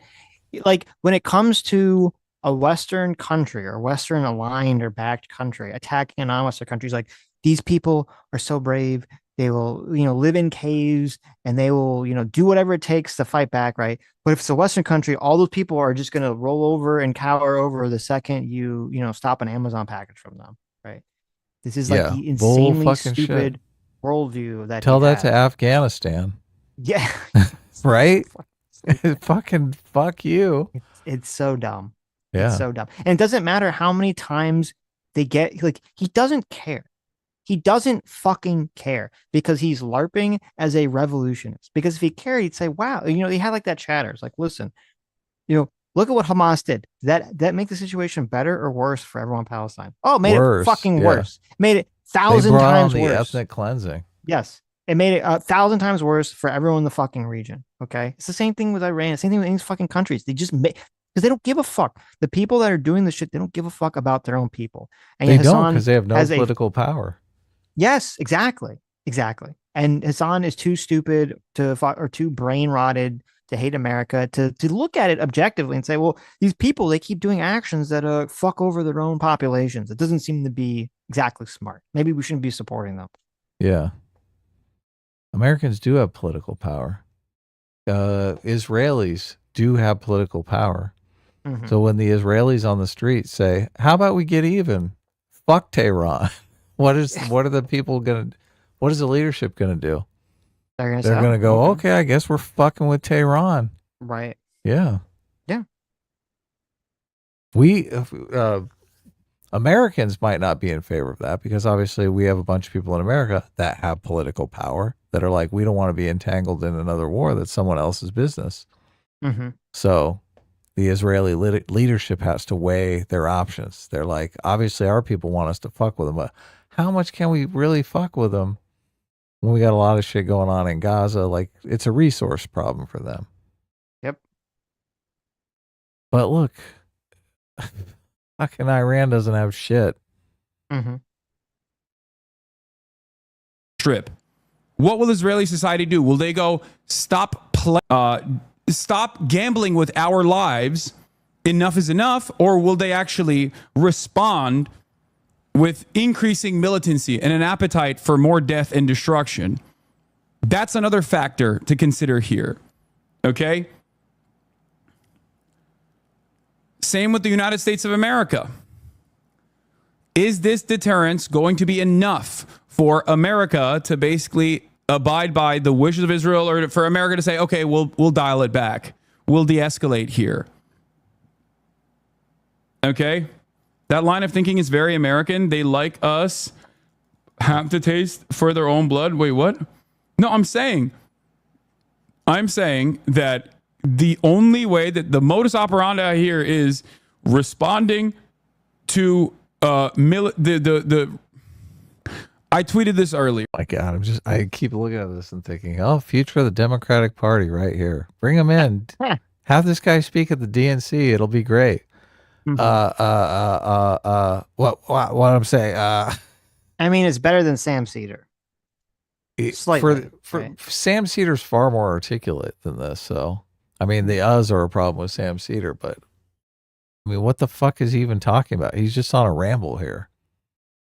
So, oh God. So Majin, he heard no. you. He heard us. I knew. Okay. I saw him. He's like moving up in the XP here. I think he's catching up to me here. He's number 12 right now. Well, I mean, I think if we could grant XP, I would definitely give Majin the top slot here for this. Oh no. So Majin has heard us. He has in fact delivered the horrible thing. Oh my. Oh, terrible. Okay. We're not allowed to show this on I will stream, say We're going You to should do made it his- anyway. There you go. There you go. Here's There you Hasan go. There you go. He sucking did, off the yeah. Iranian missiles. There's Hasan saying, "Gawk, gawk, America's so bad, gawk, gawk." There's Hasan literally sucking an Iranian missile. Okay. Oh, There you yeah. go. Thank you, Majin. He loves it. Horrible. Disgusting. Okay. Hasan probably would like that picture, to be real. He'd be like, Oh, he'd probably yeah. frame it, put it behind it. You should send it. You should send it to. You should. I'm serious. You should literally send that to Hasan. Post it on his Reddit and see if they'll post it. If they'll post it somewhere proudly. Okay. He got the head the proper size too. No, I think Majin was being nice. Okay, his head is at least 30% smaller than that. Yeah, it's like a grapefruit. Well, I mean, he made him like even like he made him like 50% buffer than he actually is. Oh yeah. That's what I'm saying. I bet you could get his. I bet you could get him to post it proudly or something. I tweeted this earlier, okay? Now he's like, I tweeted this earlier. I said Iran has to retaliate because Israel has shown that they only back down when met with deterrence. Do not let anyone tell you that this response was unexpected. Israel and the U.S. both knew it would happen. That's why they declared a state of emergency right as they blew up Tehran. Okay. that is the dumbest fucking thing ever. This is a guy who's like, oh, I do political analysis. Okay. This fucking retard. If he had read, I read a bunch of fucking articles on stream. All right. What they're saying is Israel began planning this operation right after Iran attacked them. Okay. Iran attacked them last year, shot a bunch of missiles at them, and Israel said, oh, you shot a bunch of missiles at this? We're going to send a bunch of secret agents to infiltrate your country, to set up a bunch of drone factories and shit that are going to blow up your anti-air defenses. So 6 to 7 months from now, we can fly in and do whatever the fuck we want to you. Yeah. And that's what happened. So Iran attacked Israel, and Israel attacks back.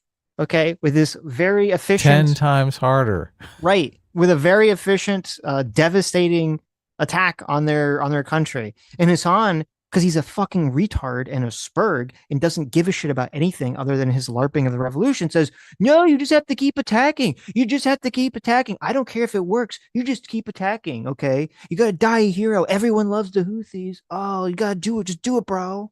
Who cares what happens to you and your people? Just attack. Just fight back.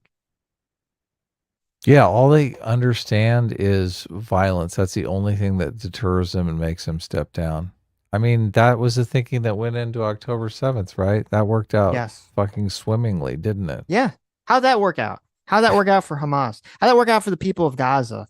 Oh, the only thing Israel is, you listen. Yeah. What a fucking retard. Okay. He's so stupid. How fucking stupid is this dumb fuck? He's like, the only thing Israel understands is a deterrent. You have to fight back. What happened? The largest attack on Israel, and they fucking wiped out Gaza. This fucking idiot. How? Like, what the? He's so stupid. He's so horny. This fucking retard is so horny. He's so erect to murder Israelis that he cannot. Like, all the blood has drained out of his tiny little fucking head into his dick because he can't fucking think straight because he's so fucking horny at the idea of killing Israelis. Yeah. And he doesn't even care the ramifications. It's like the whole ethnic cleansing in Gaza is a response to his strategy. Yes. Did it really? That really stopped Israel? That worked? No, fuck you. They're going to make sure no Palestinian lives in Gaza ever again. Right. Yeah, good job. Your strategy worked great, dude. That's the only thing Israel understands. Yeah. Yeah, okay. Yeah. Great. Fucking dumbass. I mean, listen, there's lots of Egypt, Jordan, a lot of surrounding countries that have made peace with Israel. Guess what? Mm-hmm. Israel's not fucking attacking them. Not at all. They want to trade with them. They had a fucking huge deal lined up. Yes. The Abraham Accords. It's almost like everything Hasan says is wrong, and it's the exact opposite. Of course, yeah. There's your political take, okay? Whatever Hasan says, the easy way is just to assume the opposite, and you'll probably be true at least 70% of the time. I mean, they're gonna have peace in Gaza. The Hassans of the world are gonna be crying about it the whole fucking time. But I mean, they probably are gonna do ethnic cleansing in Gaza. I mean, they already are doing it. And once once everyone's gone, they're going to start rebuilding there. I'll say, look, we have peace. We ethnically cleanse everyone. Yeah, it's going to be a nice. It's going to be a nice fucking place. Right. But look, you're saying all they understand is violent retribution. Oh, okay, that worked out super well for you. Now everyone is annihilated. Mm-hmm. Yeah. What if look, peaceful cohabitation is what people understand. And Gaza had their chance to do that peaceful cohabitation, right? Yep. They didn't take it. They took Hasan's advice, the fucking 15-year-old advice, right? Oh, you got to fucking throw rocks at cops and shit. Yeah. Yeah. That worked out super well for you. Mm-hmm. Look, and it seems like Iran's, look, they already have a plan to murder everyone in charge of Iran. Mm-hmm. And Hasan is on his Twitch channel talking about how, oh, you got to hit him back harder. You're all going to end up fucking assassinated. Right. I mean, listen, it's easy for him. Again, he, like all these other socialists, live in these countries where they don't have to worry about Oh, that. yeah. Right? It's football for them. They're just watching a game. Right. Rooting for the underdog Mm-hmm. who doesn't stand a chance in hell of winning. No. I mean, it would be good. Ultimately, it would be good for us because Iran is giving a lot of weapons to Russia. So, I mean, if we took out Iran, that's like two birds with one stone, as they say, right? Yeah. All of a sudden, no more of these drones for Russia. They're giving shit to Russia. They're buying shit from China. Listen, win-win, right? Yeah, of course. They're destabilizing the whole fucking region.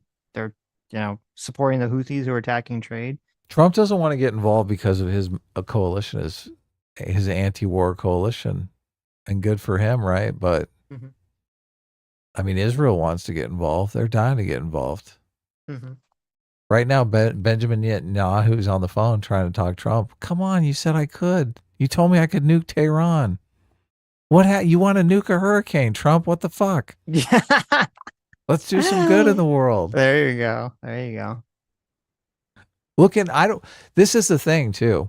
He would never apply this strategic logic to Israel. He would never tell Israel, oh my God, all Iran understands is violence. You have to hit them with everything you've got. Because Israel would be like, okay, nukes, done. Right. Well, I agree, Hasan. I sign off on this plan. Thank you. Right. Well, it's easy for him to say that with Iran because he knows they're not going to be able to do, they're not going to be able to really do much. Why doesn't he say that with Israel? I mean, he says all they know is violence, like they're completely homicidal maniacs. Because he thinks they are. He thinks Israel is composed of homicidal maniacs. And you're going to see, I have a clip of him saying that Nazi Germany was less bad than Israel. No way. Yeah, we're going to get there. No way. For real? Holy shit. Yes. He's going to say, he says the pop. This is the ultimate brain rot. It's the Nazis than there were Israelis fighting against their Hitler, is the way he frames it. Okay. This is insane amount of brain rot. Yeah, this is so stupid. How do you get this stupid? What do you have to read? What are the main sources to read to get this dumb? Communism. Right. Anything communist. It's like the Daily Beast. No. You read the Daily Beast. You have to read the Twitter Squirrel is the answer to that question. Oh, you have to read the Twitter Squirrel every day and absorb all that information. Where's the Twitter Squirrel get it from? Do they just make it up, right? They get it from the Iranian and Russian government. Okay. And the voices in their head. That's funny. And Noam Chomsky. Oh, yeah. Noam. He's still around? Probably. Or now he's one of the voices in the head. Yeah. I think Noam passed away. Did he? I thought he still alive. Oh, I'll check it out. He's very old. He's very, very old. But he's still kicking. 96. No. He's still alive. If I type in is Noam Chomsky, If I type in is the Noam, first thing. Yes. is Noam, what do you think the first thing is? Is Noam Chomsky alive? Is Noam Chomsky still alive? Yes. Yes. You win. Yeah. Is Noam Chomsky pro-Israel? Is Noam Chomsky a socialist? Is Noam Chomsky a communist? Is Noam Chomsky a Marxist? Is Noam Chomsky an anarchist? Yes. Listen, I'm nailing this. Okay. These are all easy. Ask me these questions. Noam Chomsky. Is Noam Chomsky still alive? Yes. Noam is still alive. Stop asking me. Why is this a #1 trending thing on Google?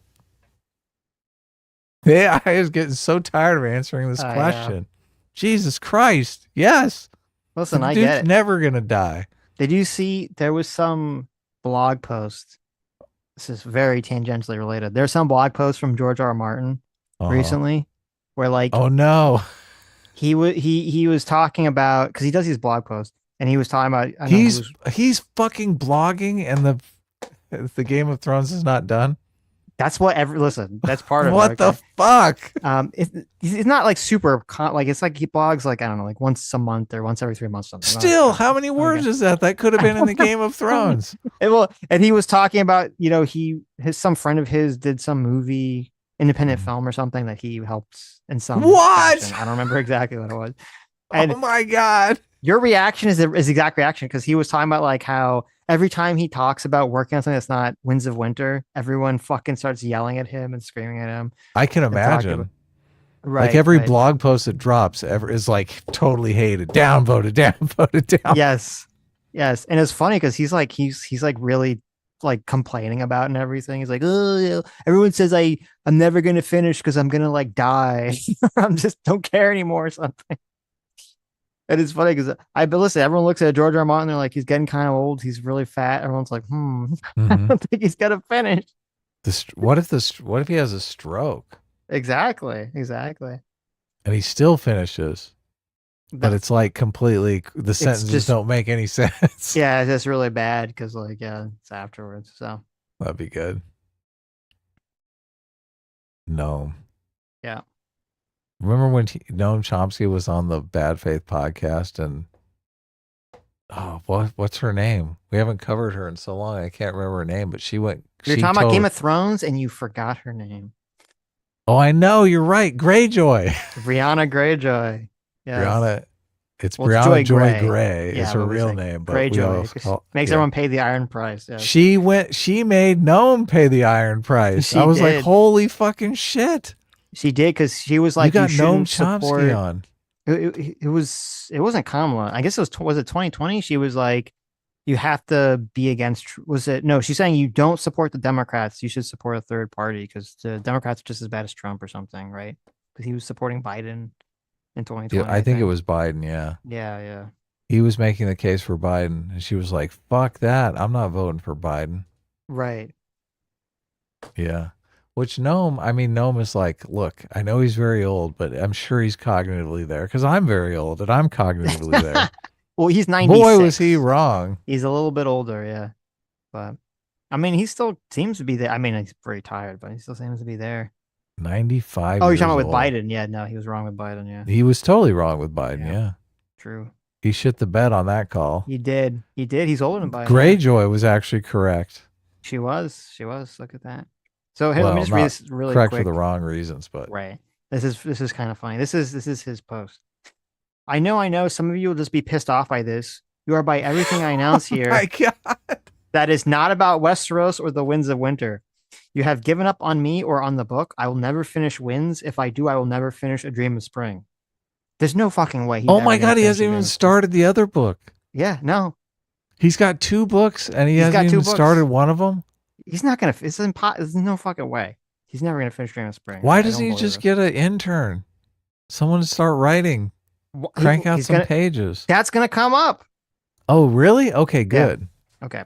If I do, I will never finish A Dream of Spring. If I do, it won't be any good. I ought to get some other writer to pitch hit for me. I'm gonna die soon anyway because I'm so old. He didn't put fat, but he probably should. I lost all interest in A Song of Ice and Fire decades ago. I don't give a shit about writing any longer. I just sit around and spend my money. I edit the wildcard books too, but you hate wildcards. You may hate everything else I've ever written. The Hugo winners and the Hugo losers.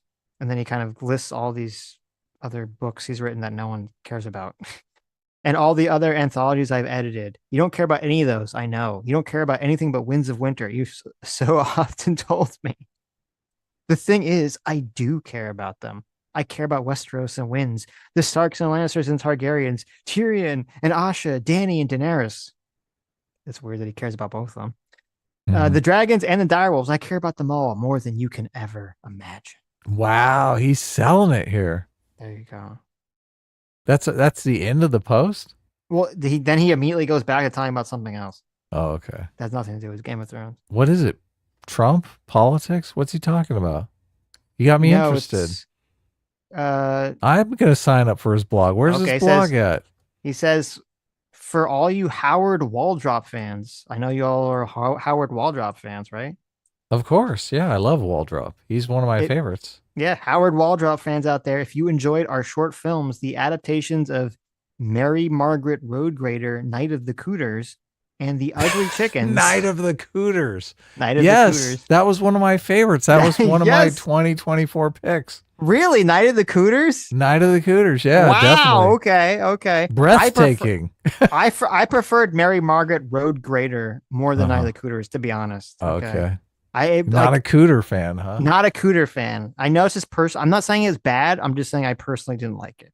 Okay. It was very well done, but it didn't hit me in the heart the way that in the Mary cooter? Margaret It didn't get you in the cooter? It didn't hit me right in the cooter. No. I didn't know you had a cooter, to be honest. There you go. We're learning new things. We're learning new things on this stream. Okay. We've been showing at film festivals over the past couple of years. We've had big Come news to my film festival. The film festival. Okay. A wall drop feature is on the way, all animated from Lions Forge. He's going to do an animated feature. Look at this. It's an adaptation of Howard's novella, A Dozen Tough Jobs, and his take on the 12 Labors of Hercules. Look at that. Okay. He's going to be involved in an animated take on Hercules. I mean, we already have Hercules, but it's a different one. It's a different one. I'm so fascinated by this whole scenario because I'm not sure what the right strategy is here. It's interesting. My gut says, just knuckle under and finish the books. If the books are amazing, if the books are as good as the last ones, then he's going to be a superstar for life. He'll be able to do whatever he wants. But working on these side projects while this other huge project that you're known for is in flux seems like a big fucking mistake. Because you're hated. I'm assuming he's just too worried that it's going to be It's bad. not going to be, yeah. It's not going to be See, bad. that if it is bad and you've made everyone wait all this time, you're going to be totally hated. And you're not going to be able to work on any project because everyone's going to say, fuck you. I'm not interested. I mean, it doesn't matter. He's already got a shit zillion dollars. He's already fabulously wealthy. Yeah. Sitch, you don't understand the artist. That means nothing. No, I know he wants to be remembered. Artists fondly. are attention whores. I get it. He wants attention. Then he should pitch hit. He should find, if there's some problem with it that he's worried about, he needs to fucking find not someone, outsource the whole thing, but find someone that he can work with. Exactly. Because, I mean, and I listen, because the problem is, and this is always my thing, is that apparently there was supposed to be some big time skip. I know we're going to Game of Thrones. We'll come right back to this in a second. No, this is good. People like the side quest. There was supposed to be originally in Game of Thrones, okay, after the Red Wedding and all that season, or that book, it's the third book, but the season, if you watch the show, there was supposed to be a big time skip. Okay. So you have a time skip where like Arya's training at the House of Black and White. You have a time skip where, Jon is command of the Night's Watch. You have a time skip where Bran's being learning with the Three-Eyed Crow. You're like all these, there's supposed to be like, you have a time skip where, young Griff is like, I guess, roaming around Westeros, taking over shit and all this stuff, where Daenerys is like ruling in Marine. Like, so you're supposed to be time for all these like storylines to kind of grow. And then he could, I guess, come back, and then you'd come back right when all these things were going to change or be resolved. And since there was no time skip, it kind of fucked everything up. And that's why I guess it felt like the fourth and fifth book just felt kind of very meandering, was because it was sort of like he didn't really know where he was going with the material. Unfortunate. I mean, it's so clear from the series. I mean, I haven't read the books. You've read the books, but just watching the television show, It's so clear. I mean, how are they going to deal with the nightmare of the last season, though? I mean, you got to retcon all that shit because that's just fucking horrible. You've set Daenerys up to be like a Jesus type figure, and all of a sudden, it's such a weird fucking turn that takes. Well, and I think part of the problem is, and he might have took the wrong criticism away, and because the one thing that people seem to think happened in the show that was actually probably going to happen in the books that was real or was part of the books specifically was Bran becoming king. That's probably what was going to happen in the books too. Mm-hmm. And people hated it in the show. But in the show, you could do that in the books if it's just better and makes more sense. And like Bran is more interesting of a character. The problem, everyone hated it in the show because Bran was so fucking lame. Yeah, he's a beta, big time beta. He was a big time beta, and he goes to the Three-Eyed Crow, and then he does nothing, right? He's like learns all this like magic powers, and then he sits around in a wheelchair doing fucking nothing, and then he becomes king, and everyone's like, that's really lame and stupid. But in the books, if it turns out that Bran is like some sort of hyper telepathic mastermind who's been doing a Tom Cruise Edge of Tomorrow life loop repeat time loop shenanigans for like hundreds of years to mastermind some specific scenario where he becomes king and everything works out the way he wants to, I think people would like interpret it completely differently than they did in the TV show. Yeah, but that's gonna have to have its own season. It's gonna take a lot to sell that. Right, but that seemed to be the direction the book was more going.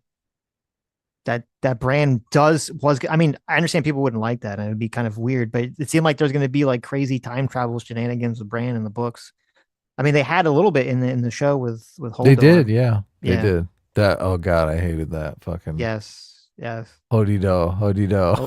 You like hold the door? I agree, it was very stupid. Hold the door I was just like, that was very stupid. Make it stop. This is hyper cringe. Yes. Yeah. That was another thing that's B-movie bullshit. That's supposed to be in the book, but not. It's not. He said it's not literally. He's not literally holding a literal door. Well, you could tell that's the kind of thing that a writer will be like, thinking the audience is going to have this. Oh, it all makes sense. It just clicks into place, right? It's a Sixth Sense type moment when you're like, but that doesn't work that way. Like the Sixth Sense nailed it. You were like, oh shit, he's the dead guy. Spoiler alert. But yeah, geez, how dare you? But in the hold the door thing, you're like, all that for that? What the fuck? Disappointment of the century. Right. Jesus Christ.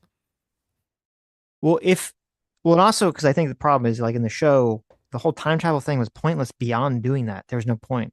As opposed to, I assume in the book, that's not the point of the time travel. It's just to show the threat or the ability of it, and the point was to do other things, right? Right.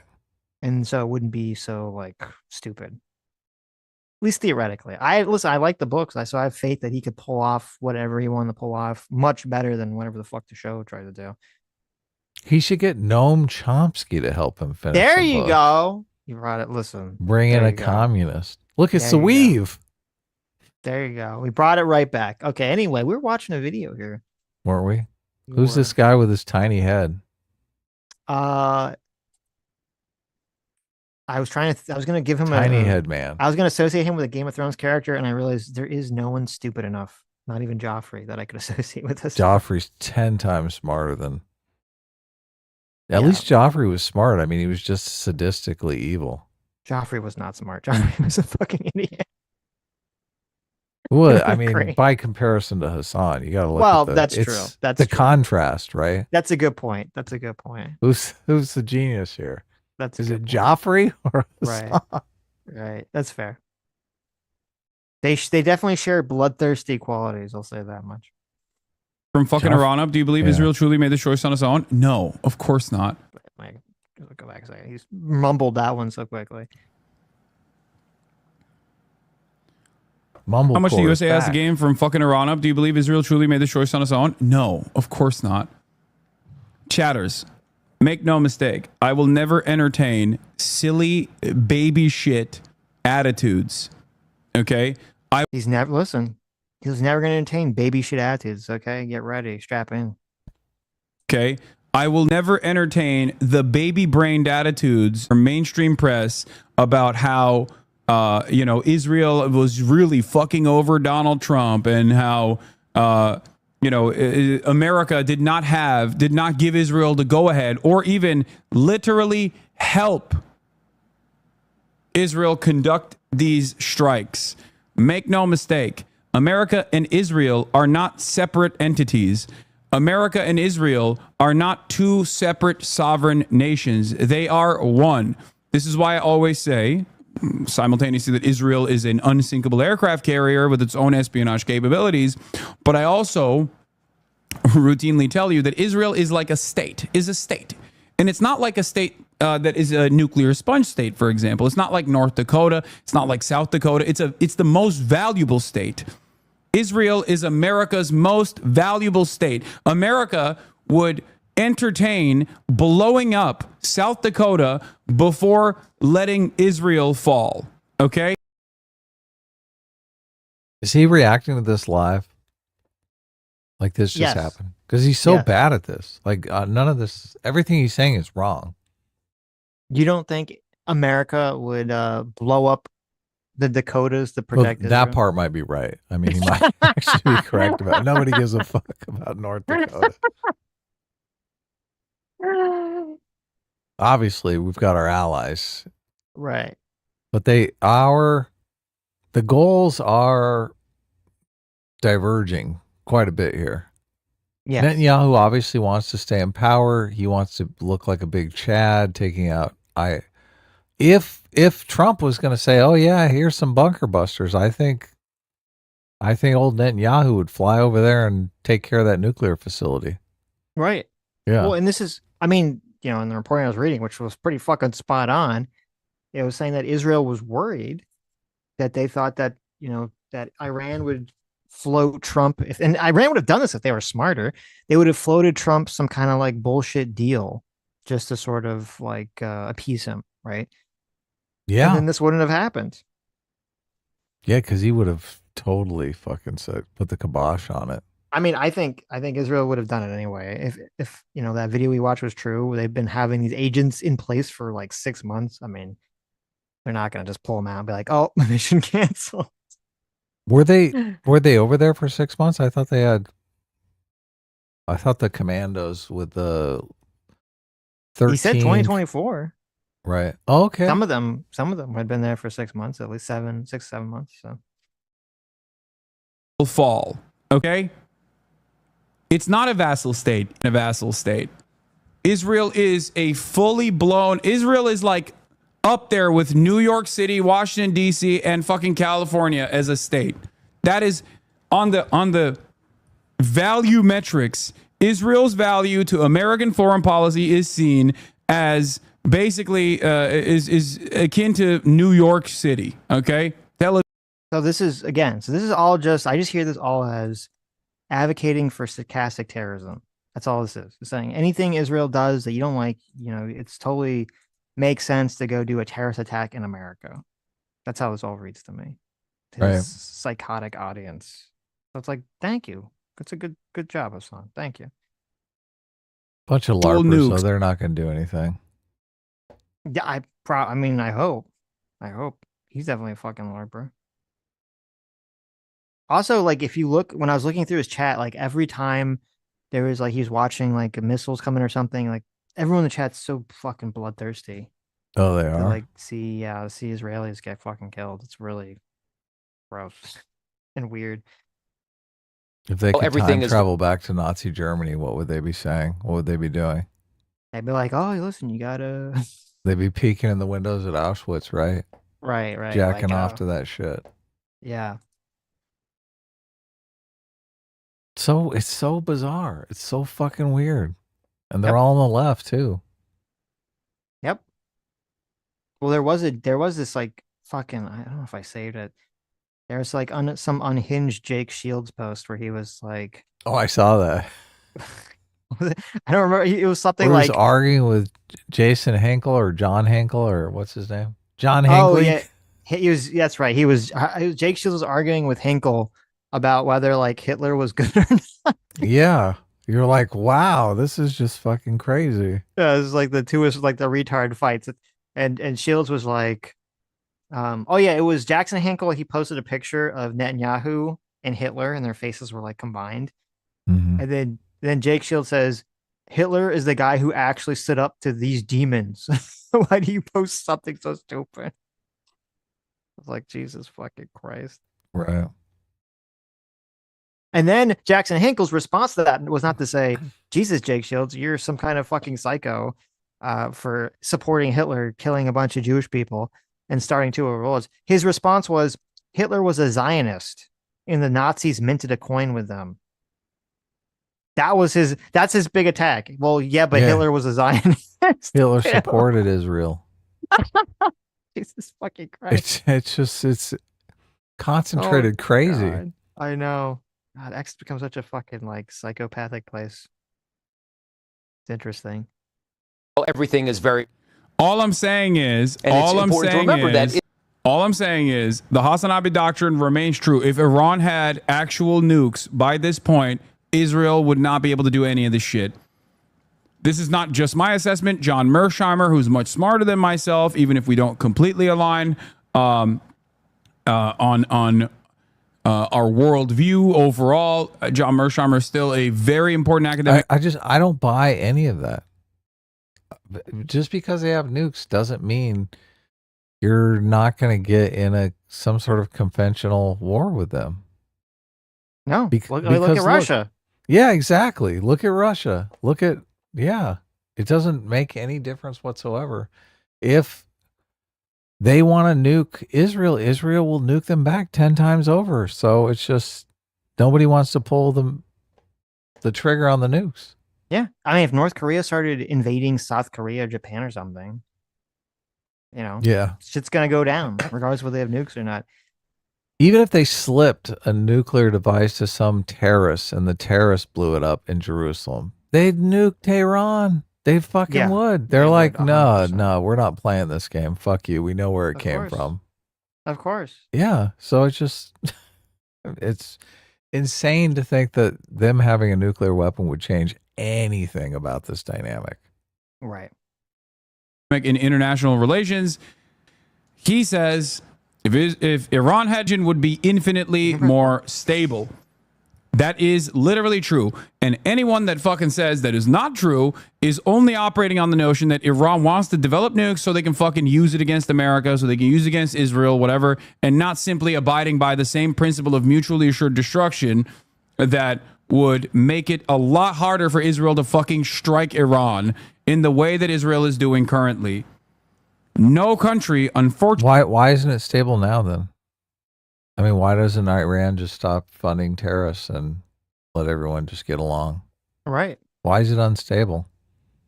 Because the West is evil, Adam. You don't understand. Oh, it's all the evil West. Okay. Sure.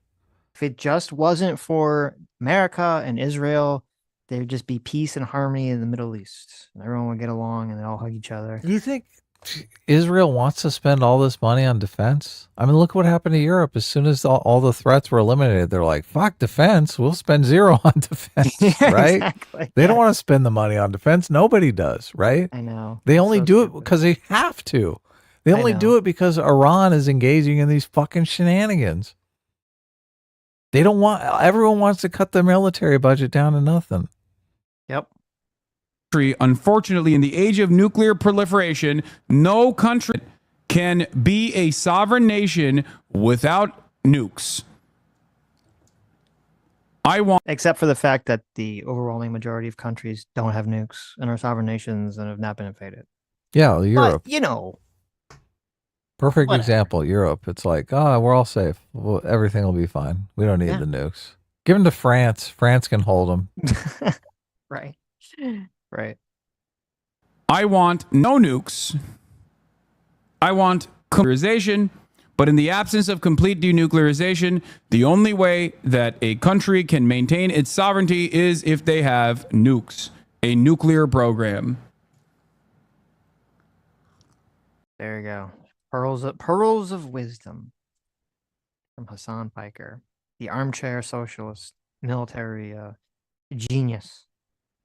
hypocrisy of this guy. And the second thing is what you're noting, the change in military we are seeing develop. What? Unlikely, I guess, but do you think anti-Zionist Israelis will rise up against Netanyahu for this? Fuck no. Fuck no. For Israeli society to actually turn around and get angry at Israel as the Israeli government for putting their lives on the line, they would have to experience a lot more of what Israel does to every other country in the region for them to finally turn around and be like, we are a pariah state in the West, and also simultaneously our living standards have eroded as a consequence of direct bombing. The entire missile defense system that Israel has, in unison with the American with the American defenses that are deployed in the region, would have to collapse. Okay?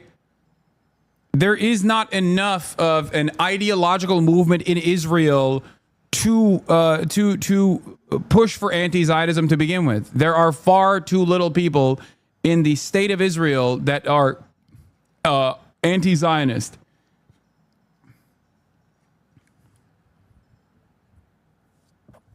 It just would not happen.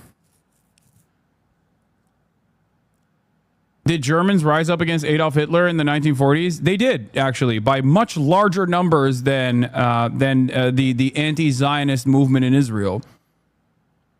According to the German estimations, I believe 800,000 Germans were jailed specifically for resisting against Nazi Germany. So yeah, they had a much larger presence of resistance, much larger presence of communism as well in the buildup. Liberals still point to the communists and the resistance against Nazis from trade unions, communists, and socialists alike as a primary reason for why capital owners were forced to make this gamble with Nazis because they were too afraid of capitalism being thwarted in Germany. So there you go. The Germans in Nazi Germany were better than the Israelis in Israel because they rose up in larger numbers. Insane. And America is just as emotionally, psychologically, philosophically capable for Israel's actions. The country that is worse than Nazi Germany, that has a population that's worse than Nazi Germany, and you're going to find out why. You're going to find out what Hasan here thinks is the animating philosophy of Israel, of the Zionists, of the Zionist scum. Right? Mm. You'll never be able to guess what he thinks it is. The issue I feel about the retaliation strike is that now Ibn Shad will have more war-calling voices in Israel. Dude, Israel is already maxed out. My friend, what did I tell you? The glue that holds Israeli society together is domination of all Muslims in the region. Okay? It's the extermination of all Muslim nations that have any semblance of sovereignty and any interest in resisting against Israel's complete exterminationist campaign. This is fucking crazy. This is so insane. That's the motivating ideology. That's what's holding Israel's society together, wanting to kill all Muslims. That's just so bizarre. But look, this is what the belief system is of Hamas, of the people who want to destroy Israel.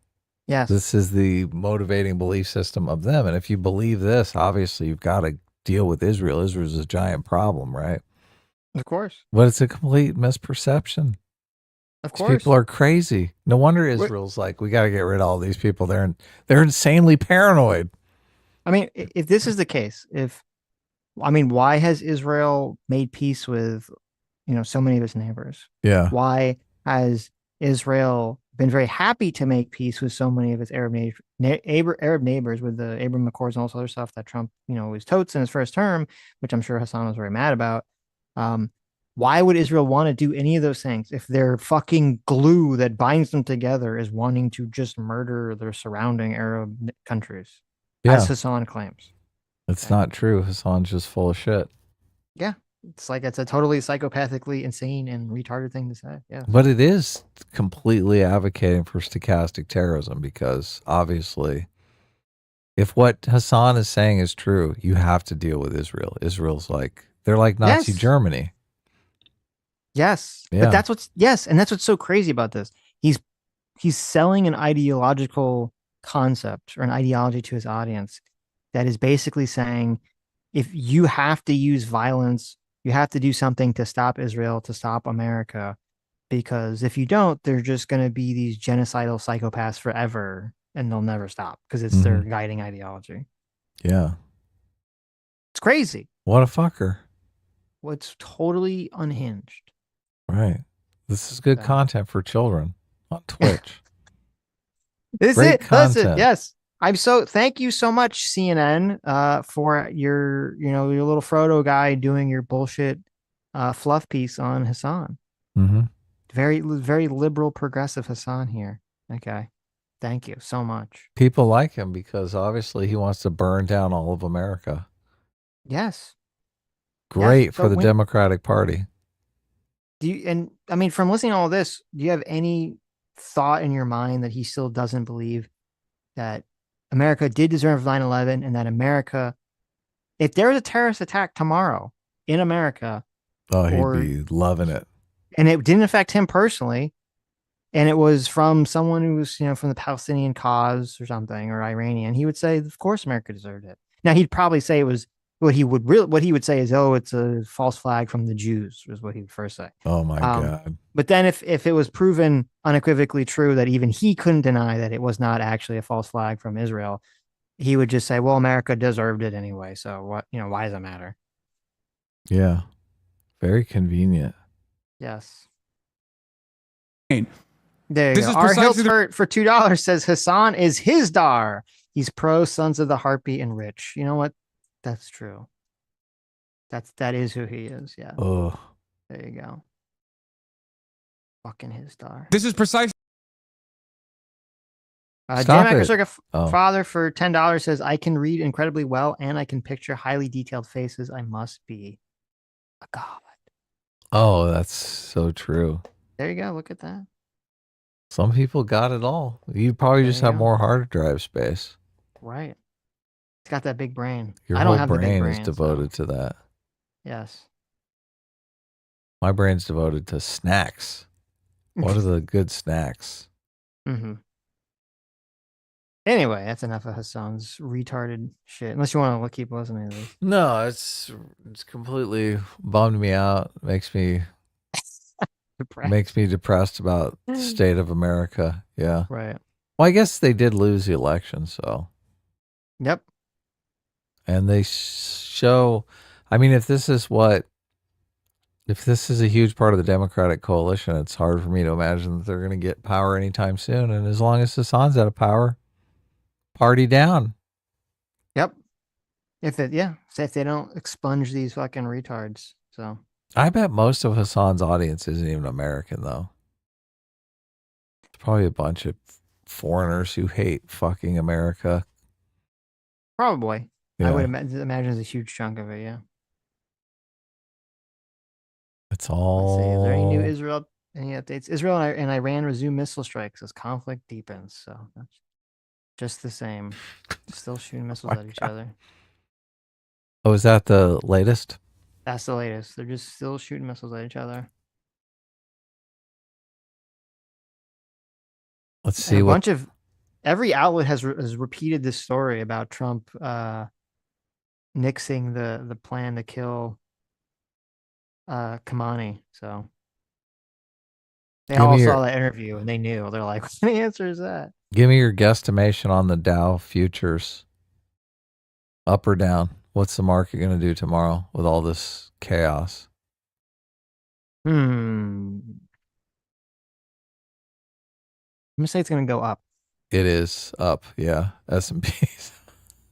Not really? A lot. Okay. I mean, it's kind of. I don't know why I said that. I just think it's going to go up. I don't think no one's going to care. I was very surprised.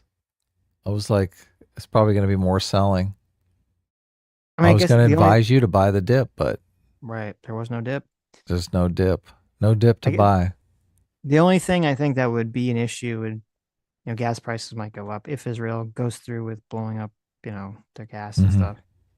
Blowing up the natural gas. Their oil fields or whatever they're blowing up. So They should do that. Tell them, look, now you need nuclear, bitch. We torched all your gas fields. Let's see. Trump said, this is the Trump post, so funny. Iran and Israel should make a deal and will make a deal, just like I got India and Pakistan to make. In that case, by using trade with the United States to bring reason, cohesion, and sanity into the talks with two excellent leaders who were able to quickly make a decision and stop. Also, during my first term, Serbia and Kosovo were going at it hot and heavy. Ooh. Did he? That's really his tweet. He couldn't resist. That's really his tweet. He said it, yeah. As they have for many decades, and this long-time conflict was ready to break out into war. I stopped it. Biden has hurt the long-term prospects with some very stupid decisions, but I will fix it again. Another case is Egypt and Ethiopia and their fight over a massive dam that's having an effect on the magnificent Nile River. There is peace, at least for now, because of my intervention, and it will stay that way. Likewise, we will have peace soon between Israel and Iran. Many calls and meetings now taking place. I do a lot and never get credit for anything, but that's okay. The people understand. Holy shit. Make the Middle East great again. This is great. Okay. There you go. That was Trump's weighing in on it. Let's see. Let's see if I can't believe he's still bringing up Biden. He can't help himself. Like, this whole mess was caused by Biden. No. It's all just sour grapes over 2020. And I don't, how is 2020 ultimately, well, I guess it is. In his mind, he's like, Trump, Biden beat him. It's like, fuck that old geezer. I can't believe he beat me. He didn't beat him, Adam. It was stolen. He stole it. Okay. I remember watching, and I still remember it to this day because it was Trump at his most authentic. He was at some rally, and I can't remember what state it was in. But he was talking about how, this state better go for me. And he said, if this state votes for Biden, and his eyes rolled in the back of his head. He was like, that would be so fucking devastating. You could see how hurt he would be if the people voted for Biden. And they did. That's just like, so every time he brings up Biden, I think about that rally. I think, yeah, he's still hurt by it. He's still hurt by it. It's stuck in his mind. It's like he's got the mental loop. Yeah. Oh my God, Biden. He hasn't. That was his last truth post. He hasn't tweeted. He hasn't posted anything else. Oh yeah, he's staying out of it. Yeah. He's like, the market's gonna open tomorrow. I better shut my mouth. I want my tariff deals to be going swimmingly, right? Right. I want the market to be up big. I want them to all prove my tariffs were a great idea. Tesla was up big on Friday. What's that all about? I don't know.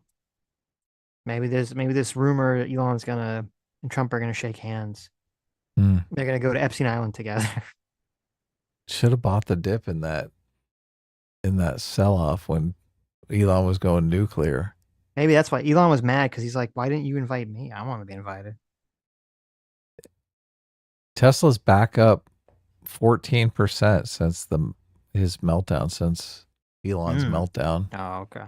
Tesla's a good stock to trade because you always know Elon is going to say some crazy shit.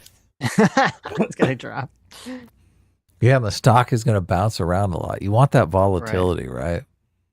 You want to be able to go in when Elon is talking mad shit and everyone losing their minds and selling at rock bottom prices. When it pops back up and you're like, look, I got a cool 14% in 5 days. I'm outie. I just saw a Laura Loomer tweet. Laura Loomer. Oh, yeah. Laura Loomer's always fun. Yeah, always the height of sanity. She's still saying that the shooter is obviously some sort of leftist, and that Tim Walz and the organizers of the No Kings protest need to be detained and interrogated by the FBI because they were involved with the shooting somehow. Okay. I mean, isn't she like in the White House? So she gets, oh no, they loomered her. They talk about the loomer. Yeah. Didn't Elon make that joke and now they loomered Elon? You're right. I think that was an Elon joke. Right. He said they need to Laura Loomer her. And then now he's like, oh my God, they Laura Loomered me. Oh, you know what's hilarious? So because Tucker apparently is, getting paid by whoever he's getting paid by, right?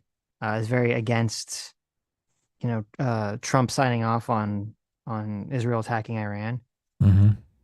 Now Loomer's like, she's like reminding everyone, remember when Tucker Carlson talked about how much he hated Donald Trump? you notice how like for like 4 years when Tucker Carlson was like, beneficial to the MAGA movement, Loomer and all these people, they all like pretended like Tucker Carlson didn't get caught talking about how much he hates Trump. But as soon as he started talking, about he doesn't support Trump anymore, they're like, oh, well, he said it was leaked that he hated Trump 4 years ago. It's like, oh, it's so great that you remember that all of a sudden for no reason. Seems obvious that Tucker is working for Putin. And if Putin it does feel like that, yeah. If Putin is getting drones from Iran, mm-hmm. It would make sense that Tucker would be against Israel attacking Iran.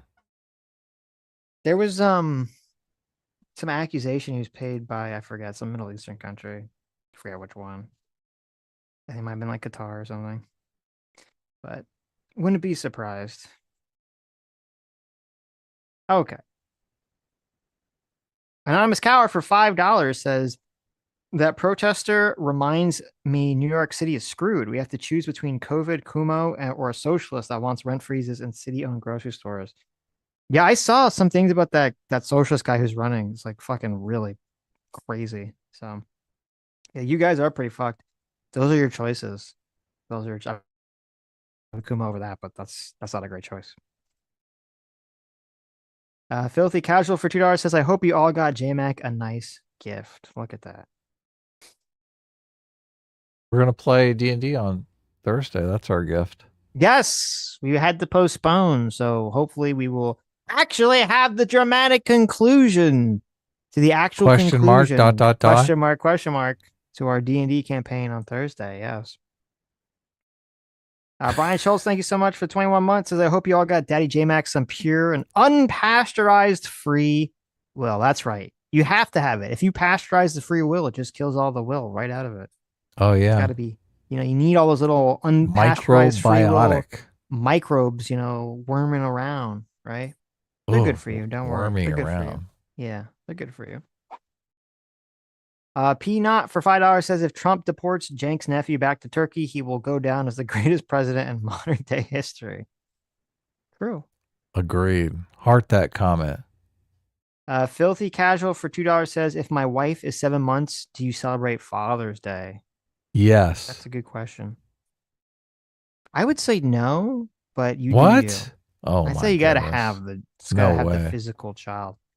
Well, okay, that reminds me. Sam was saying you get to celebrate Father's and Mother's Day if you have a dog, and I said no. It's got to be a human child. Okay, you can't have like a pet child, right? A dog mom, a dog dad. Come on. She just said boo in the other room.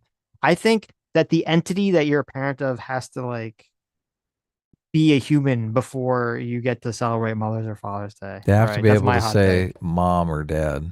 Right. Yeah. Oh, well, no, even if your child is mute. Okay, I say it's still even if they have a cognitive disability, it's got to be a human. It's got to be a human. That's my take.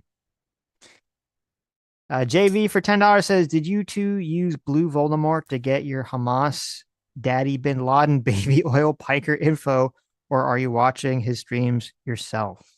I'm watching them. Yes, I listened. I went through the torture of listening through Hasan streams to get this information. Yes. God, that's got to be torture. Who's Blue Voldemort? I'm not sure. I know who Voldemort is. That's the guy from Harry Potter, right? Is it Destiny? That's the one person I can think of.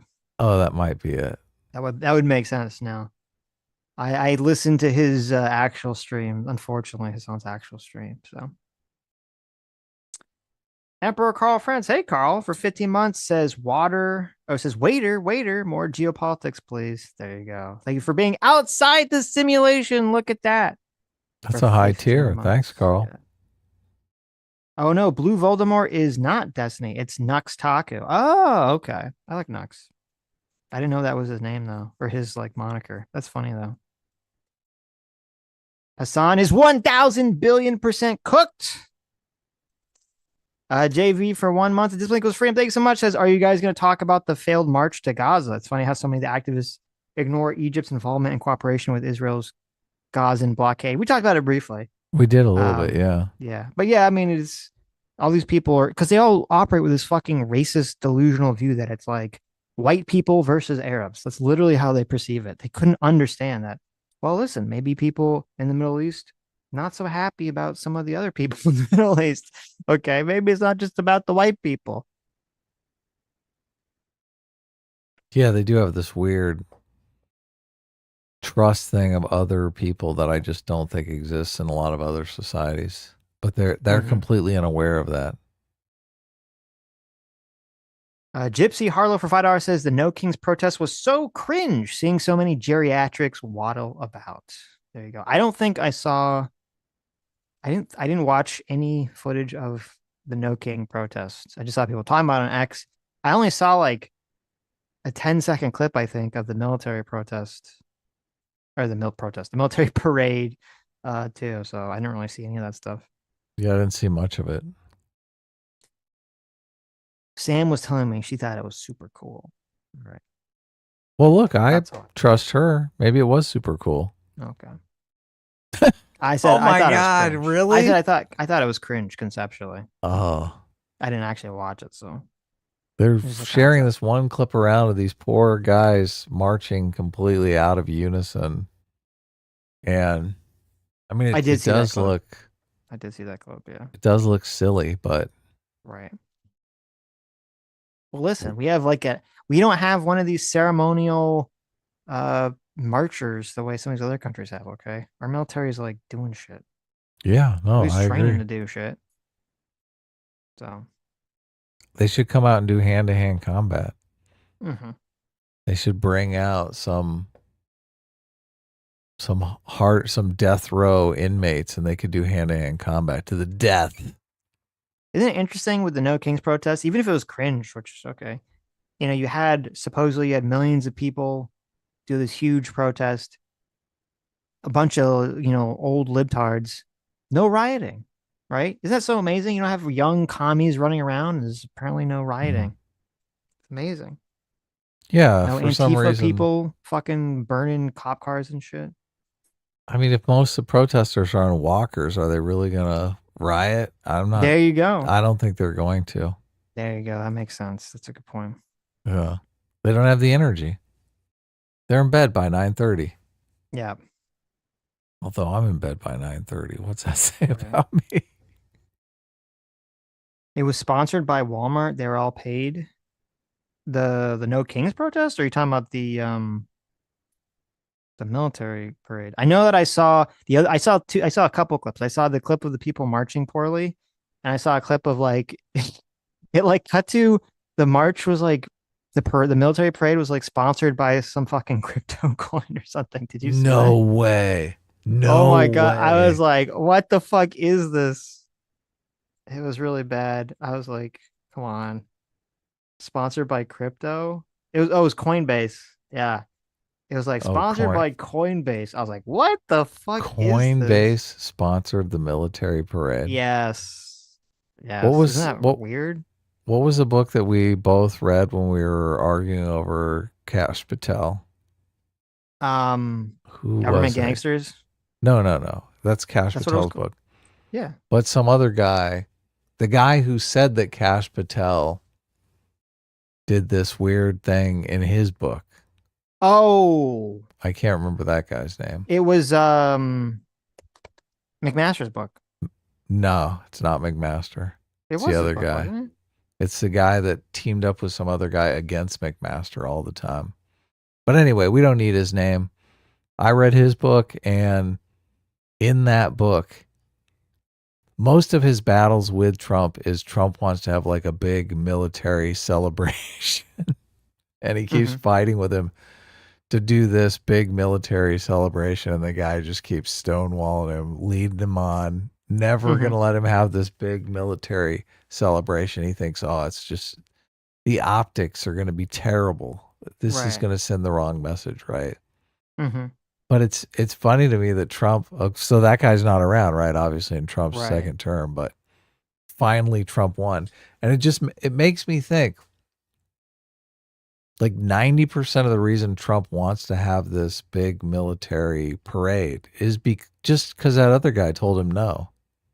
So he could be like, fuck, see, you wouldn't let me have my military parade. Fuck you. I had it. I finally had it. Because, like, is it like a big, I don't know. I guess Sammy liked it. So maybe let me stop talking shit about it. Maybe people did like it. Obviously, all the shit you see on Twitter is just the people on the left are going to find the cringiest moments, the 5 cringiest moments, and they're going to make it seem like that's the whole thing. Mm-hmm. And the people on the right are going to find the 5 most epic moments, right? And they're going to pitch it that is the whole thing. So, Of course. but I saw it was on the internet, and it was like a couple hours long or 3 hours long or 5. I don't know how long it was, but I was like, I'm not going to watch this. Was it Jim Mattis who you're thinking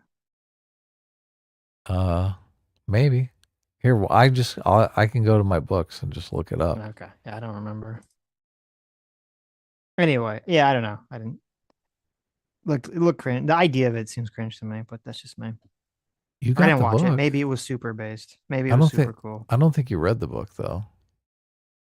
I've read every book I've ever purchased on Audible. Okay, I don't even listen to it. I read it. I turn on the captions and I just read that. I mute my computer. That's how dedicated I am.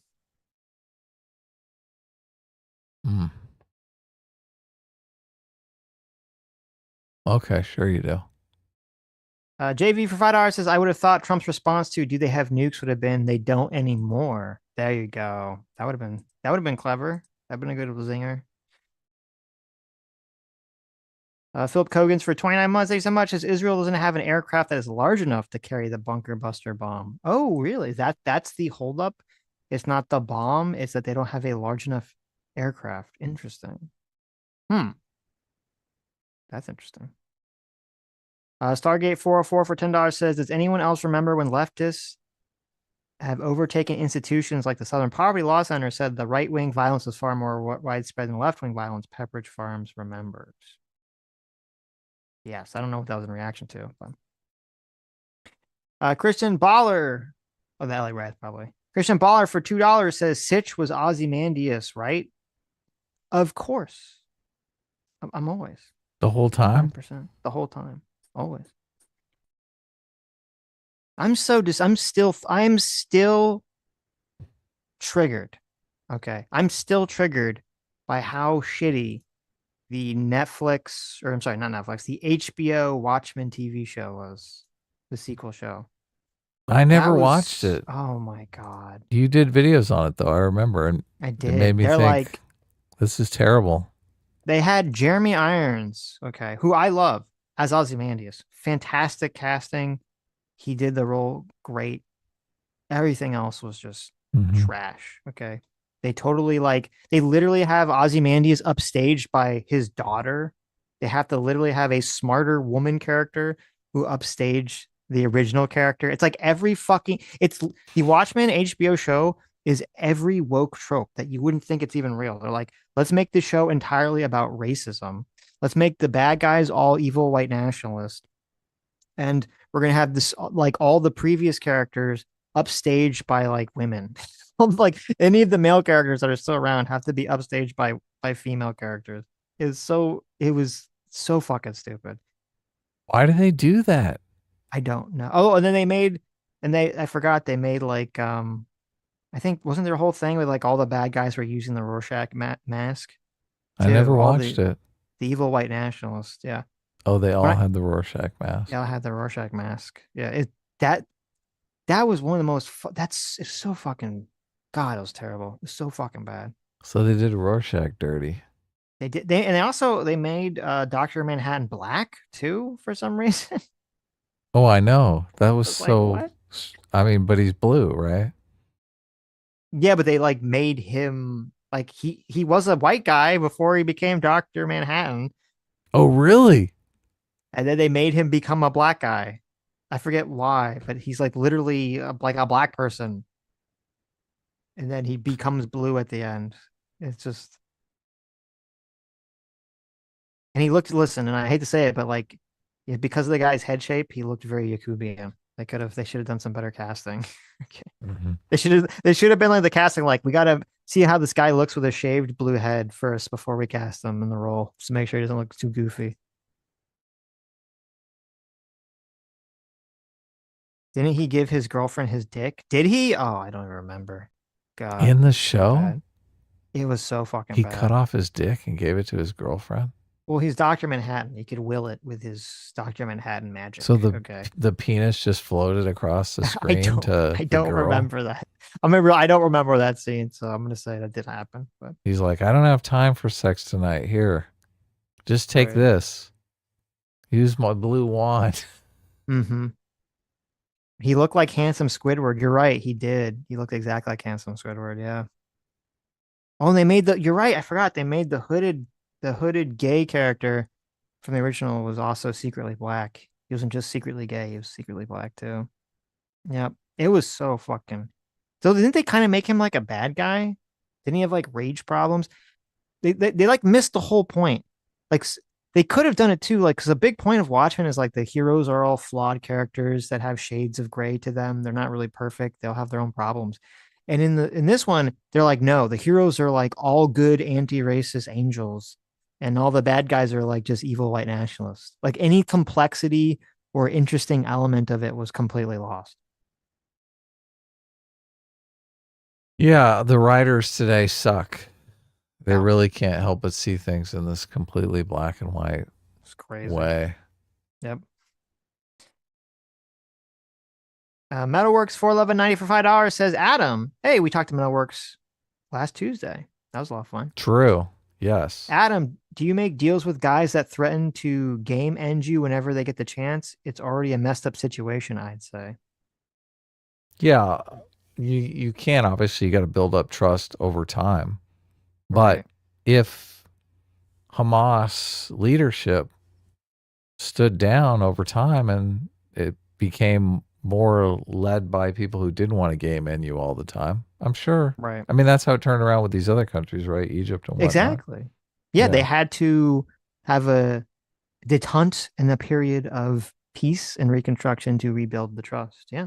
If Hamas had spent the last 20 years once they took over Gaza not shooting rockets, not building tunnels, and just being a good neighbor and, building up, the region peacefully, Israel would not have been able to maintain any embargo or anything else against Gaza because the pressure would have been too great. Yeah. Be friendly. Esper is the guy. Oh, right. Mark Esper. So Mark Esper kept telling Trump, nah, we're not going to do that. Well, look, he didn't really tell him outright because Mark Esper was like, well, if he gives me a direct order, I have to follow it. So it's kind of like he believed Trump didn't actually know this. So he was careful to keep leading Trump on. So I think he probably had the military parade just because he knew somewhere yesterday, Mark Esper was just head in his hands going, I told him fucking this wouldn't work. And it did. It totally worked. That world didn't end because of the military parade. No one cared. It's totally fine. Yeah. Yeah. You want to know something random and weird? It's I not do. random. I love random weird shit. So for some reason in Japan and Japanese anime and stuff, they don't know or use the word psychic. And it's really annoying. They don't like understand the term psychic. They never use it. I don't think I've ever seen in a Japanese anime anyone actually say psychic or anything. There's a lot of psychics though in Japanese anime. That's but like they a don't regular call it character. psychic. What do they don't call call them? it psychic. They call them espers. This is why I thought of it. Oh, okay, really? You might say, "What the fuck is an esper?" Right? Yeah, because you're like, "What an esper?" Why don't they just call them psychics? They call them espers because if you know the acronym, the English acronym for psychics was ESP, extrasensory perception. Oh, I remember that. And Yes. so for some reason, they're like, "Oh, let's take this acronym ESP, just put ER at the end, espers." It's like, what? It's just so Extrasensory perceptioners? Yes, it's so stupid. It's so stupid. That's kind of I fascinating. think even in Mob Psycho, they don't say psychic. I think they say Esper too, if I'm not correct. And in Psyche K, yeah. They might. Does he say psychic in Psyche K? I don't know. I just know they say Espers a lot. They say it constantly. It's so silly. It sounds stupid. I have no clue. I have no clue why they do that.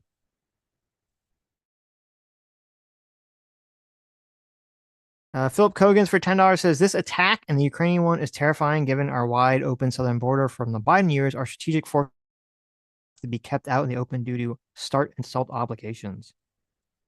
Our strategic forces have to be kept out in the open due to start SALT obligations. You cut out a little bit there, so. Oh, okay. Thanks. But it's so stupid because, like, yeah, America and Russia during the Cold War and all these other things, we made all sorts of agreements where, like, we're going to keep all our shit out in the open, not do the secret underground nuclear tests and all this other shit to, not to piss off other countries. And Iran's like, no, we get to do our secret underground, 10-mile underground bunker test. Fuck you. Yeah, that was one of the big things about nuclear deterrence and mutually assured destruction. It doesn't pay to have all of these nukes and not let people know about them, right? Mm-hmm. That's a deterrence, that they know you have them and they're aimed at you. We have them aimed at you, so. Mm-hmm. Joe the Meg for $10 says, Boomer Adam claiming Counter-Strike had guided personal missile systems. Bad, Adam. You're thinking of Battlefield. Ooh, oh, yeah. There you go. You were thinking of Battlefield. I don't know if it was Battlefield. Were you thinking Modern Warfare? Yeah, it could have been Modern Warfare. Okay. It was a game that I did not play a lot. But I did do the guided missile once or twice, where you set up the little laptop. You bring up the little laptop. Yeah, I think I'm trying to remember. Did GoldenEye have? No, I think it was Perfect Dark, right? Perfect Dark, I think, had a little guided rocket or something. I don't remember if GoldenEye did. Actually, there was a Unreal Tournament. Did Unreal Tournament have a little guided rocket? Maybe. Maybe so. Yeah. Warhawk had one too, but I can't remember. How the Warhawk had it set up. Zero Fox said it was Perfect Dark. Yeah. I think it was in the airplane. Modern Warfare 2. Okay, it was Modern Warfare 2. There you go. Call of Duty. Call of Duty is Modern Warfare, but yeah. Yeah, Battlefield. Because I played the Battlefield games I played were like, I assume there was a modern Battlefield one, but I remember the Battlefield games I played were like, I don't remember what year it was, but they were not modern technology games or not modern warfare games. Warhawk had a guided missile. I remember specifically now. I used that guided missile quite a bit, but it was in the Warhawk. You had to get the airplane and get the guided missile, and then you could shoot it at people. And right. This is a lot of fun. It was Warhawk. Take people. Sargate44 for $10 says it's funny, sick to see leftists salivating over the ideas of righties unaliving Democrat representatives screeching about Donald J. Trump. They go conveniently quiet when it looks like a lefty did it because Dem reps stepped out of line. They would, but I don't think. I think there's a very 1% chance or less that it was some lefty. That doesn't seem to be the case. So Of this guy, yeah. He seems to be a right winger, but definitely does. Ike for $2 says, "Would you have Karlin Boroshenko on the show?" sure. Why wouldn't we? To talk about what? I don't know. What does she want to talk about? I don't know. Didn't she get completely canceled because she talked about the Holocaust being good for the Jews or something? No, do you remember that? No, she got in trouble because she talked about like people choosing what happened to them, including the Holocaust, on a spiritual level. And then I saw her like she used to be like a huge James Lindsay fan, and then she was like then she became like hugely anti James Lindsay and complain about him every day. And then I thought I saw her like being pro Groyper, so I have no clue. That was a while ago. I don't know where that dial spun ended after all that. She's a Groyper now. I don't know. I was like, I have no clue. I don't know where the dial sped. I just know she seemed like she was pretty crazy. So I would say, I'm going to probably say, I don't know, maybe not. I mean, if it would just be a shit show, I feel like if she was on, but I guess if we have to challenge her on being a Groyper, that would be not fun. So I think I really want to challenge her on much of anything, honestly. You don't want to challenge her on this, whether the Jews chose to be Holocausted by their none of that. spiritual selves. None of that appeals to me. I mean, that could be an interesting debate. None of that appeals to me on any level. Flamenco says she's a weird Nick Fuentes simp. Yeah, I thought so. Oh, whoa. Yeah. Is that why is Ike asking? I don't know. I don't know. Seems Probably like this has come up before too. Probably maybe Ike is Karlin Boroshenko's alt or something. Ooh, okay. Maybe. Well, look, if it's going to make Sitch uncomfortable, we should definitely have her on the show. There you go. Look at that. Perfect. Yes. Joe the Make for $20. Hey, Joe. Sorry I missed this. Says market was weighed down related to the gains made in the week. Been suggested by a couple economists that the U.S. leveraged to ensure the IDF. Oh, no, I did read this one. Yeah, we did. The IDF wait until Friday so the losses would be buffeted by the close of the markets. Yeah. Which is smart. Right.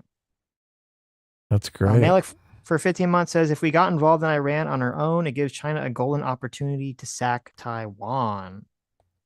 Yeah, like if that's if they're ready, if we were heavily invested, that's a good point. That's a good point. Well, fairness there. So. Cocoa Beans for 21 months. Thank you so much. Says Hasan told Asmongold that if he didn't like what he was saying about Israel, he could leave his country, and told him to go live somewhere else. Watch it. I did see that clip. It was super cringe and stupid, like all Hasan clips. So bring it up. Short-side Goblin for $2 says Kyle Kalinske is left-wing Tim Pool. He's actually, he was. I feel like now he's become like left-wing Alex Jones, essentially. He was literally calling them demons. It felt very Alex Jones, didn't it? He was calling those people demons. When we talked to him, he was below 1 million subscribers. He was super focused on getting to 1 million subscribers. So obviously he's interested in. God, it's weird because obviously I think obviously if you're doing a podcast, you've got to have some focus on gaining attention. But the kind of things that you have to do to get to 1 million subscribers in the political space, it's just, morally repulsive to me. So wow. Well, there you go. I'm assuming you feel the same way because obviously you're not going to say and do a bunch of shit that you don't believe in. I mean, I wouldn't put a number on it, but I do think that in order to climb the political punditry ladder, it does seem like you have to become more and more extreme in your viewpoints. Usually, not always. I think there's some people. Well, that escape that. Like I'd say, like I don't agree with like a lot of things Asmongold says. I agree with a lot of things he says, and I disagree with a lot of things he says. But he kind of like fell into it. He didn't like start as a political streamer, so maybe it's like different. But maybe if you're going to climb your way up, you definitely seems like you have to have a very extreme takes on things. It's weird because I think you do have to become somewhat constrained in that you have to adopt a set, like you have to come down on every single issue in the same camp over and over and over again, right? So you could have issues that you disagree with just for whatever reason, but you have to come out on the side of the Republicans or the side of the Democrats. Or you just have to shut up and not talk about those things. Yeah, there's some, I mean, online, it's not quite Republican Democrat, but there is there are teams, and you have to very clearly align yourself with a team. Right. And you're Which correct. Yeah. That is a constraining factor. Yes. The batshit crazy part of it is the principles that you have to line up with are crazier and crazier and more extreme, right? Right. Yeah. It seems like the teams are on the left. There's like the two teams. There's the sort of resist anti-Trump shit libs who are still like, they're still liberal, but they're like super anti-Trump. And then there's the communists. Those are your two factions that are on the left that you have to choose from. You have to be one of those things. Right. And Kyle but Kulinski you have to be like, unhinged in both of those.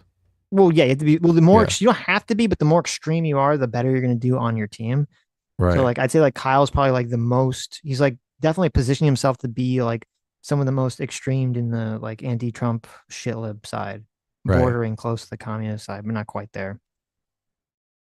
And then the right is like you have the MAGA sphere, and then you have like the alt-right, dissident right sphere. Right. You have to be, it's the Trump did nothing wrong and the Jews are responsible for everything. Right.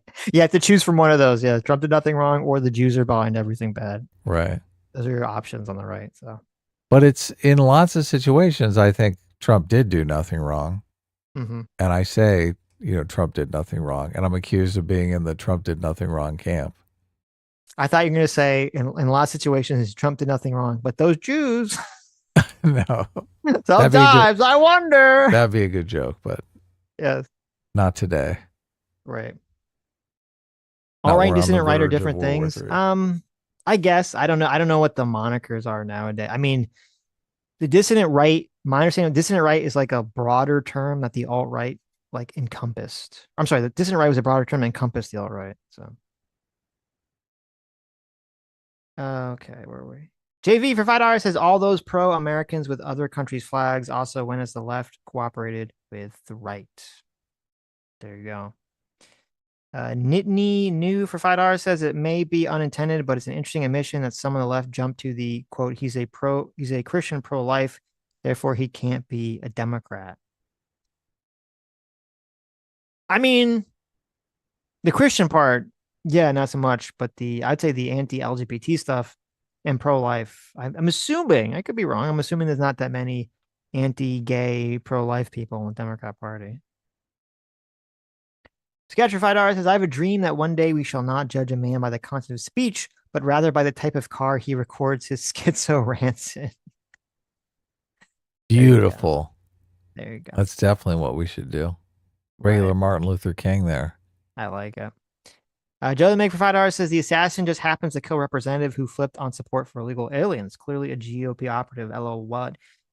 Yeah, it's unfortunate. I don't blame you, Joe, but there's a lot of right-wing people that were pushing a lot of fake news about that because it doesn't make any sense. He killed two politicians. One of them flipped on support for illegal for illegal aliens, but the other one didn't. The other one did support the Medicaid expansion for illegal aliens.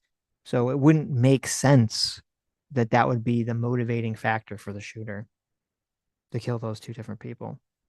But a lot of people were pushing that out there like it was. So that's just the danger of everyone jumping to these conclusions the second the shooting happens to try to assign blame to other people. JV for $10. Thank you. Says they will scream fascism and danger, but he will continue to shout in his car and make money. He doesn't believe the shit he says because if he did, he wouldn't be so passive. That's probably true. That's probably true. Meme spread for $5 says, while we will have to see here, I feel usually these political killers have weird extremist schizopolitics that aren't clearly left or right wing. You know what? That's usually true, meme spread. That's usually true that they don't. The last couple of people, like, yeah, they didn't really clearly fit into anything. They're like, they have like a bunch of different extremes of a bunch of different ideologies. That is a good point. I wouldn't be surprised if this guy's the same. Ace for $5 says, I love the right is engaging conspiracies about paid protesters and the criminal in Minnesota was a Trump fan, was actually a Democrat. I mean, everyone just jumps to try to assign blame to everyone else, sadly. Mr. Cross, thanks so much for $10 says, I need the Sitch and Adam decision. Is the Minnesota assassin a left-wing nut or a right-wing nut? I mean, definitely seems so far that there's a lot more indication, evidence that he was a closely aligned to the right. Said there's a video of him denouncing gay people. His friend said he was a Trump supporter. The police said that he was going after pro-life advocates in his list. So seems pretty clear that he was definitely more on the right than left. Joe the Meg, thanks so much for the 5 gifted memberships. And thank you, Ace, for the 1 gifted membership. Yeah, nice. Stargate44 for $10 says, regarding the unaliving representatives, to be clear, I'm not in favor of drawing conclusions about ideology before it's released on either side. It's the immediate assumption and salivating over the political motive that's sickening. Yeah, no, I agree. Everyone, that's why it is very obnoxious. Everyone just rushes to try to weaponize it politically the second it happens. I'm just like, I don't want to tweet about it. I don't want to talk about it until like people have more information. It's just like, just everyone just fucking chill. See what comes out. They're so anxious to say, look, this crazy person's a left winger or this crazy person's a right winger. That's all they want to do. Yes. To make the claim that, oh, look, all the right is psychotic murderers. Yeah. You know, it must have been the spreading of like the whole thing about him being on the left must have been like crazy through the right wing social media sphere, because there was like a random person that Sam interacted with that told her that like the day that it happened. Some like random like person in their like 50s, I think. Some middle-aged person. I was like, it's all over how do you Facebook. know about this? Yeah. I guess it's all over Facebook, you're right. So many people, so many of the elderly are fucking glued to Facebook. And they're all gonna be totally wrecked now by all the easy deepfakes and everything. Oh yeah. Their Or whole AI family's generated gonna be video, deep faked. Right. Hennessy for $10. Yeah, listen, right now, okay, if you guys have a family, if you guys have parents, okay, what you gotta do, or children, you gotta come up with like a code phrase that you tell them. You That's gotta a be good like, listen, idea. if you get like a call that says like, I tell your parents this especially, but like, if you get a call that I was in like a car accident, I need you to wire me $10,000 to some account. Okay. You have to ask me what the code phrase is, because, you don't want to get someone deep faking your voice to your parents to scam them for money or something. That's exactly right. Yeah. That's a good idea. Yeah. Come up with some weird code phrase. Hennessy for $10 says 3/5 of the parade pros, it was history based and some positive propaganda. Cons, like all the complaints saying it being all about Trump showing power.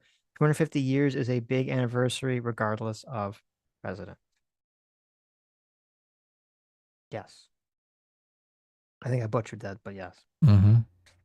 Black Hat 0061 for 38 months. Thank you so much. Says, who is the worst fictional father? Hard mode. Sitch can't say Tucker from Full Metal Alchemist. Thanks for the great content, guys. S-Class is best class. The worst fictional father. Worst fictional father. First of all, that's not fair, because he is the worst fictional father. Okay. Who's the worst fictional father? That's not the guy from Full Metal Alchemist. Let's see.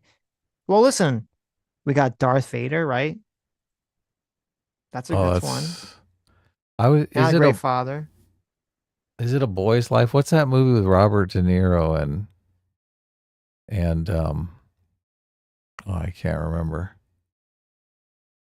I have one that is like definitely the worst fictional father of all time. I'm thinking Darth I think Vader. it might be maybe About a Boy. What the fuck I've is never that seen movie? that. It's got Leonardo was- DiCaprio in it. Oh, no, wait. With Robert De Niro and Leonardo DiCaprio? Yeah, he like beats his kid continually. It's brutal. This Boy's Life? Maybe, yeah. This Boy's I've never Life. seen that. Yeah, I've seen that. The father from The Shining, not great. Oh yeah, that's a bad one. Does try to murder his family, though he is possessed by evil ghosts. So maybe He was it's not his probably fault. a great dad. It was all the ghost's fault. Well, he was kind of like, I think he was like an alcoholic or something. So not exactly the best father either. But the ghost possession made things worse, right? Obviously, there's Shinji's father, getting the robot Shinji. I mean, you could argue, be like, listen, he's trying to save humanity. Not that great. Someone in the chat said, Hayden Dill chat said Destiny is the answer to the question. Is it fictional? Fictional fathers. Okay, fictional. All right. The dude in Game of Thrones with the incest cabin. Oh, that's true. That's true. Yeah. Oh God. yeah. I'm blanking on what that guy's name was. Was he a dad? Yeah, he fucked all his daughters. Craster, that's right. Craster keep. Craster, I know our Hillsford is, if he's still listening, he's not gonna like this take. I know they're huge Craster fans, but Craster, that's a good one. He's it's not a great father. The crackhead dude from Breaking Bad, season 2, that's not great. Joe Biden.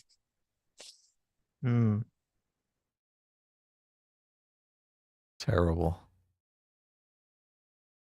Let's see, anyone else had any good Any good takes? any other good nominations here? The Mossad in chat said that they're shooting more missiles right now. Jeez.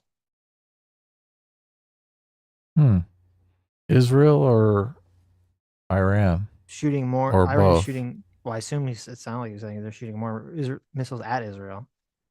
Oh. J-Mac for $10 says Peter Griffin is the worst dad. Bowser is unironically one of the best fictional dads, though. Really? Bowser? I don't know about I haven't played any of the games that have Bowser Jr. I don't know what Bowser's relationship is with Bowser Jr. But I would think the constantly kidnapping a woman, not great. Not great for your kid to look up to that, right? I mean, like that behavior. Be a kidnapper, right? No, kidnapping is horrible. Yeah. Rusty Venture. That's true. Rusty was a terrible father. Bowser Jr. isn't Bowser's kid? What do you mean? Is that true? Who the fuck's his dad? I don't know the lore here. I don't know whatever fucked up familial lore is going on in Mario.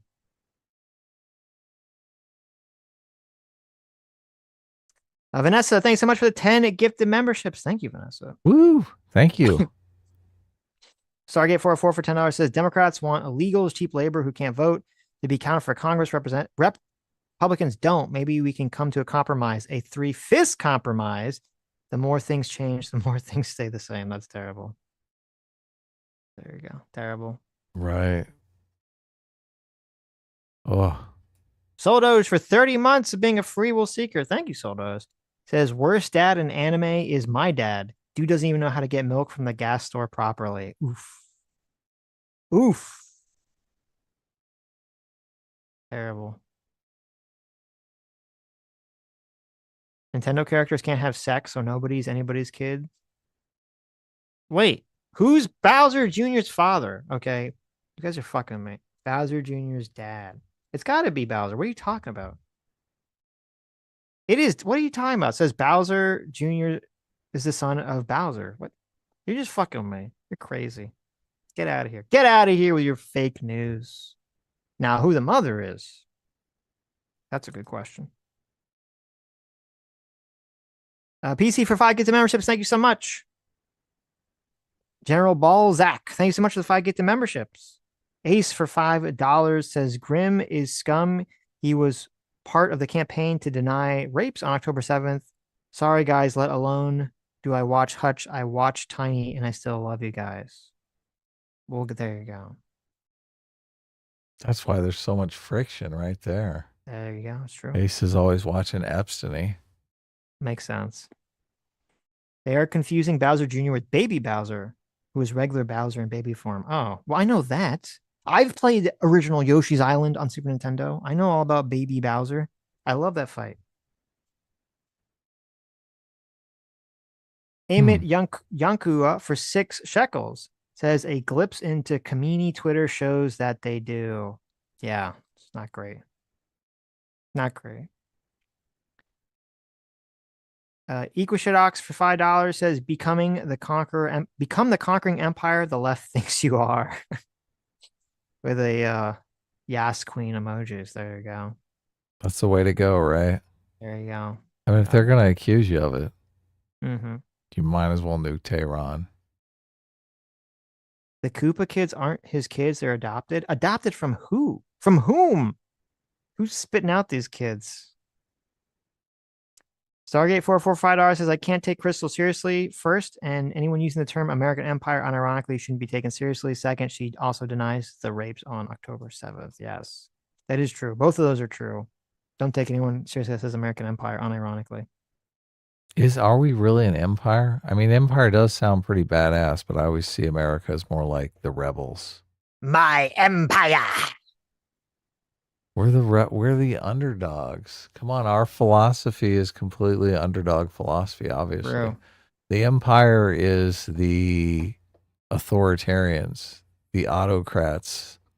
I mean, how can you not see Russia as the empire? I mean, they're literally trying to rebuild vassal states all around them. True. I guess they can't. They see any alliance that America has with anyone as some sort of vassal state of America. When it's more like they want to get in America's good graces because America has a lot to offer them. Yeah, right? 'cause we're based. Economically.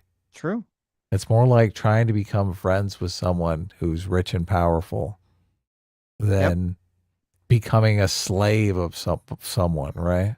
Well, the problem is, unfortunately, I feel like the way the world works is no one can just be neutral. Everyone kind of needs to be friends with somebody. Yeah, Might as that's well be why friends with we have America. relationships. That's the whole point of relationships, right? Yes. Yeah, it's a cold, Well, I mean, from a country lonely world. perspective. I don't mean like individual perspective. Yeah, but yeah. it maps onto the social dynamic in the same way. I guess that's true. Yeah. I guess that's true. It's useful to have alliances, obviously. Of course. Helps one achieve their goals. Dexter Morgan's father was pretty bad. That's not true. Listen, just because Dexter's father raised him to be a serial killer for good, right? That's a good thing. We need more fathers like that, right? Well, I guess that was his stepfather. He was adopted.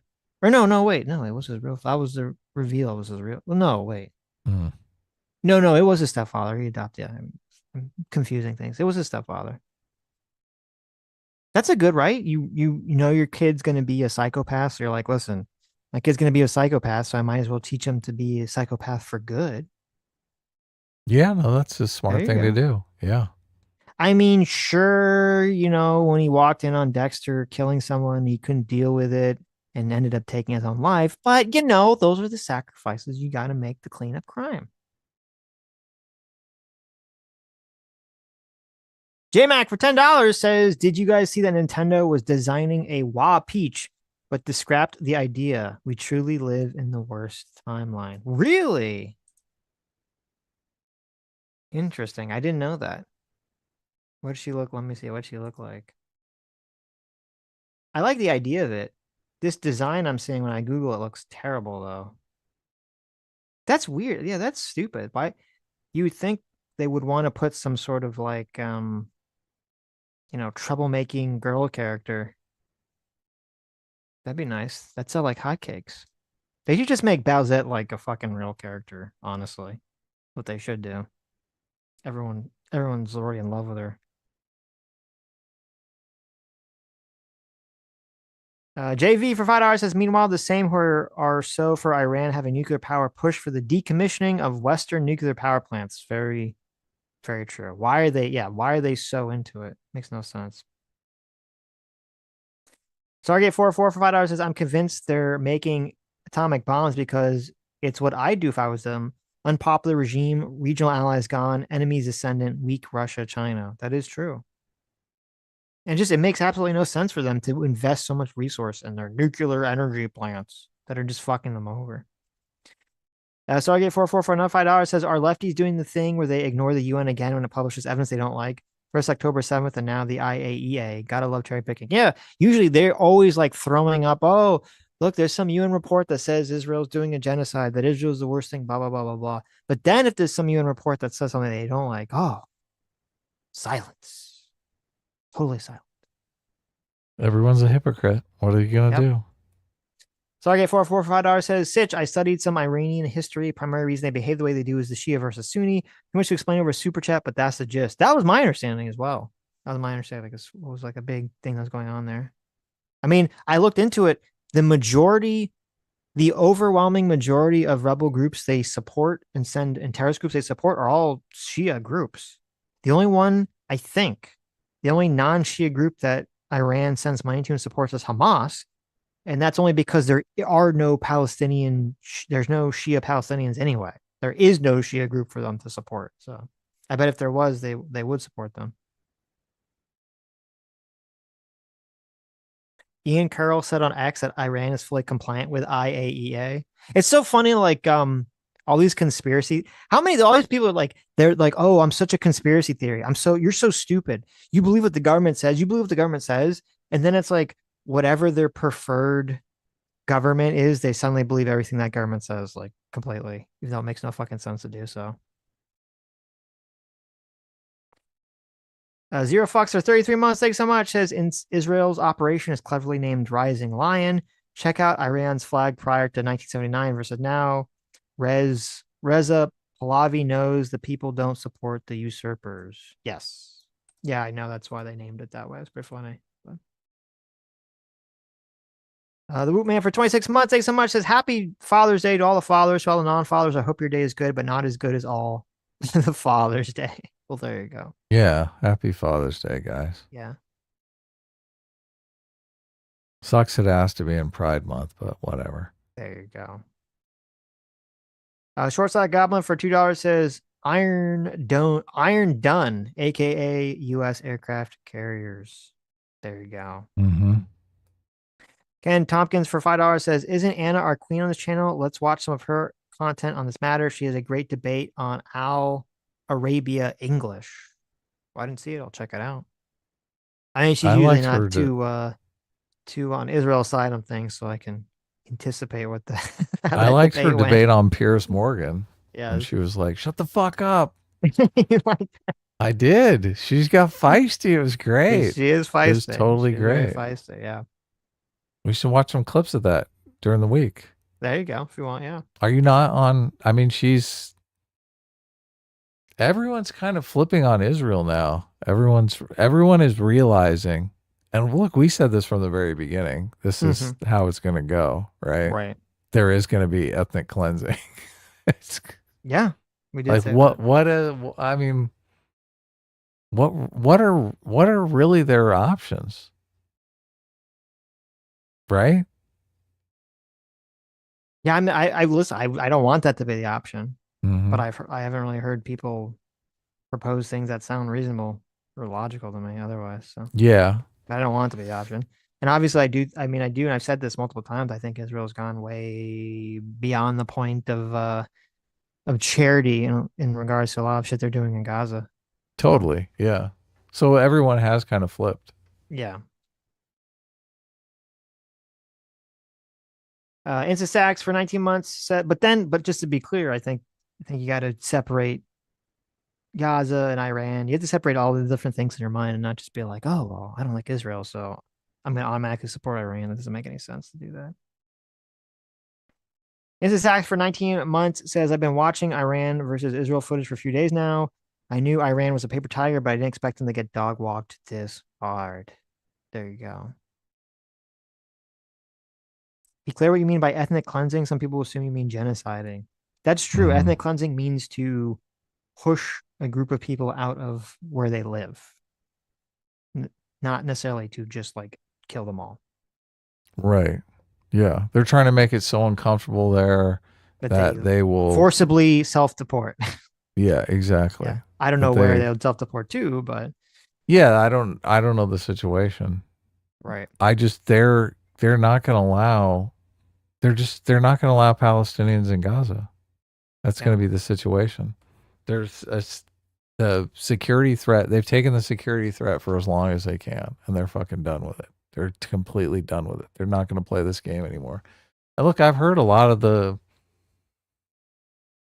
God, it's just everybody that puts out a proposal on this, it seems laughable because they're under this delusion that the people who control Gaza, anybody who is going to control Gaza is going to control it with an iron fist. They're going to be an autocrat. And sooner or later, they're going to be in the same exact situation as they were before. They live in this delusion that those people are not going to be constantly a threat to Israel. They're not going to make themselves constantly a threat to Israel. They're not going to perpetuate the culture that Israel has to be removed and just. So, I mean, it is definitely like it's a terrible situation, but I think that's where we're at. J-Mac, thanks so much for being 38 months of outside the simulation. Says, read me, Adam. I did. I read that one. It was great. There you go. Thank you so much. See if Paffy coming after me again.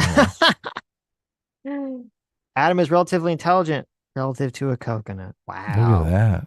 I think terrible. He's just joking. I think so too.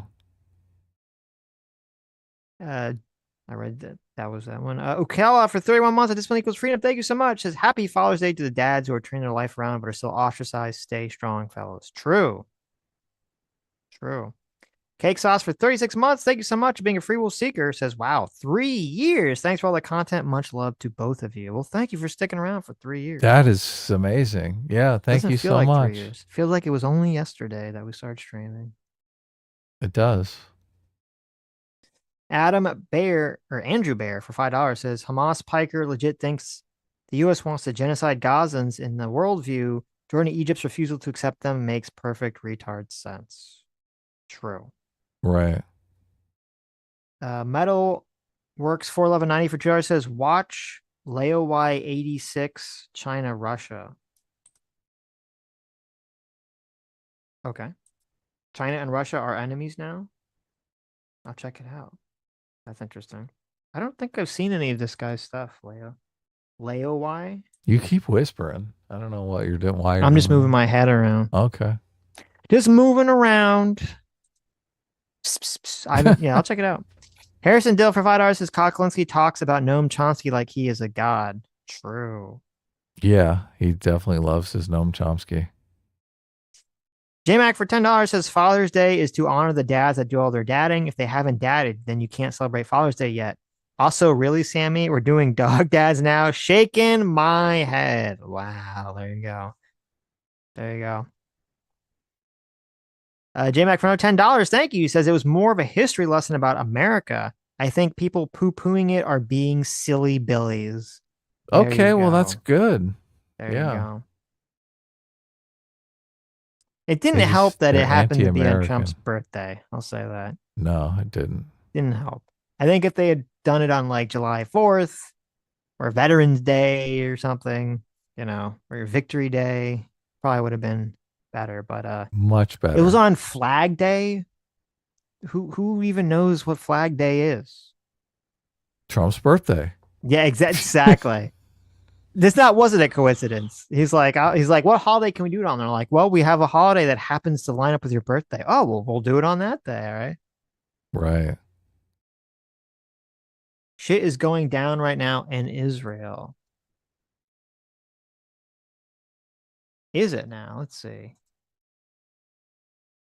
What's going on? Is there like a live stream? Yeah, bring it up. Oh, I gotta do it. I'll look for it. You read some super You go chats. find some live stream. If shows whatever's going down. I'll check in. Sure. Okay. Old school. Oh, then Sitch cuts out immediately. No, I had to turn the volume down. I had something open and I had to turn the volume down. Oh. Old School Friday says Bran Stark in Game of Thrones ends up to be a direct ripoff of the God Emperor Leto 2 from Dune. Yeah, sort of. That's interesting. That's sort of the weird, all that prophecy time stuff. JMac for $10. Thanks so much. Says, what? Esper is badass. That's what Terra is in Final Fantasy VI. I always thought it had a mysterious sound, way cooler than Psychic. I hear Psychic and I think of Miss Cleo and her shitty crystal ball. There you go. Remember, Miss Cleo, I'm gonna tell you the future. You call in, I tell you which boy you should be dating. That man, he no good for you. No. She must have made so much money off of that shit. Yes. Didn't she not even have that accent? Wasn't the accent fake or something? I don't know. I could have swore I saw like a clip of her talking and she didn't have the accent. They did it because it was the Army's birthday, not because it was Flag Day. Oh, really? Interesting. Yeah, Miss Cleo really fucked up not predicting 9/11. Baz, the Dark Horse, for 15 Aussie bucks says, Sitch, at the next secret meeting of the Jews, can you find out if Israel is not using the space laser and report back? I will let you know. I will 100% let you know. Okay. I mean, I'm going to lie because I can't release my secret Jew secrets to you people, but I'll let you know. Moondoggy for 22 months, thanks so much. It's been a while, guys, but are progressives just breaking down the pro-illegal immigration talking points are not making sense, and they talk as if it does? I mean, progressives have always just been breaking down. They've always been on the slow cycle of insanity. But I guess more so now than ever. Yeah, I'd say more so now. Stargate 404 for $10. Thank you so much, Stargate. Been giving me a lot today. Says Hasan is right about the Sunni Shia divide. The CIA used their time machine to send the agent who really shot JFK back to 632 AD to kill Muhammad. Abu Bakr was a CIA plant in the U.S. asset until 634 AD. That is true. That did happen. That is a fact. Yes.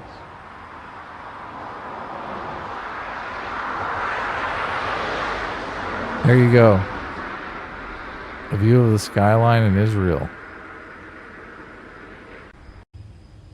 There's nothing's happening. I mean, it looks pretty quiet to me. I don't know. This just ended recently from Reuters, so. Oh, look, I saw a little rocket over there. Oh, what's this? Is that a rocket? Oh, no, there is. Holy shit. That looked like a pretty big hit. Did you see that? I did, yeah. Wowzers.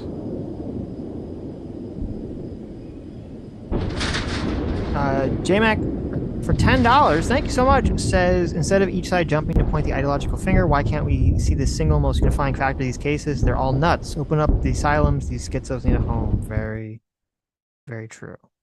Completely true. And we all join hands and say, fuck the crazy people. That'd be useful. It would be nice.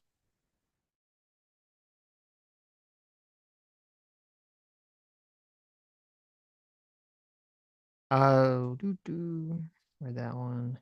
Malik for $10 says, unusual whales said Israel now claims Iran tried to assassinate Trump twice. Coincidence? I think not. I did see that. I did see the twice claim. I mean, I know it was like in November. It was like right after the election. the Justice Department like arrested 3 people that they said were Iranian and tied with some plot to take out Trump. I don't know who the second person that they're referring to is, but Alex Wright for $10 says amnesty. Adam mad ? Maybe one of the few good pieces of public policy we'll see from this administration. How much friction would this cause in MAGA? Is Trump offering amnesty? I don't think that's not true, is it? Well, that would never be true. We talked about this before the stream when I brought up Rob Noor getting all pissed off about Trump did some tweets dialing back his mass deportation stuff. Yeah, Trump did a tweet where he basically said, "Oh, maybe we shouldn't." I mean, what he said basically, I don't remember the exact wording, was basically, "Hey, we should maybe not be deporting all the people that are doing farm work and working in hotels as like maids and janitors, and we should be sticking to the criminals." Which is interesting because I was kind of like what he said on the campaign trail, and then when he was in office, kind of they were just like rounding up everyone, and then now he's gone back on that because I guess either the businesses were mad at him for taking workers, cheap labor and cheap workers, and also because it probably just never really looks and plays good publicly.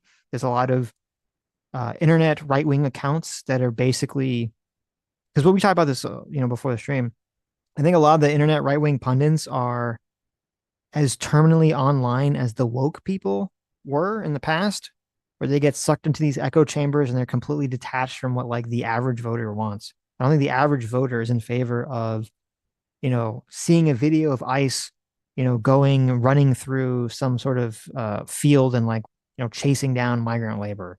I don't think that's what the average voter is in favor of that. Yeah, I'm not in favor of that, obviously. Right. Yeah. And yet I see like libs of TikTok and all these other accounts are like cheering this on. And okay, I mean, if you want, that's fine, but I don't think the average Republican voter is necessarily. I share those libs of TikTok videos with Sitch in DMs, and we laugh about how the normie looks at this and thinks, "Oh my God, this is fucking insane." Yeah. Right. So I don't know why you would think I would be mad that they're Adam. not going to they're going to stop doing that. Right. And Right. I'm Sitch and I've talked about this many times. I'm completely agnostic on the policy because I don't know if the mass deportation is going to work. But look, I side with the American middle class. I mean, this was a policy of Bernie Sanders in 2016. You can't have all of these illegal aliens come in driving down prices, driving down the cost of, or driving up the cost of housing, driving down wages. That's bad for the middle class. So when Trump and Trump is gambling that mass deportation, well, we don't know if it's going to happen because obviously maybe he backs out because the people who need the cheap labor come in and change his mind, right? But look, if he does it, if he literally deports 750, 750,000 people in Los Angeles, right? That's some estimates have it at 750,000 Los Angeles residents are illegal. And wages go up and housing prices go down. I'm going to say, look, the policy worked. Sucks for the people that had to get deported, but my sympathies lie with the American people.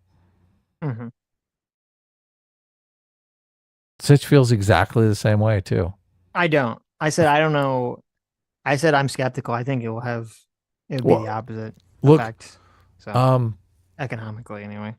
Sitch thinks that he's not less agnostic about whether or not the policy will work. He says he thinks the policy will not work. He thinks housing prices are going to go up because obviously the cheap labor is instrumental in that. Yes. And the cost of goods and services is going to go up because of cheap labor is also instrumental in that. Right. But Sitch, if you're wrong and that doesn't happen and the policy ends up being working for the American middle class, you're for the American middle class, right?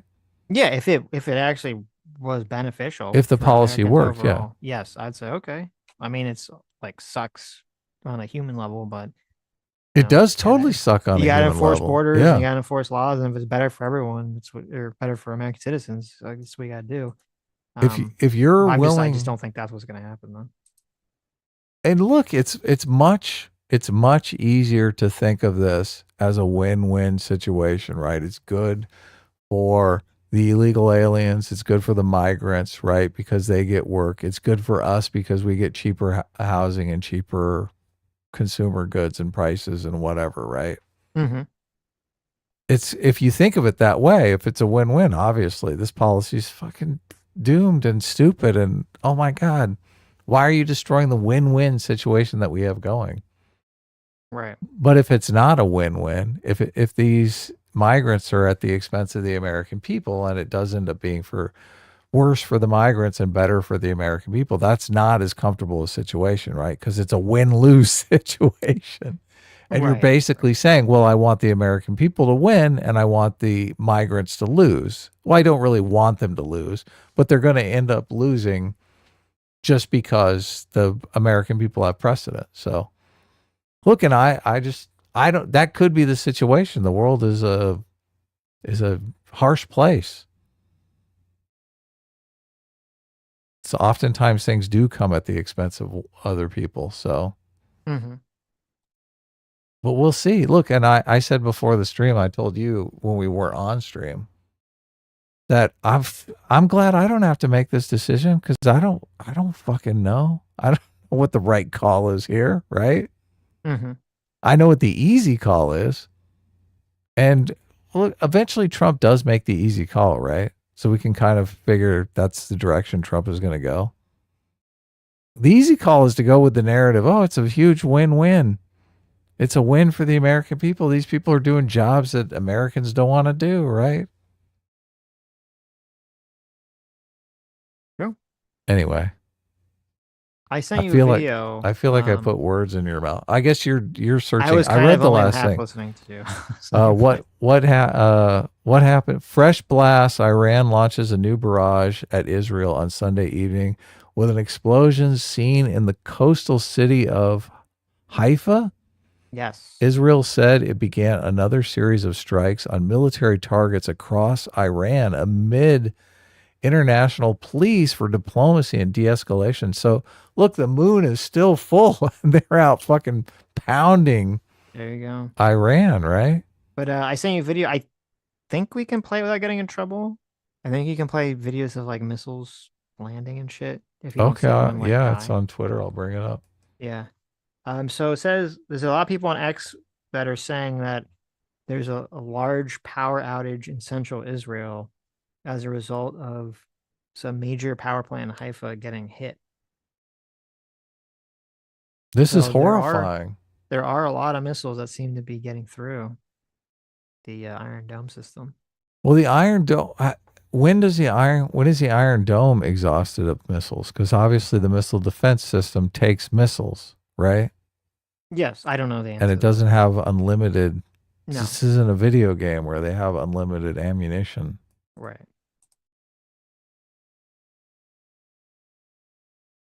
And then also it says Israel's engaging in massive airstrikes. Wow! Where- Holy fucking shit! Where Khamenei's bunker is believed to be. So I don't know. They're going at each other hard. Apparently both sides. This is some crazy shit. Did you play the video? I am, yeah. Yeah. I got it up now. Did you? You can hear the explosion when it hits. Here, I'll turn the volume up. Yeah. I'm starting at the beginning. 3, 2, 1, go.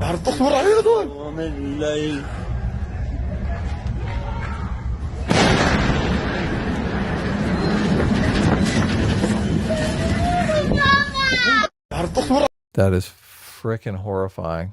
Crazy, yep. Freaking horrifying. Well, I'm sure Hasan's going to be watching these clips going, oh, this is so great. Oh my God, Israel totally deserved it. They did it. Yep. He's probably live right now. Live reacting to it. Oh, I clicked on his stream and it's the chair react. I got hit with the chair react. The what? I got hit with the chair react. What is it? Oh, the chair. Yes. I was like, oh, is he reacting to this? Oh, he's the chair. The chair is reacting to it. Okay, there you go. So sad. Live Hasan chair react. That's pretty terrible. He's streaming right now? Yep. William Vance for $20 says, need to clear the record. You were fed some MAGA fake news. No King was sponsored by the widow of one of the Walton siblings. Walmart asked her not to, and she lives in Mexico, exploiting their cheap labor. Go figure. Interesting. The widow of one of the Walton siblings. That's funny. And Walmart asked her not to. We got to get you, we got to work on we got to get you a compressor so you can whisper. Okay. You didn't hear what I said? Well, I can hear, but it's just super low. So I might have to go back to my other microphone then. Metalworks 411. Metal Rules 81 for $5 says, you think Kyle posted a tweet or made a video denouncing the Bernie bro who shot Steve Scalise? He's unhinged nowadays. I don't think so. Of course not. Ace for $5 says, Anna has horrible foreign policy takes. Look no further than Ukraine. She's given the same NATO expansion argument. Don't hate her, but I'm not a fan. There you go. I don't look. She said that. I don't know. I haven't seen her takes recently, but she said Sitch was influential on her Ukraine perspective. So based. There you go. Soto Fujara says June 14th actually is both the Army and Trump's birthday. Oh, well, there you go. I guess that makes a little more sense then. I didn't know that. Yeah, that's the whole thing. It was the Army's 250th birthday. So right. Yeah. Kristen Brandon for $5 says, hey guys, got a question. Do you agree? Oh, skipped ahead. Okay. Do you agree or disagree? Ben said that Trump. Who's Ben? Ben Shapiro? Ben said that Trump is a pragmatist, that he reacts and move or he throws stuff on the hope that it sticks. I mean, I don't know if Trump's a pragmatist. I think he's not. I think he's just not ideological. This is going to sound like I'm saying he's pragmatist, but I'm not. I don't know if Trump's a pragmatist. I think he just doesn't have strong ideological feelings about a lot of different things. And so he is willing to just listen to supporters or his staff and his advisors, and he kind of just gets pulled in various directions.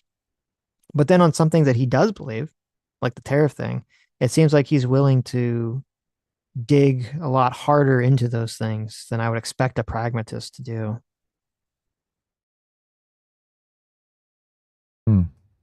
I don't know if you have a take on that. Yeah, I mean, you can define it as pragmatism, but there's so many places where Trump would not be pragmatic because it would serve his own status goals, right? He'd do something that was completely not pragmatic because it would make him look good. Like is this whole parade thing, is that like a pragmatic thing? No, fuck no. No, the pragmatic thing is not to have it. Yeah, that's a good point. The parade is very not pragmatic. But look, and I honestly think, man, half that Esper book is Trump wanting to have like a big military parade. It's a thing that he tangled with Esper over all the time. Right. He wanted to have a big show, a big military parade, just because he thought it'd be cool. And Esper was like, nah, this is going to send the wrong message. Especially when everyone's in the streets over the George Floyd shit. He's like, it's just going to everyone's going to take it the wrong way. Yeah.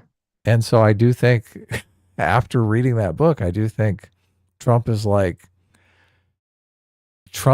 stewing for 4 years while Biden was president, thinking of all the ways he fucked up when he was president. And he's like, I'm not going to make any of those mistakes. I'm going to get one last bite at the apple, and I'm going to do all the things I wanted to do in my first term, but people were standing in the way. And one of them was have a big military parade. Now he's like, look, I did it.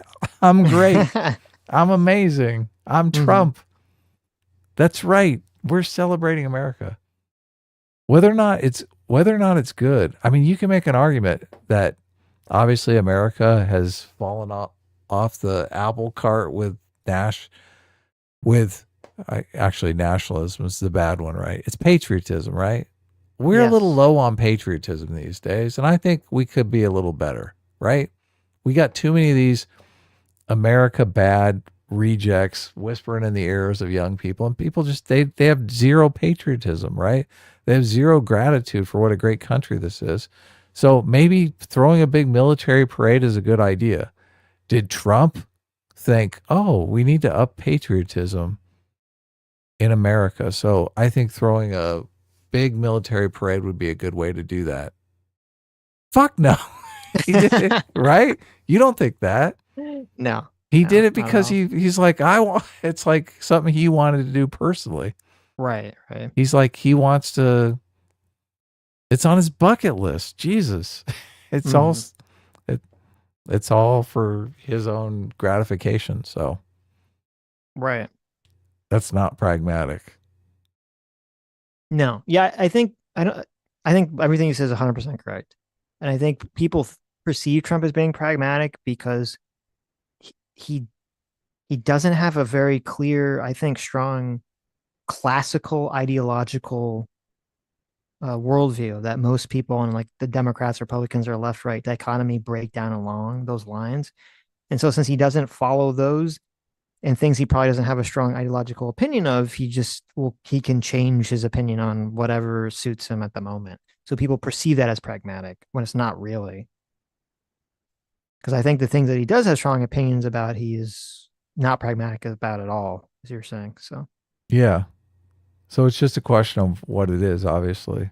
Right. Some things he's very pragmatic on, some things he's not. But I just like myself, I think of myself as the ultimate pragmatist because I mean, I don't really have super strong feelings about things that I haven't really researched deeply and don't have a great working knowledge of. So, and especially the situation like we were talking about with immigration, there's so many moving parts there. I don't think you can possibly have all the information to know the correct course of action. So,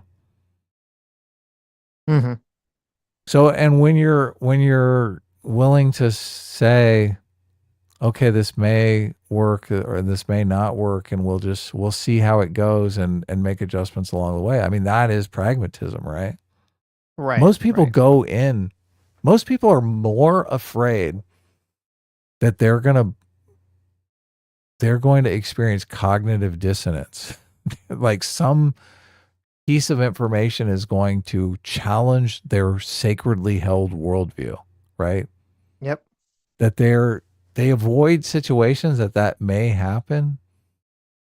And I mean, that's the complete opposite of pragmatism, right? They do things to protect their worldview more than they do things that they think are going to work out pragmatically for the most number of people in kind of a utilitarian way.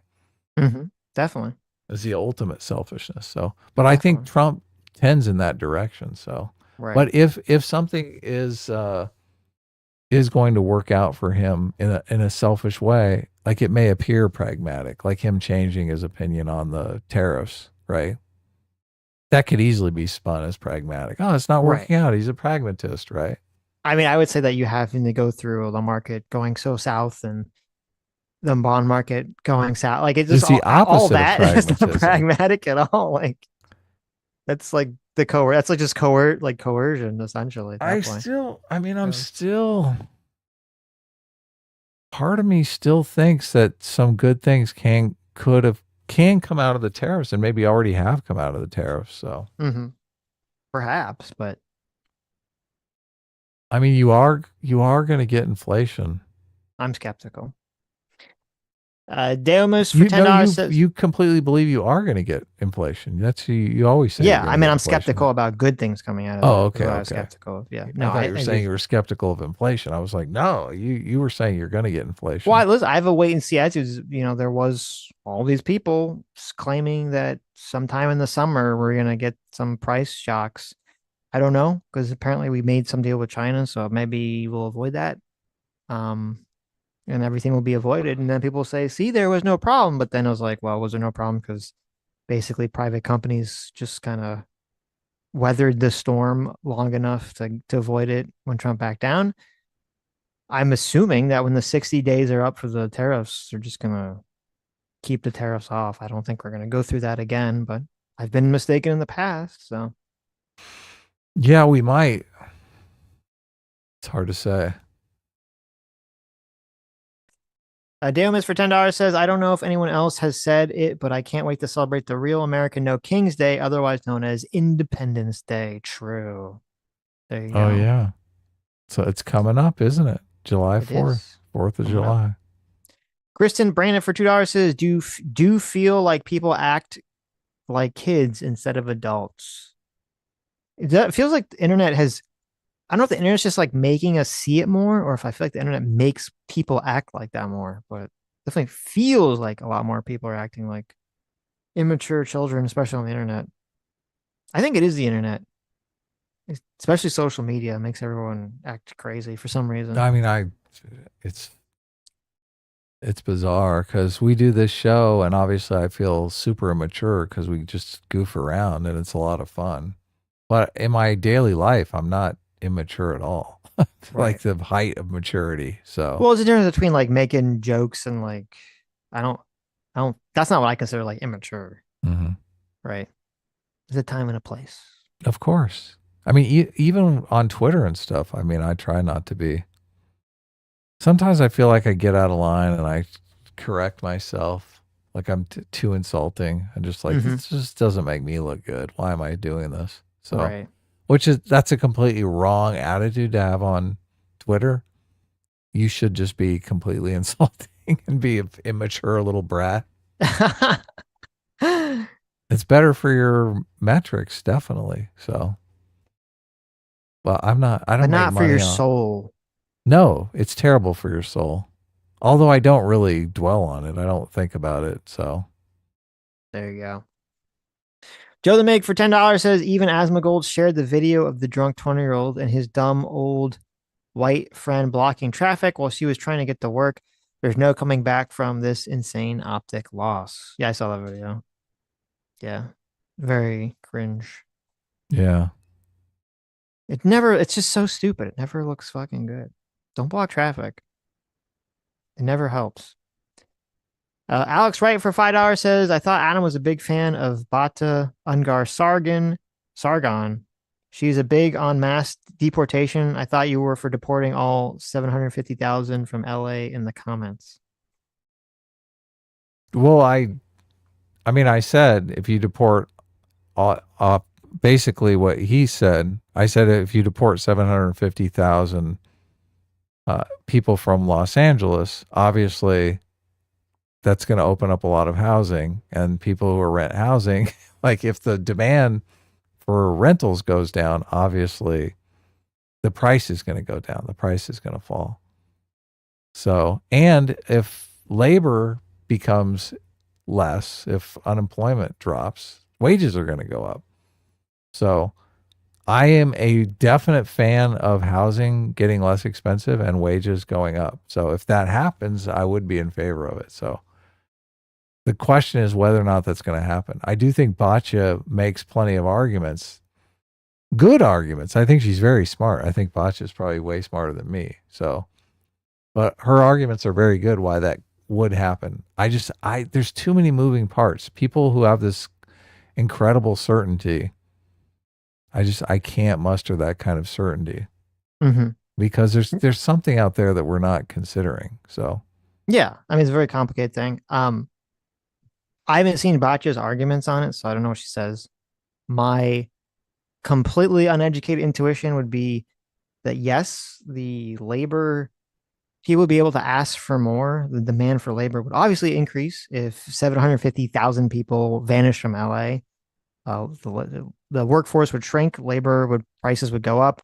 But I would also believe that housing prices, now maybe in low income areas where illegal immigrants are living, yes, maybe housing prices would go down. But I think housing prices in not low income areas or middle class areas would go up because they just lost all of their workers. And if they want to replace them now, they got to pay people a lot more. So I do think that from purely an economic perspective, the economic harm would be more than any benefit that'd be granted to some amount of people. Because I'm not sure that because my concern, I'm not sure there's like 750 like citizens that are just sitting around collecting government paychecks, eating bonbons that would be able to fill that labor shortage. Yeah, obviously there's two forces at play here, right? There's a labor force and the housing market force, the buying force. And I don't know. I don't know what happens when that labor's gone. I do know a lot of people are stuck on the narrative. These people are doing jobs Americans don't want to do. I hate that fucking narrative because these people are doing a job at a price Americans don't want to do that job for at that price. Like that's the truth of the matter, right? So if the contractors paid more money, I'm sure Americans would do those jobs. So whether or not those people are available or are available in other places of the country and would come in if there were job opportunities to come in on. I mean, obviously, a lot of the migration is happening because there's job opportunities for people to come in on, right? These illegal migrants get a construction job, right? And they write home and they're like, oh, yeah, plenty of work here. And the foreman is telling them, well, bring your friends along. And they're coming up, right? Mm-hmm. So I don't know that wouldn't happen in America. I don't know. Yeah. So there's just, like I said, lots of forces at play here that you don't necessarily. We can thought experiment it out so it definitely works, and I think we can thought experiment it out so it doesn't work at all, just depending upon the variables. But we don't know those variables. Right. Oh, we might find out, or maybe not, because Trump's kind of pulling back. I'm thinking we're not going to find out. I'm thinking the way it's going to pan out is Trump is going to start realizing a lot of these Latinos voted for Trump. And that's going to be his Achilles heel because Trump wants to be loved, right? So once he starts losing in the polls, and he's already, I mean, the poll numbers switch pretty rapidly on the situation because I'm sure libs of TikTok is sharing these videos of ICE agents harassing migrant workers, thinking it's hilarious. And it's like, obviously it's not hilarious to the normies and they're not going to dig that shit. And his poll numbers are going to decline. And he's probably going to pull the plug on all this. And you're going to have a lot of people in MAGA who are in favor of the mass deportations, who are subscribed to libs of TikTok, who fucking love seeing all this harassment going on. They're going to get super pissed. But it is what it is. Trump is like, nah, I don't want to be seen as a bad guy. This makes me look like a bad guy. This makes me look evil. I don't like it. We're done. I'm willing to bet that's what's going to happen. Sitch, you want to bet? $20? You want to go $20? What is the bet here?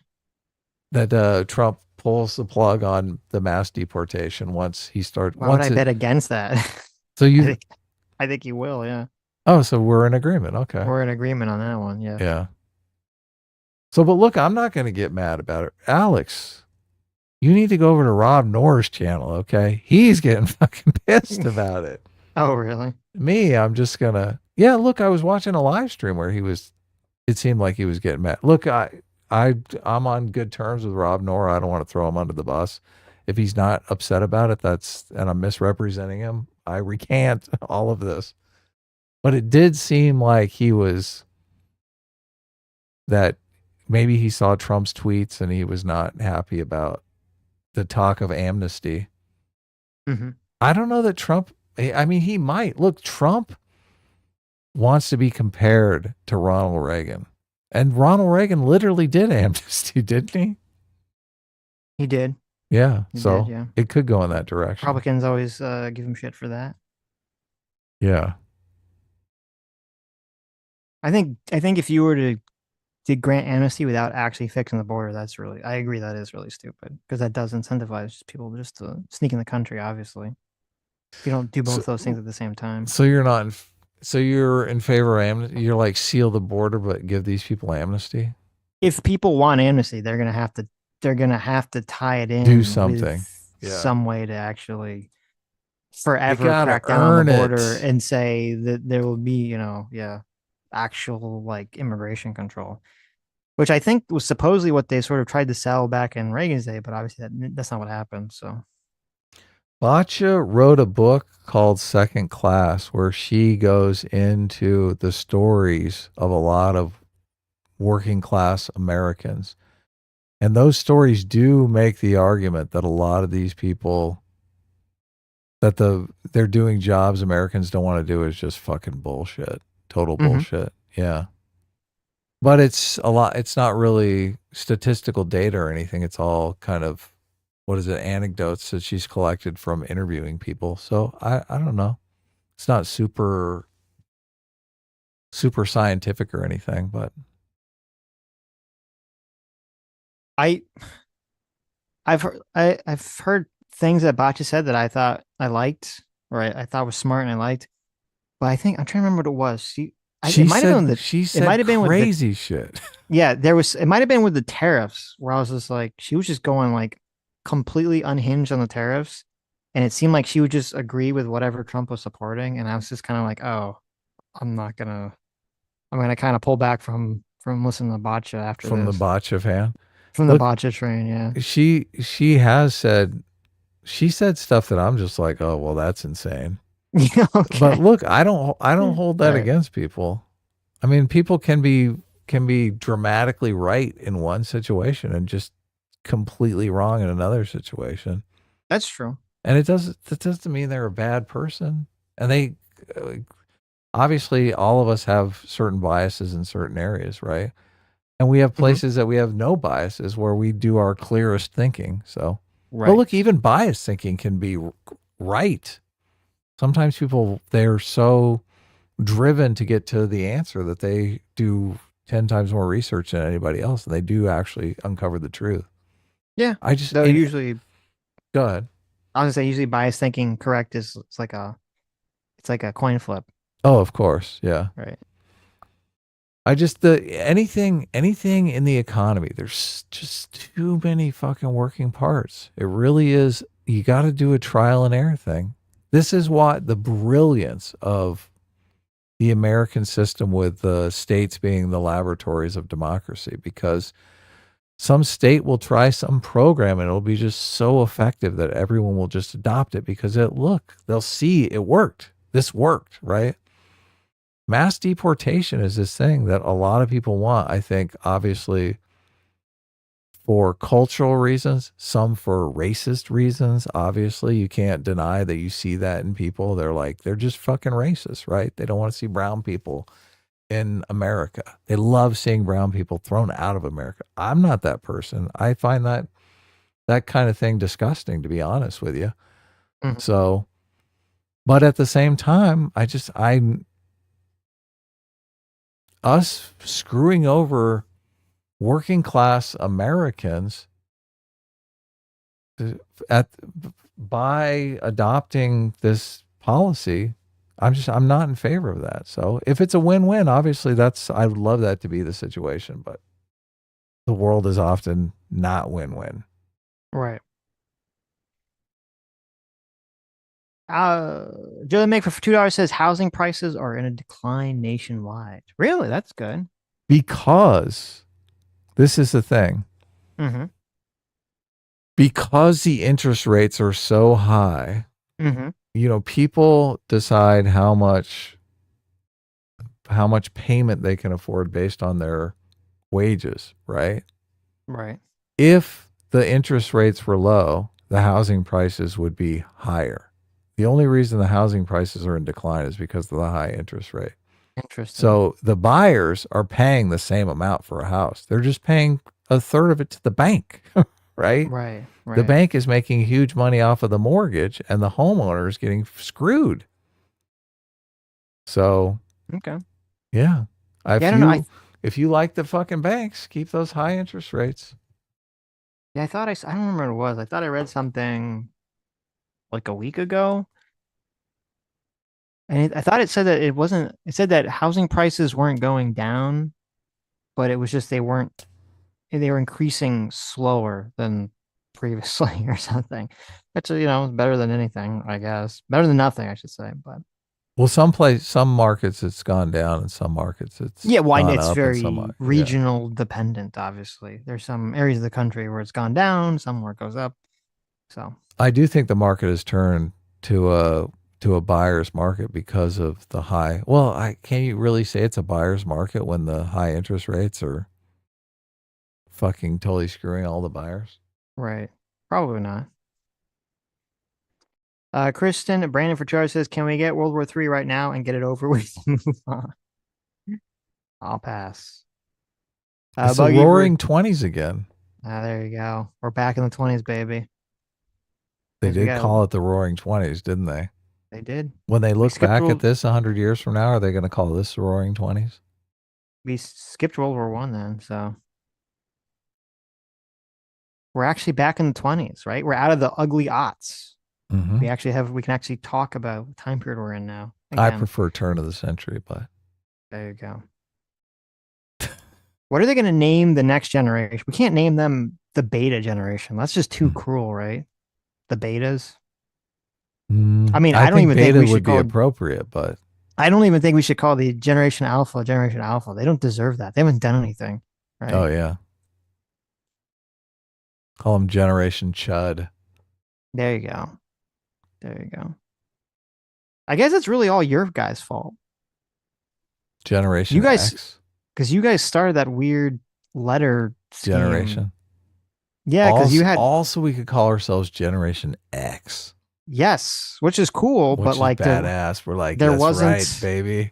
X. There was not a generation letter scribe before you guys. Mm-hmm. And then after Generation X, the millennials, they were the millennials. They weren't Generation Y. Mm-hmm. Right. And then somehow the Zoomers thing stuck on. They're like, oh, we're going back to the letter now again. We've gone back to the Z now. Yeah. Which is like, okay. It's badass.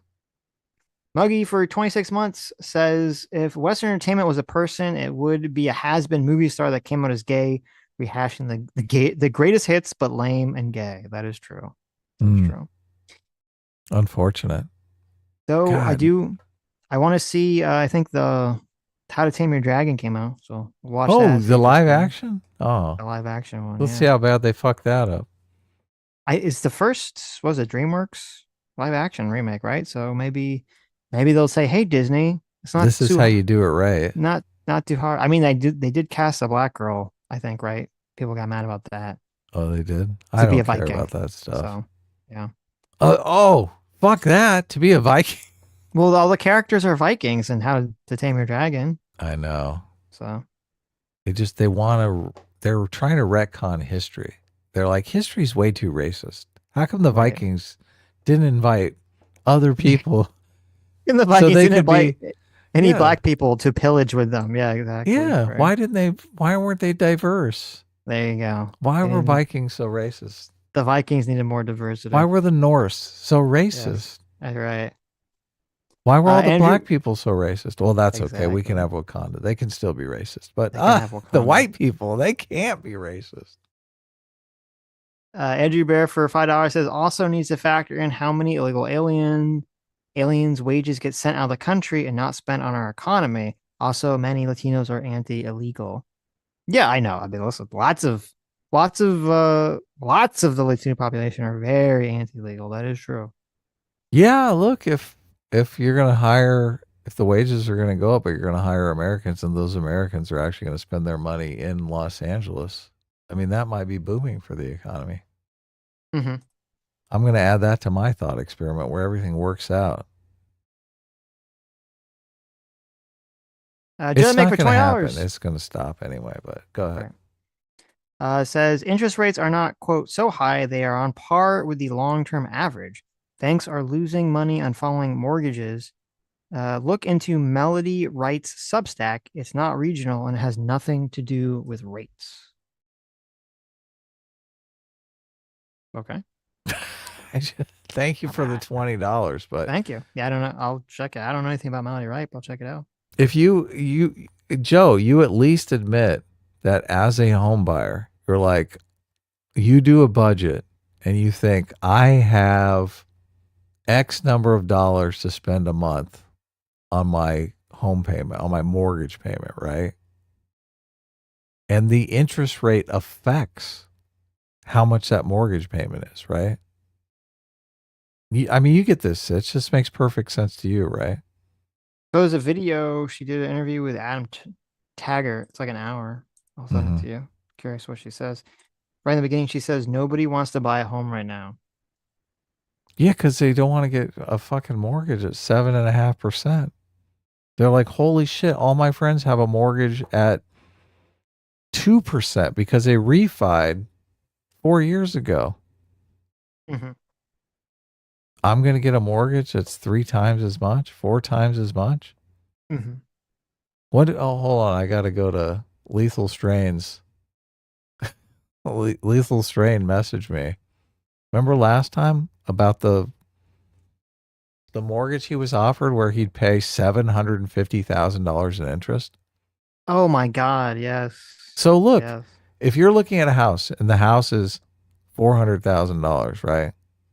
And you're going to pay $750,000 in interest, that's not going to affect you're going to try to get the price of the house down, right? Mm-hmm. Don't look at Joe the Meg's coming. Don't brush this off. Or Joe the Meg for $5. Don't brush this off. As a home buyer, it's not the rates, but the prices that are driving the market. Home prices are 20 to 50% overvalued. Why? Okay. I mean, maybe that's going to bring the price. That's going to make people not want to buy houses. Shit's too expensive. Right. That's true. Yeah. Well, the thing is, there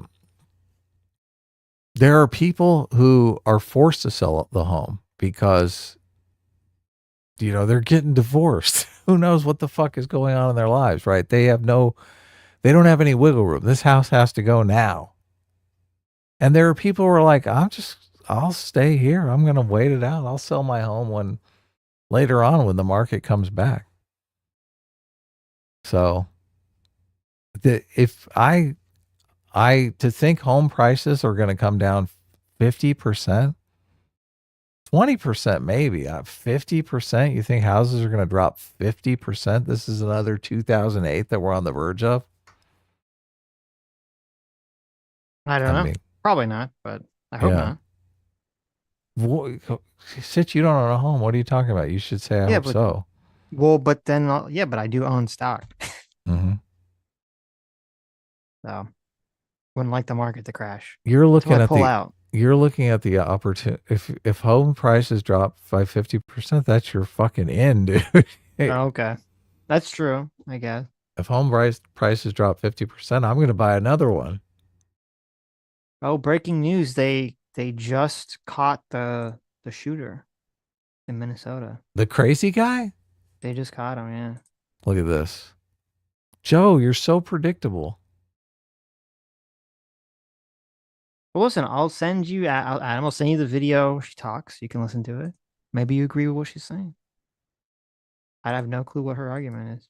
I don't see how you can contest the fact that the price of the mortgage affects buying. Well, no, I think he was saying that it's not specifically the interest rates. He's just saying that there's the demand is dropping because the asking prices are just too high. So it's more expensive. You guys are just why is it more expensive? I guess is the disagreement. Yeah. So. Well, it's the same thing with the tariffs. Besant talks about this, where he's like, there's a price for goods and services that people are willing to pay that you cannot go above, because demand will drop off and people will stop buying, right? They're like, I'm not going to pay $20 for a fucking hamburger. You're insane, right?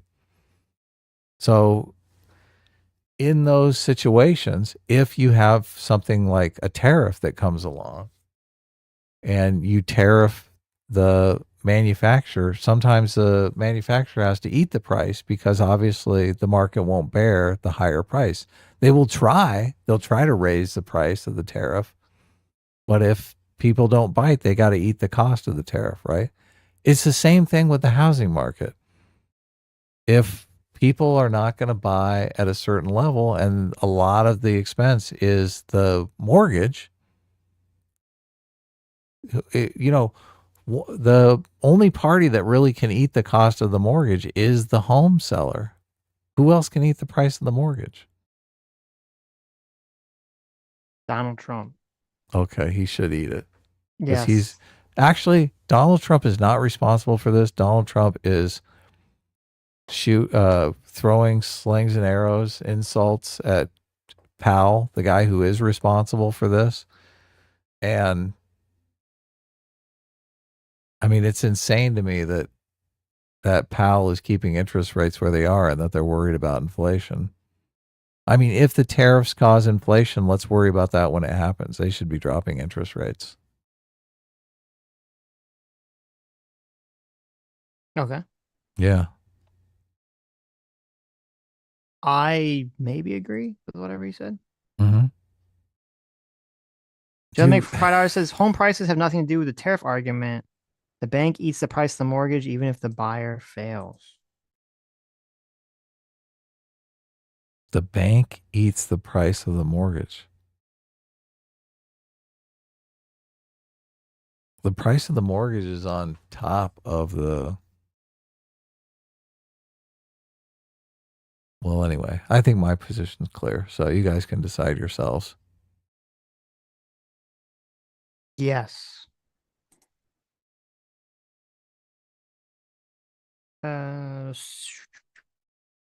Holzer for 2 hours says, to be fair, glass in the Middle East would increase the net worth of the region. The only thing of value there is underground. Terrible. How dare you? Very offensive. Death by Slot for 2 hours says, just watch the movie Four Lions, a 2010 satire about an incompetent wannabe jihadi starring Kevin Novak from What We Do in the Shadows and Archer. Highly recommended. It's only gotten more relevant and funny since it came out. Nice. Four Lions. Dr. Dill for 2 hours says, imagine getting your entire military apparatus taken out in the span of like 3 hours and thinking, yeah, I think we can still get them back. Yeah. Well, I guess that's why they're just lobbing missiles randomly at everything. But Zelda for 2 hours says, my favorite part of the Israel-Iran situation is all the right-wingers screaming about how they won't die for Israel. The IRGC has crumbled upon contact, a bunch of pussies getting scared over a draft that's obviously not going to happen. There's like certain things, so actually Scott Adams that pointed this out. There are like certain things that elicit NPC responses. I think that people they like associate like the nerdle connection in their mind, and they have like an OCD compelling need to respond. It's like when someone says, swimming, and then the response is, well, swimming's the best exercise, right? Like there's certain like little tags that like get stuck in people's brains and they become like NPCs and they just have to like repeat them. And it seemed like that was what was going on with people like, I'm not gonna die for Israel. It's like this like weird NPC tag. Because the idea, you have to actually be 0 IQ. Like you'd have to be dead to think that Donald Trump is going to have a draft in America for a war in the Middle East. You'd actually have to be the dumbest person alive to actually think that. Now, obviously, a lot of people that were saying that didn't actually think that. They were just using it as some sort of weird propaganda phrase to express the fact that they just don't like Israel because they're either an extreme isolationist or they just don't like Jews. So But that's that. So I asked Grok the question, do interest rates affect home prices? And it says, yes, interest rates significantly affect home prices. Higher interest rates increase the cost of borrowing, raising monthly mortgage payments for the same loan amount. This reduces buyers' purchasing power, often lowering demand and putting downward pressure on home prices. Conversely, lower interest rates make borrowing cheaper, increasing demand and typically driving up home prices. Yes, when interest rates are 2% and anyone can get a fucking giant loan, you get like 20 offers on your home because you got all these people who are fucking flush with cash. Anyway, that's Joe. How can you argue with that logic? Anyway. So Fordo says about the parade, on the one hand, drill and ceremony is not a skill that represents modern lethality. If anything, bad militaries use it to hide their weakness. On the other hand, looking like a bag of ass is never a good look. No, That's I true. totally agree. That's true. Yeah. A rare agreement with Solidoge. Look at this. There you go. The world is healing. Well, he's about to disagree with you, so it hasn't healed that much. Okay. Well, fuck. Oh, shit. I spoke too soon. You spoke too soon. Soto's for, is this a 3-parter? Oh, my God. He's coming for me. Holy shit. Says, well, for 2, 4, 6, I'll just read them all. I don't know if they're all together, but I very much disagree with Adam's consequentialist logic of deportation of wages, especially because it's the exact same logic used to strip legal immigrants of their status and deport them. We see people having their legal status revoked, declared illegal and deported, happen with a bunch of Cuban and Venezuelan refugees, beginning to happen to Afghans that helped in the U.S. military, so I can't support Adam's logic. I know Adam doesn't support backstabbing immigrants by revoking legal status, but his line of logic doesn't have a moral or logical boundary that delineates his position with what's happening other than that he doesn't like it. That's bullshit. I'm saying it's unfair to the people who are already here. Well, my response is we didn't really talk about that issue because you can say, I think it's unfair to the people that are here, but if someone is here and has some legal status or a legal case pending, that doesn't supersede that. That should obviously the government, I'm assuming you agree the government should follow whatever the law is and not just rounding up people illegally and just, without any form of due process, just throwing people over the border. Well, obviously it depends upon, if their legal citizenship status is in flux, of course not, right? But a lot of these people they're not legal citizens. They haven't applied for legal citizenship. They've literally stolen someone's social security number so they can work. Mm-hmm. What's that situation? Name another country that you can wander into, steal someone's social security number and start working, and you're not going to get fucking deported. Yes, I agree. And that's not following the law either. I agree. But for people who did come and are in the middle of some sort of legal process to be adjudicated about whether they can stay or not. Those people should be able to stay, obviously. Right, until the case is heard and the determination is made. Yes. Sure. Yes. Right. Okay. But I don't know the numbers. And if Solidoge wants to dig up the numbers and show me that's the primary situation, but to think that there are not tens of thousands, if not more, of people here who are not seeking legal status, right? They're here legally working on a stolen social security number. There's got to be tens of thousands of people like that, if not hundreds of thousands of people, right? I would imagine. So what do we owe those people? What do we owe those people? What if I guess sticky. What if that person was brought to the country as a baby, right? Well, yeah, but let's take those people out. Let's just talk about the people who came here. Okay. Well, I assume you're in favor of 30s, people that 40s. Right. People that were brought here as children and have lived here and not done anything criminal Yeah, like, look, should be allowed to become citizens. Like the dreamers. People want to jump. Yeah, people want to jump to those examples because it's morally unambiguous that Of the course. people are innocent, right? Well, no, but you have to I'm bring it up, talking otherwise about the everyone's going people- to attack you as like that's the example, right? They're going to jump to say, "How Of dare course, you?" yes. No, those people obviously.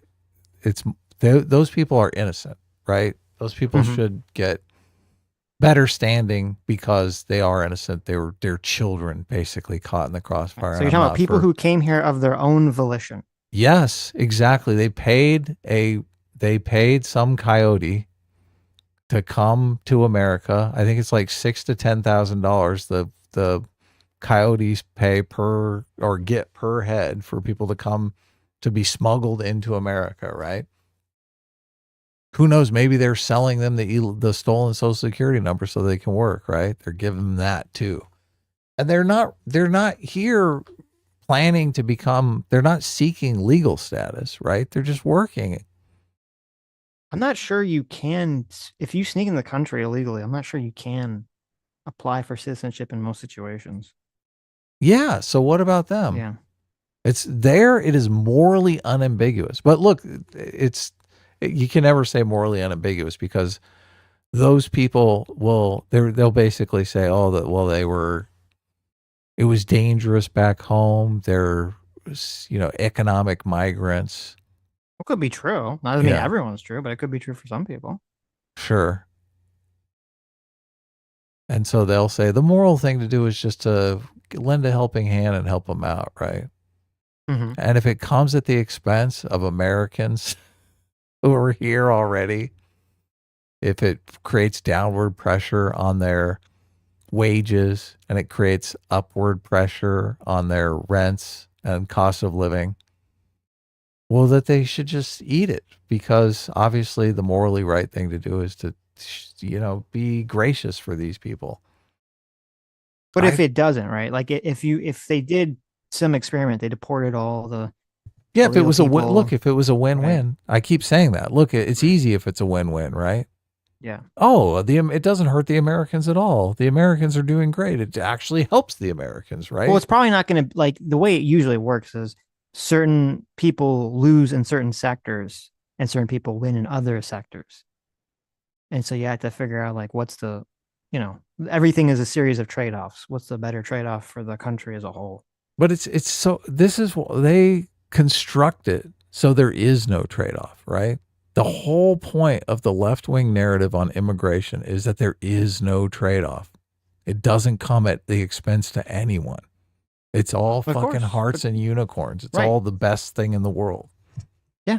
Yes, of course. But this is why everything's stupid, because the left is like, there's no trade-offs, everything's amazing. And the right's like, there's no trade-offs, everything is the worst thing ever. These people are criminals and rapists. No, they're They're also stealing your job, right? It's one of those two things. They're either raping you or stealing your job. There's no I'm at least willing to entertain the idea that it's a win-win, right?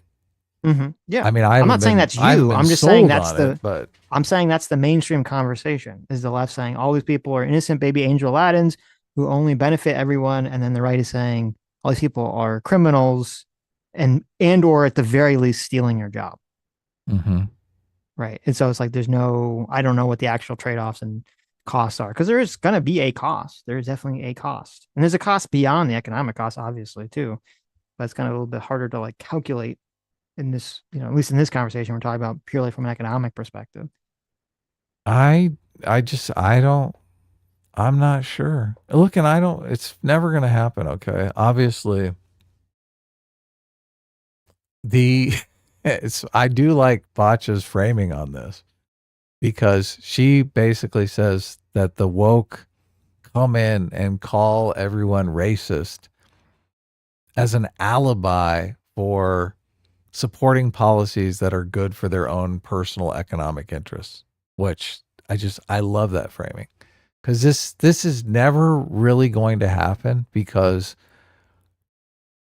businesses want cheap labor, and businesses and business owners, they have money and political power and political pull. So the idea that this mass immigration is going to happen, it's not going to happen. It's fucking not going to happen. Yeah. No, I agree. But I will agree it's not going to happen. I disagree with Botch's argument on it in terms of maybe like for businesses, they're going to do that. They're going to call people racist if it suits them. But like the average, I mean, and we've talked about this. I mean, this is from the average voter who's not like a lobbyist or something. They're making positions based on their moral foundations and their moral intuitions, 99% of the time. I don't think they're concocted some sort of conspiracy way to call people racist because they're benefiting from it economically. I think they're just getting led around by the nose by their elephant.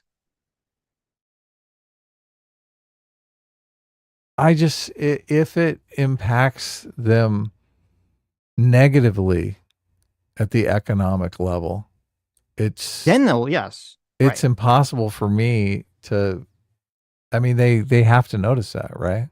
If you are an individual who was working in construction and you lost your job to an illegal immigrant, yes. If you are a person who is, owns a company that makes homes and are benefiting from it, then yes, obviously. But the average person, I don't think the average voter, because there's a lot of people in the country, are not going to be personally impacted by those labor sectors on an individual level. And those people, I'm saying, are going to be led around by their intuitions, not necessarily their pocketbook. Right. The question is, though, even if it's very tacitly, how many people are in the unaffected camp and how many people are in the affected camp? And I would say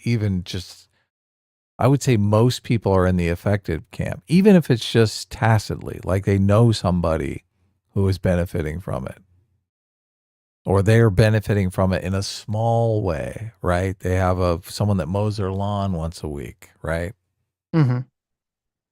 Then those people, they do have an economic, and it's very difficult for people's moral intuitions not to align with their economic interests.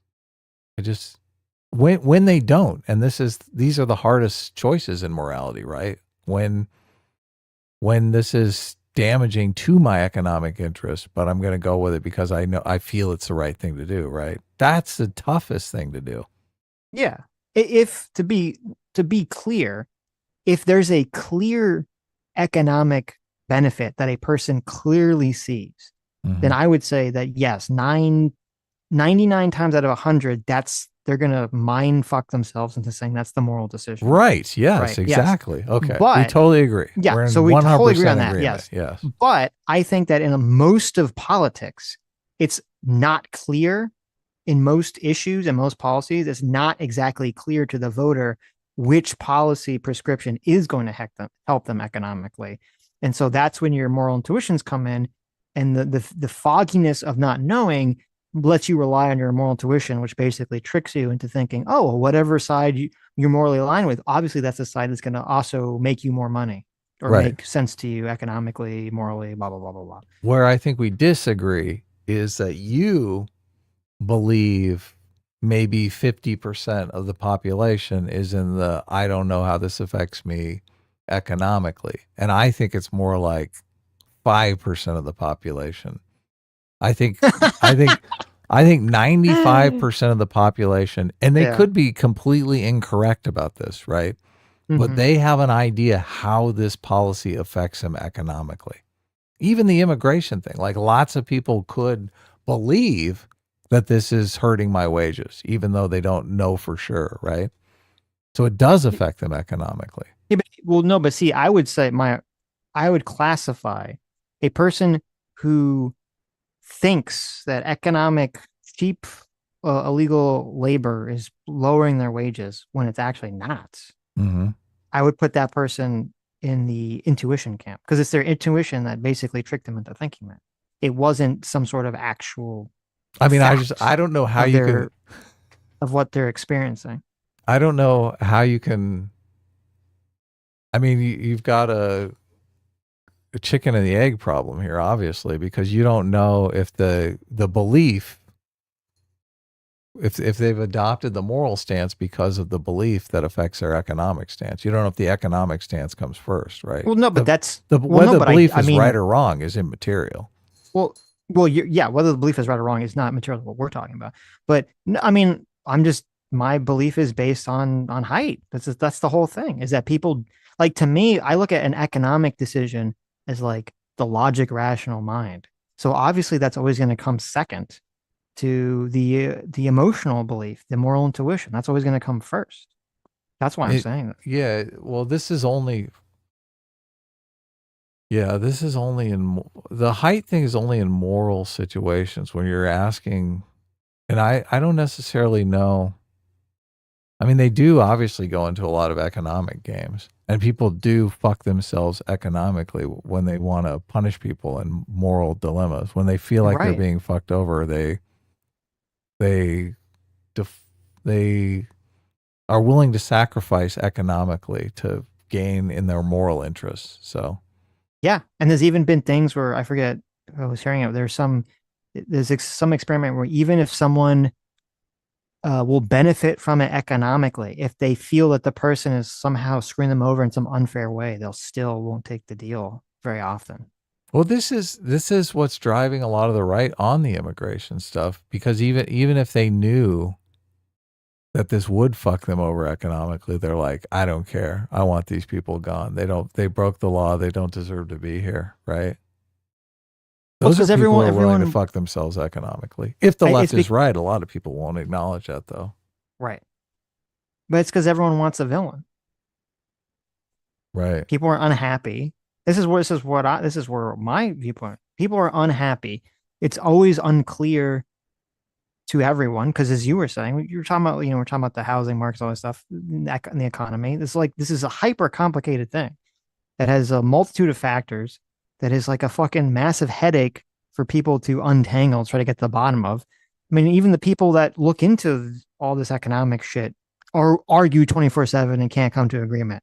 Okay, so what are the chances that the average person is like, oh yes, I have this very clear mental model in my mind of all these economic factors and how they're going to influence me on a daily life? I just don't think people do have that.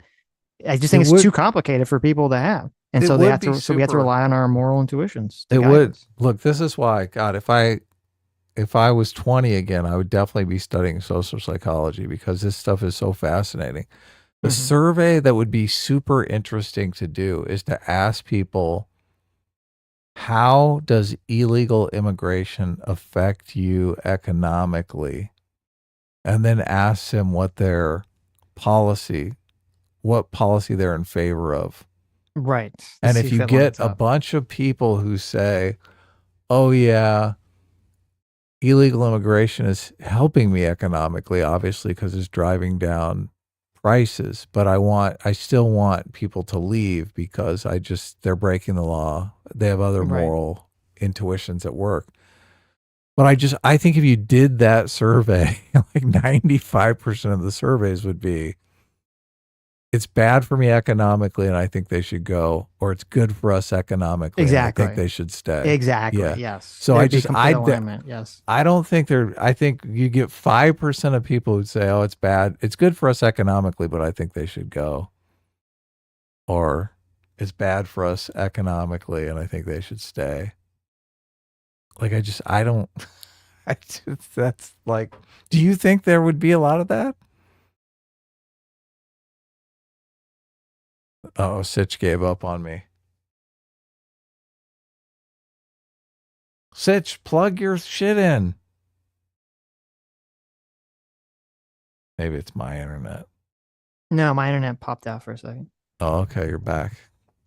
I'm back. Just plug in. So would that survey change your opinion on things? No. It's not that. The internet self popped out, yeah. Oh. But the internet's been wonky for the last week. I don't know why. So anyways, so, look, if I could produce that survey that showed people's moral intuitions and economic intuitions align 95% of the time, would that change your perspective on it? I mean, you would just say that they're coming to the moral intuitions that's my first. position. What do you mean? That's my position. That their moral intuitions and their claims about how it helps them economically aligns 95% of the time. Right. I guess we're just disagreeing on which comes first, the economic interest or the moral intuitions. Oh, right. Yeah. I'm saying that. Yeah. I'm saying for most people, the economic. I'm saying if the economic situation is intuitions very come first. right. If the economic situation is very clear and identifiable to an individual, I agree that would come first. I think in most policies it's not, and so then the moral intuition comes first. They don't realize that, but that's the whole way that our brains work. Yeah. So anyway, so there you go. Joe the Meg Jam- is back. Oh, did we already read that? No, I didn't read we that, haven't no. read it. I was just reading from the $20. bottom. Yes. Oh, okay. Joe the Mig for $20. Thank you so much, Joe. Says, I sent you a video on X on the topic. The macro situation of the past 3 years suggests that prices should have collapsed 2 years ago. Home prices were buttressed by federal programs that prevented foreclosures. Interesting. Well, there you go. You can check out that video. I mean, this. Obviously, you guys know I follow the financial news and the markets and stuff like that. And this is just everything you're saying, Joe, goes against everything I've read and believe. So I do know that there's a dedicated cadre of people on YouTube that believe there is going to be a housing collapse, and it's going to be great because they're all going to get homes inexpensively. But I think they're dreaming, to be honest with you. So I guess we'll find out, right? yeah. You can always YouTube. There's constantly people who do financial news with flames in the thumbnail, right? About how everything is collapsing and it's the end of Western civilization as we know it. Like that's good content. A lot of people love that content. I think Joe might love that content, but I don't see how that would happen. Well, I don't know enough about it to have an opinion one way or the other. For a lot of different reasons, yeah. So I'm going to say yes. Orca for $2 says, ask Rock where you two fall politically. Yes. So no, I guess it does who we are from our tweets. What? Can we do that? Let's see. Where do Sitch and Adam fall politically? How do you do that? I just asked it. What do you mean? How do I do that? Determining the exact political leanings of Sitch and Adam, friended host of the Sitch and Adam show, is complex due to their self-described approach of critiquing both sides of the political spectrum and the varied perceptions of their audience. Look at that. Look at that. Based on available information, they present themselves as centrists or liberals who aim to debunk extreme views from both the left and right using an evidence-based approach. Look at that. I agree with that. That's based. There you go. Look at this. Grok knows that I'm Jewish. Does it really? There you go.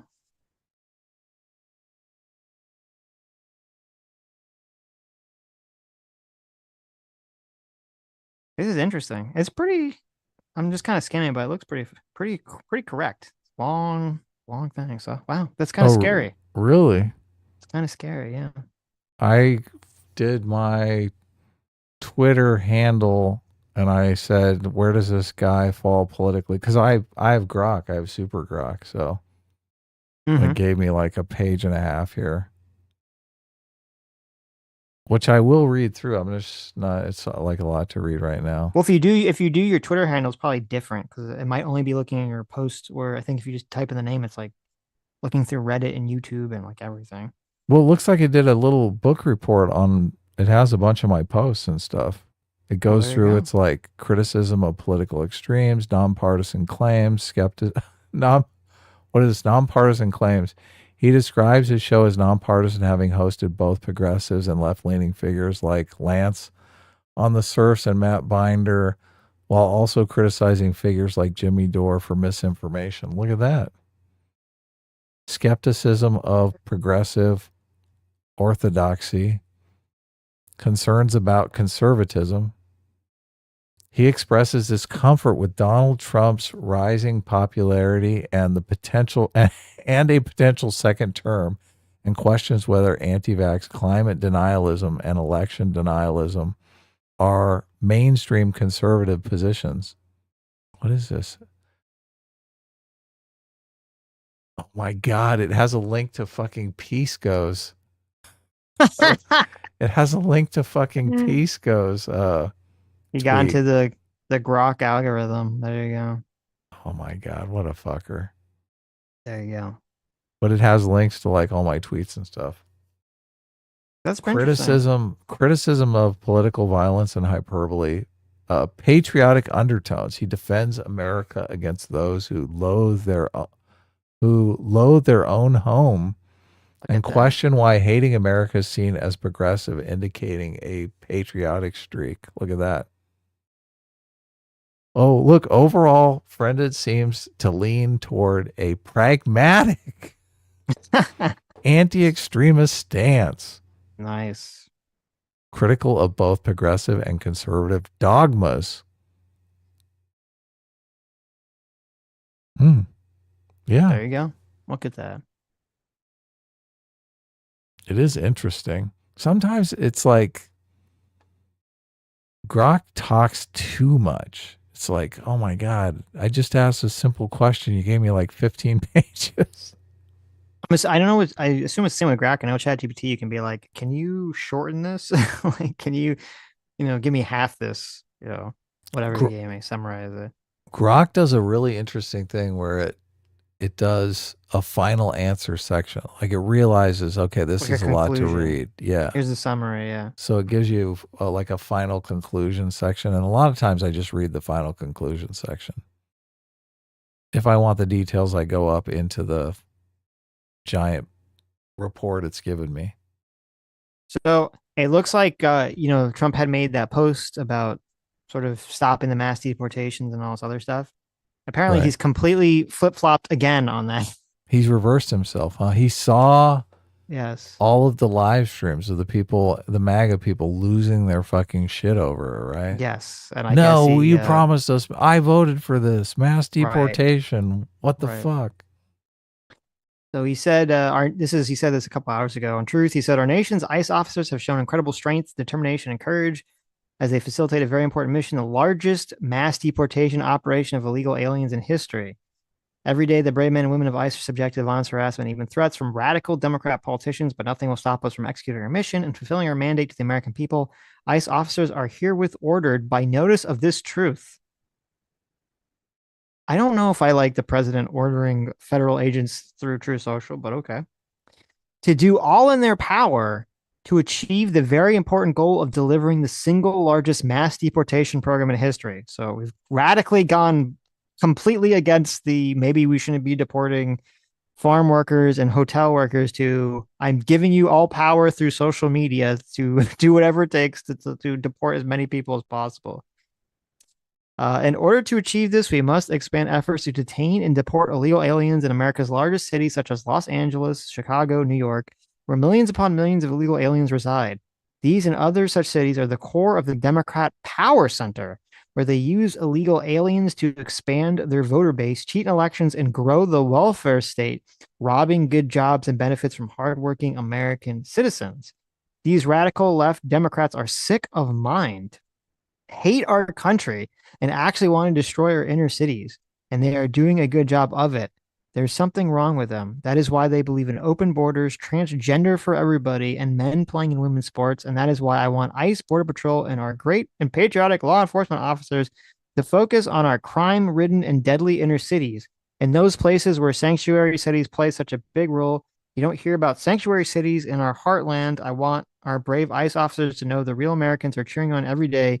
American people want our cities, schools, and communities to be safe and free from illegal alien, crime, conflict, and chaos. That's why I've directed my entire administration to put every resource possible behind this effort and reverse the tide of mass destruction migration that has turned once idyllic towns into scenes of third world dystopia. Our federal government will continue to be focused on the re-migration of aliens to the places from where they came and preserving the mission of anyone who undermines the domestic tranquility of the United States. Wow, you thought Grok talked a lot. Jesus. Yeah. To ICE, FBI, DEA, ATF, and Patriots at the Pentagon, the State Department, you have my unwavering support. Now go get the job done. So there you go. So he flipped it around. Okay. So mass we are gonna deportation do it. is back on the menu. Okay, well there you go. We were totally wrong. It's back on the menu. That was quick. That doesn't seem like pragmatism to me. It just seems like it's pushed around by various factors. Yeah, it seems like people are running into him with poll numbers. Oh my God, look at this. You're under hot water. And he's like, watch, I'll turn this around. I'll fix this right away. Yep. Well, they probably weren't poll numbers quick enough. They ran to him with all the headlines of all the right-wing pundits on social media. How dare you? Getting angry. Yes. Yeah. Well, there you go. Maybe we will find out the answer to the question. How it all plays out economically. Where was at that? least. Where was that super chat? Alex. Now are you mad? Are you mad, Alex? Terrible. No amnesty? It is interesting because it is straight kind of dictator's handbook. It's like we're gonna try to deport all illegals from the Democrat areas of the country, not the Republican areas, which is kind of interesting when you think about it, right? Isn't that kind of what you'd expect backwards of what you think the voting base would want? You think they'd be like, we want the illegals out of our areas of the country, but Trump is like, no, we're going to get them out of the blue areas of the country. It's kind of interesting. Are they in the red areas of the country? Sure. They're everywhere. They're everywhere, Adam. Okay. They're everywhere. Yeah. Where do you think all that farm work is happening? No, it makes sense from a dictator's handbook perspective if you think, yes, we want the red areas to keep their cheap labor. Yes, exactly. And we want the blue areas to lose their cheap labor. Right. Yes.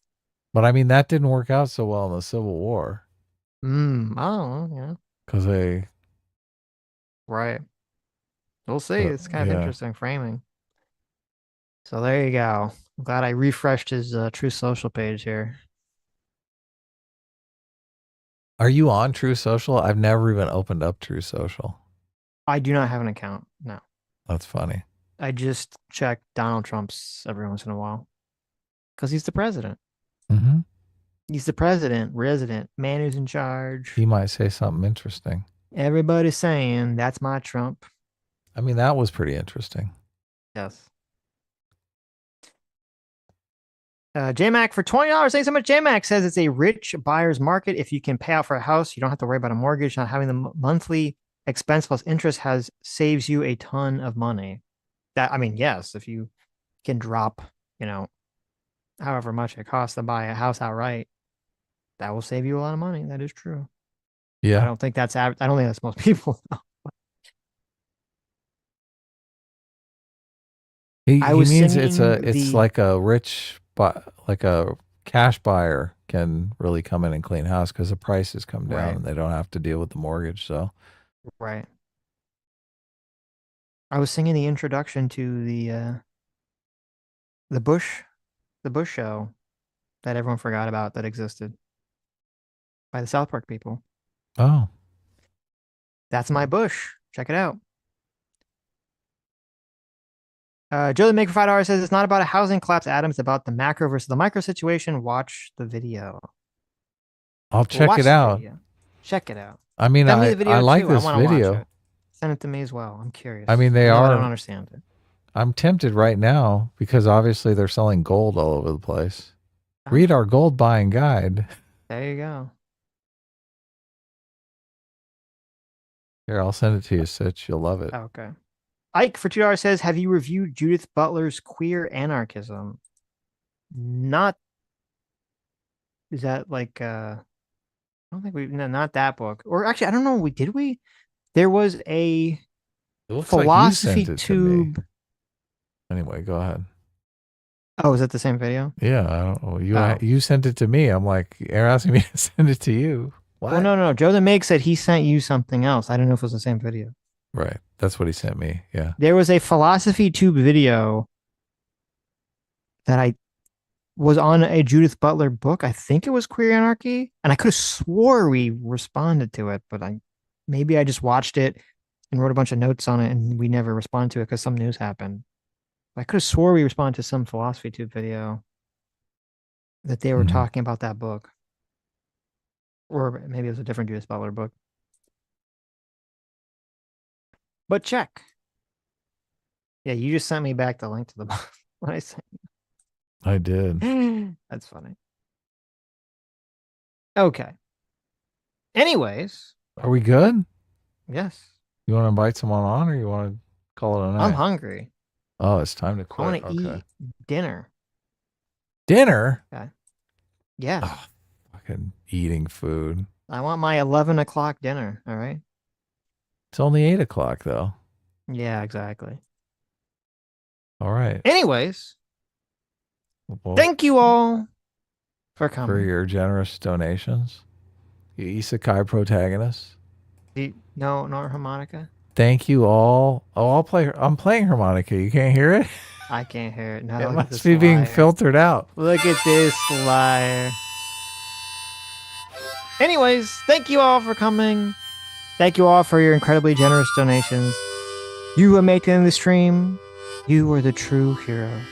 You are the true free will seekers. You are the true isekai anime protagonist, where you have an overpowered rebirth power, but you only use it for good.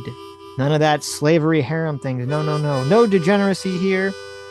And you are the true person who only ever makes political decisions based on the most logical, rational, moral decision, and not Economic because your decision. elephant is leading you around by the nose to make incorrect decisions. And you would never, ever, ever say or do any of the dumb fucking shit that Hasan constantly says or does. And we'll see you all on Tuesday. Bye-bye. Happy Father's Day. Have a good night. Happy Father's Day. And if you're in Israel or Iran, stay safe. I know. Stay safe. Jeez.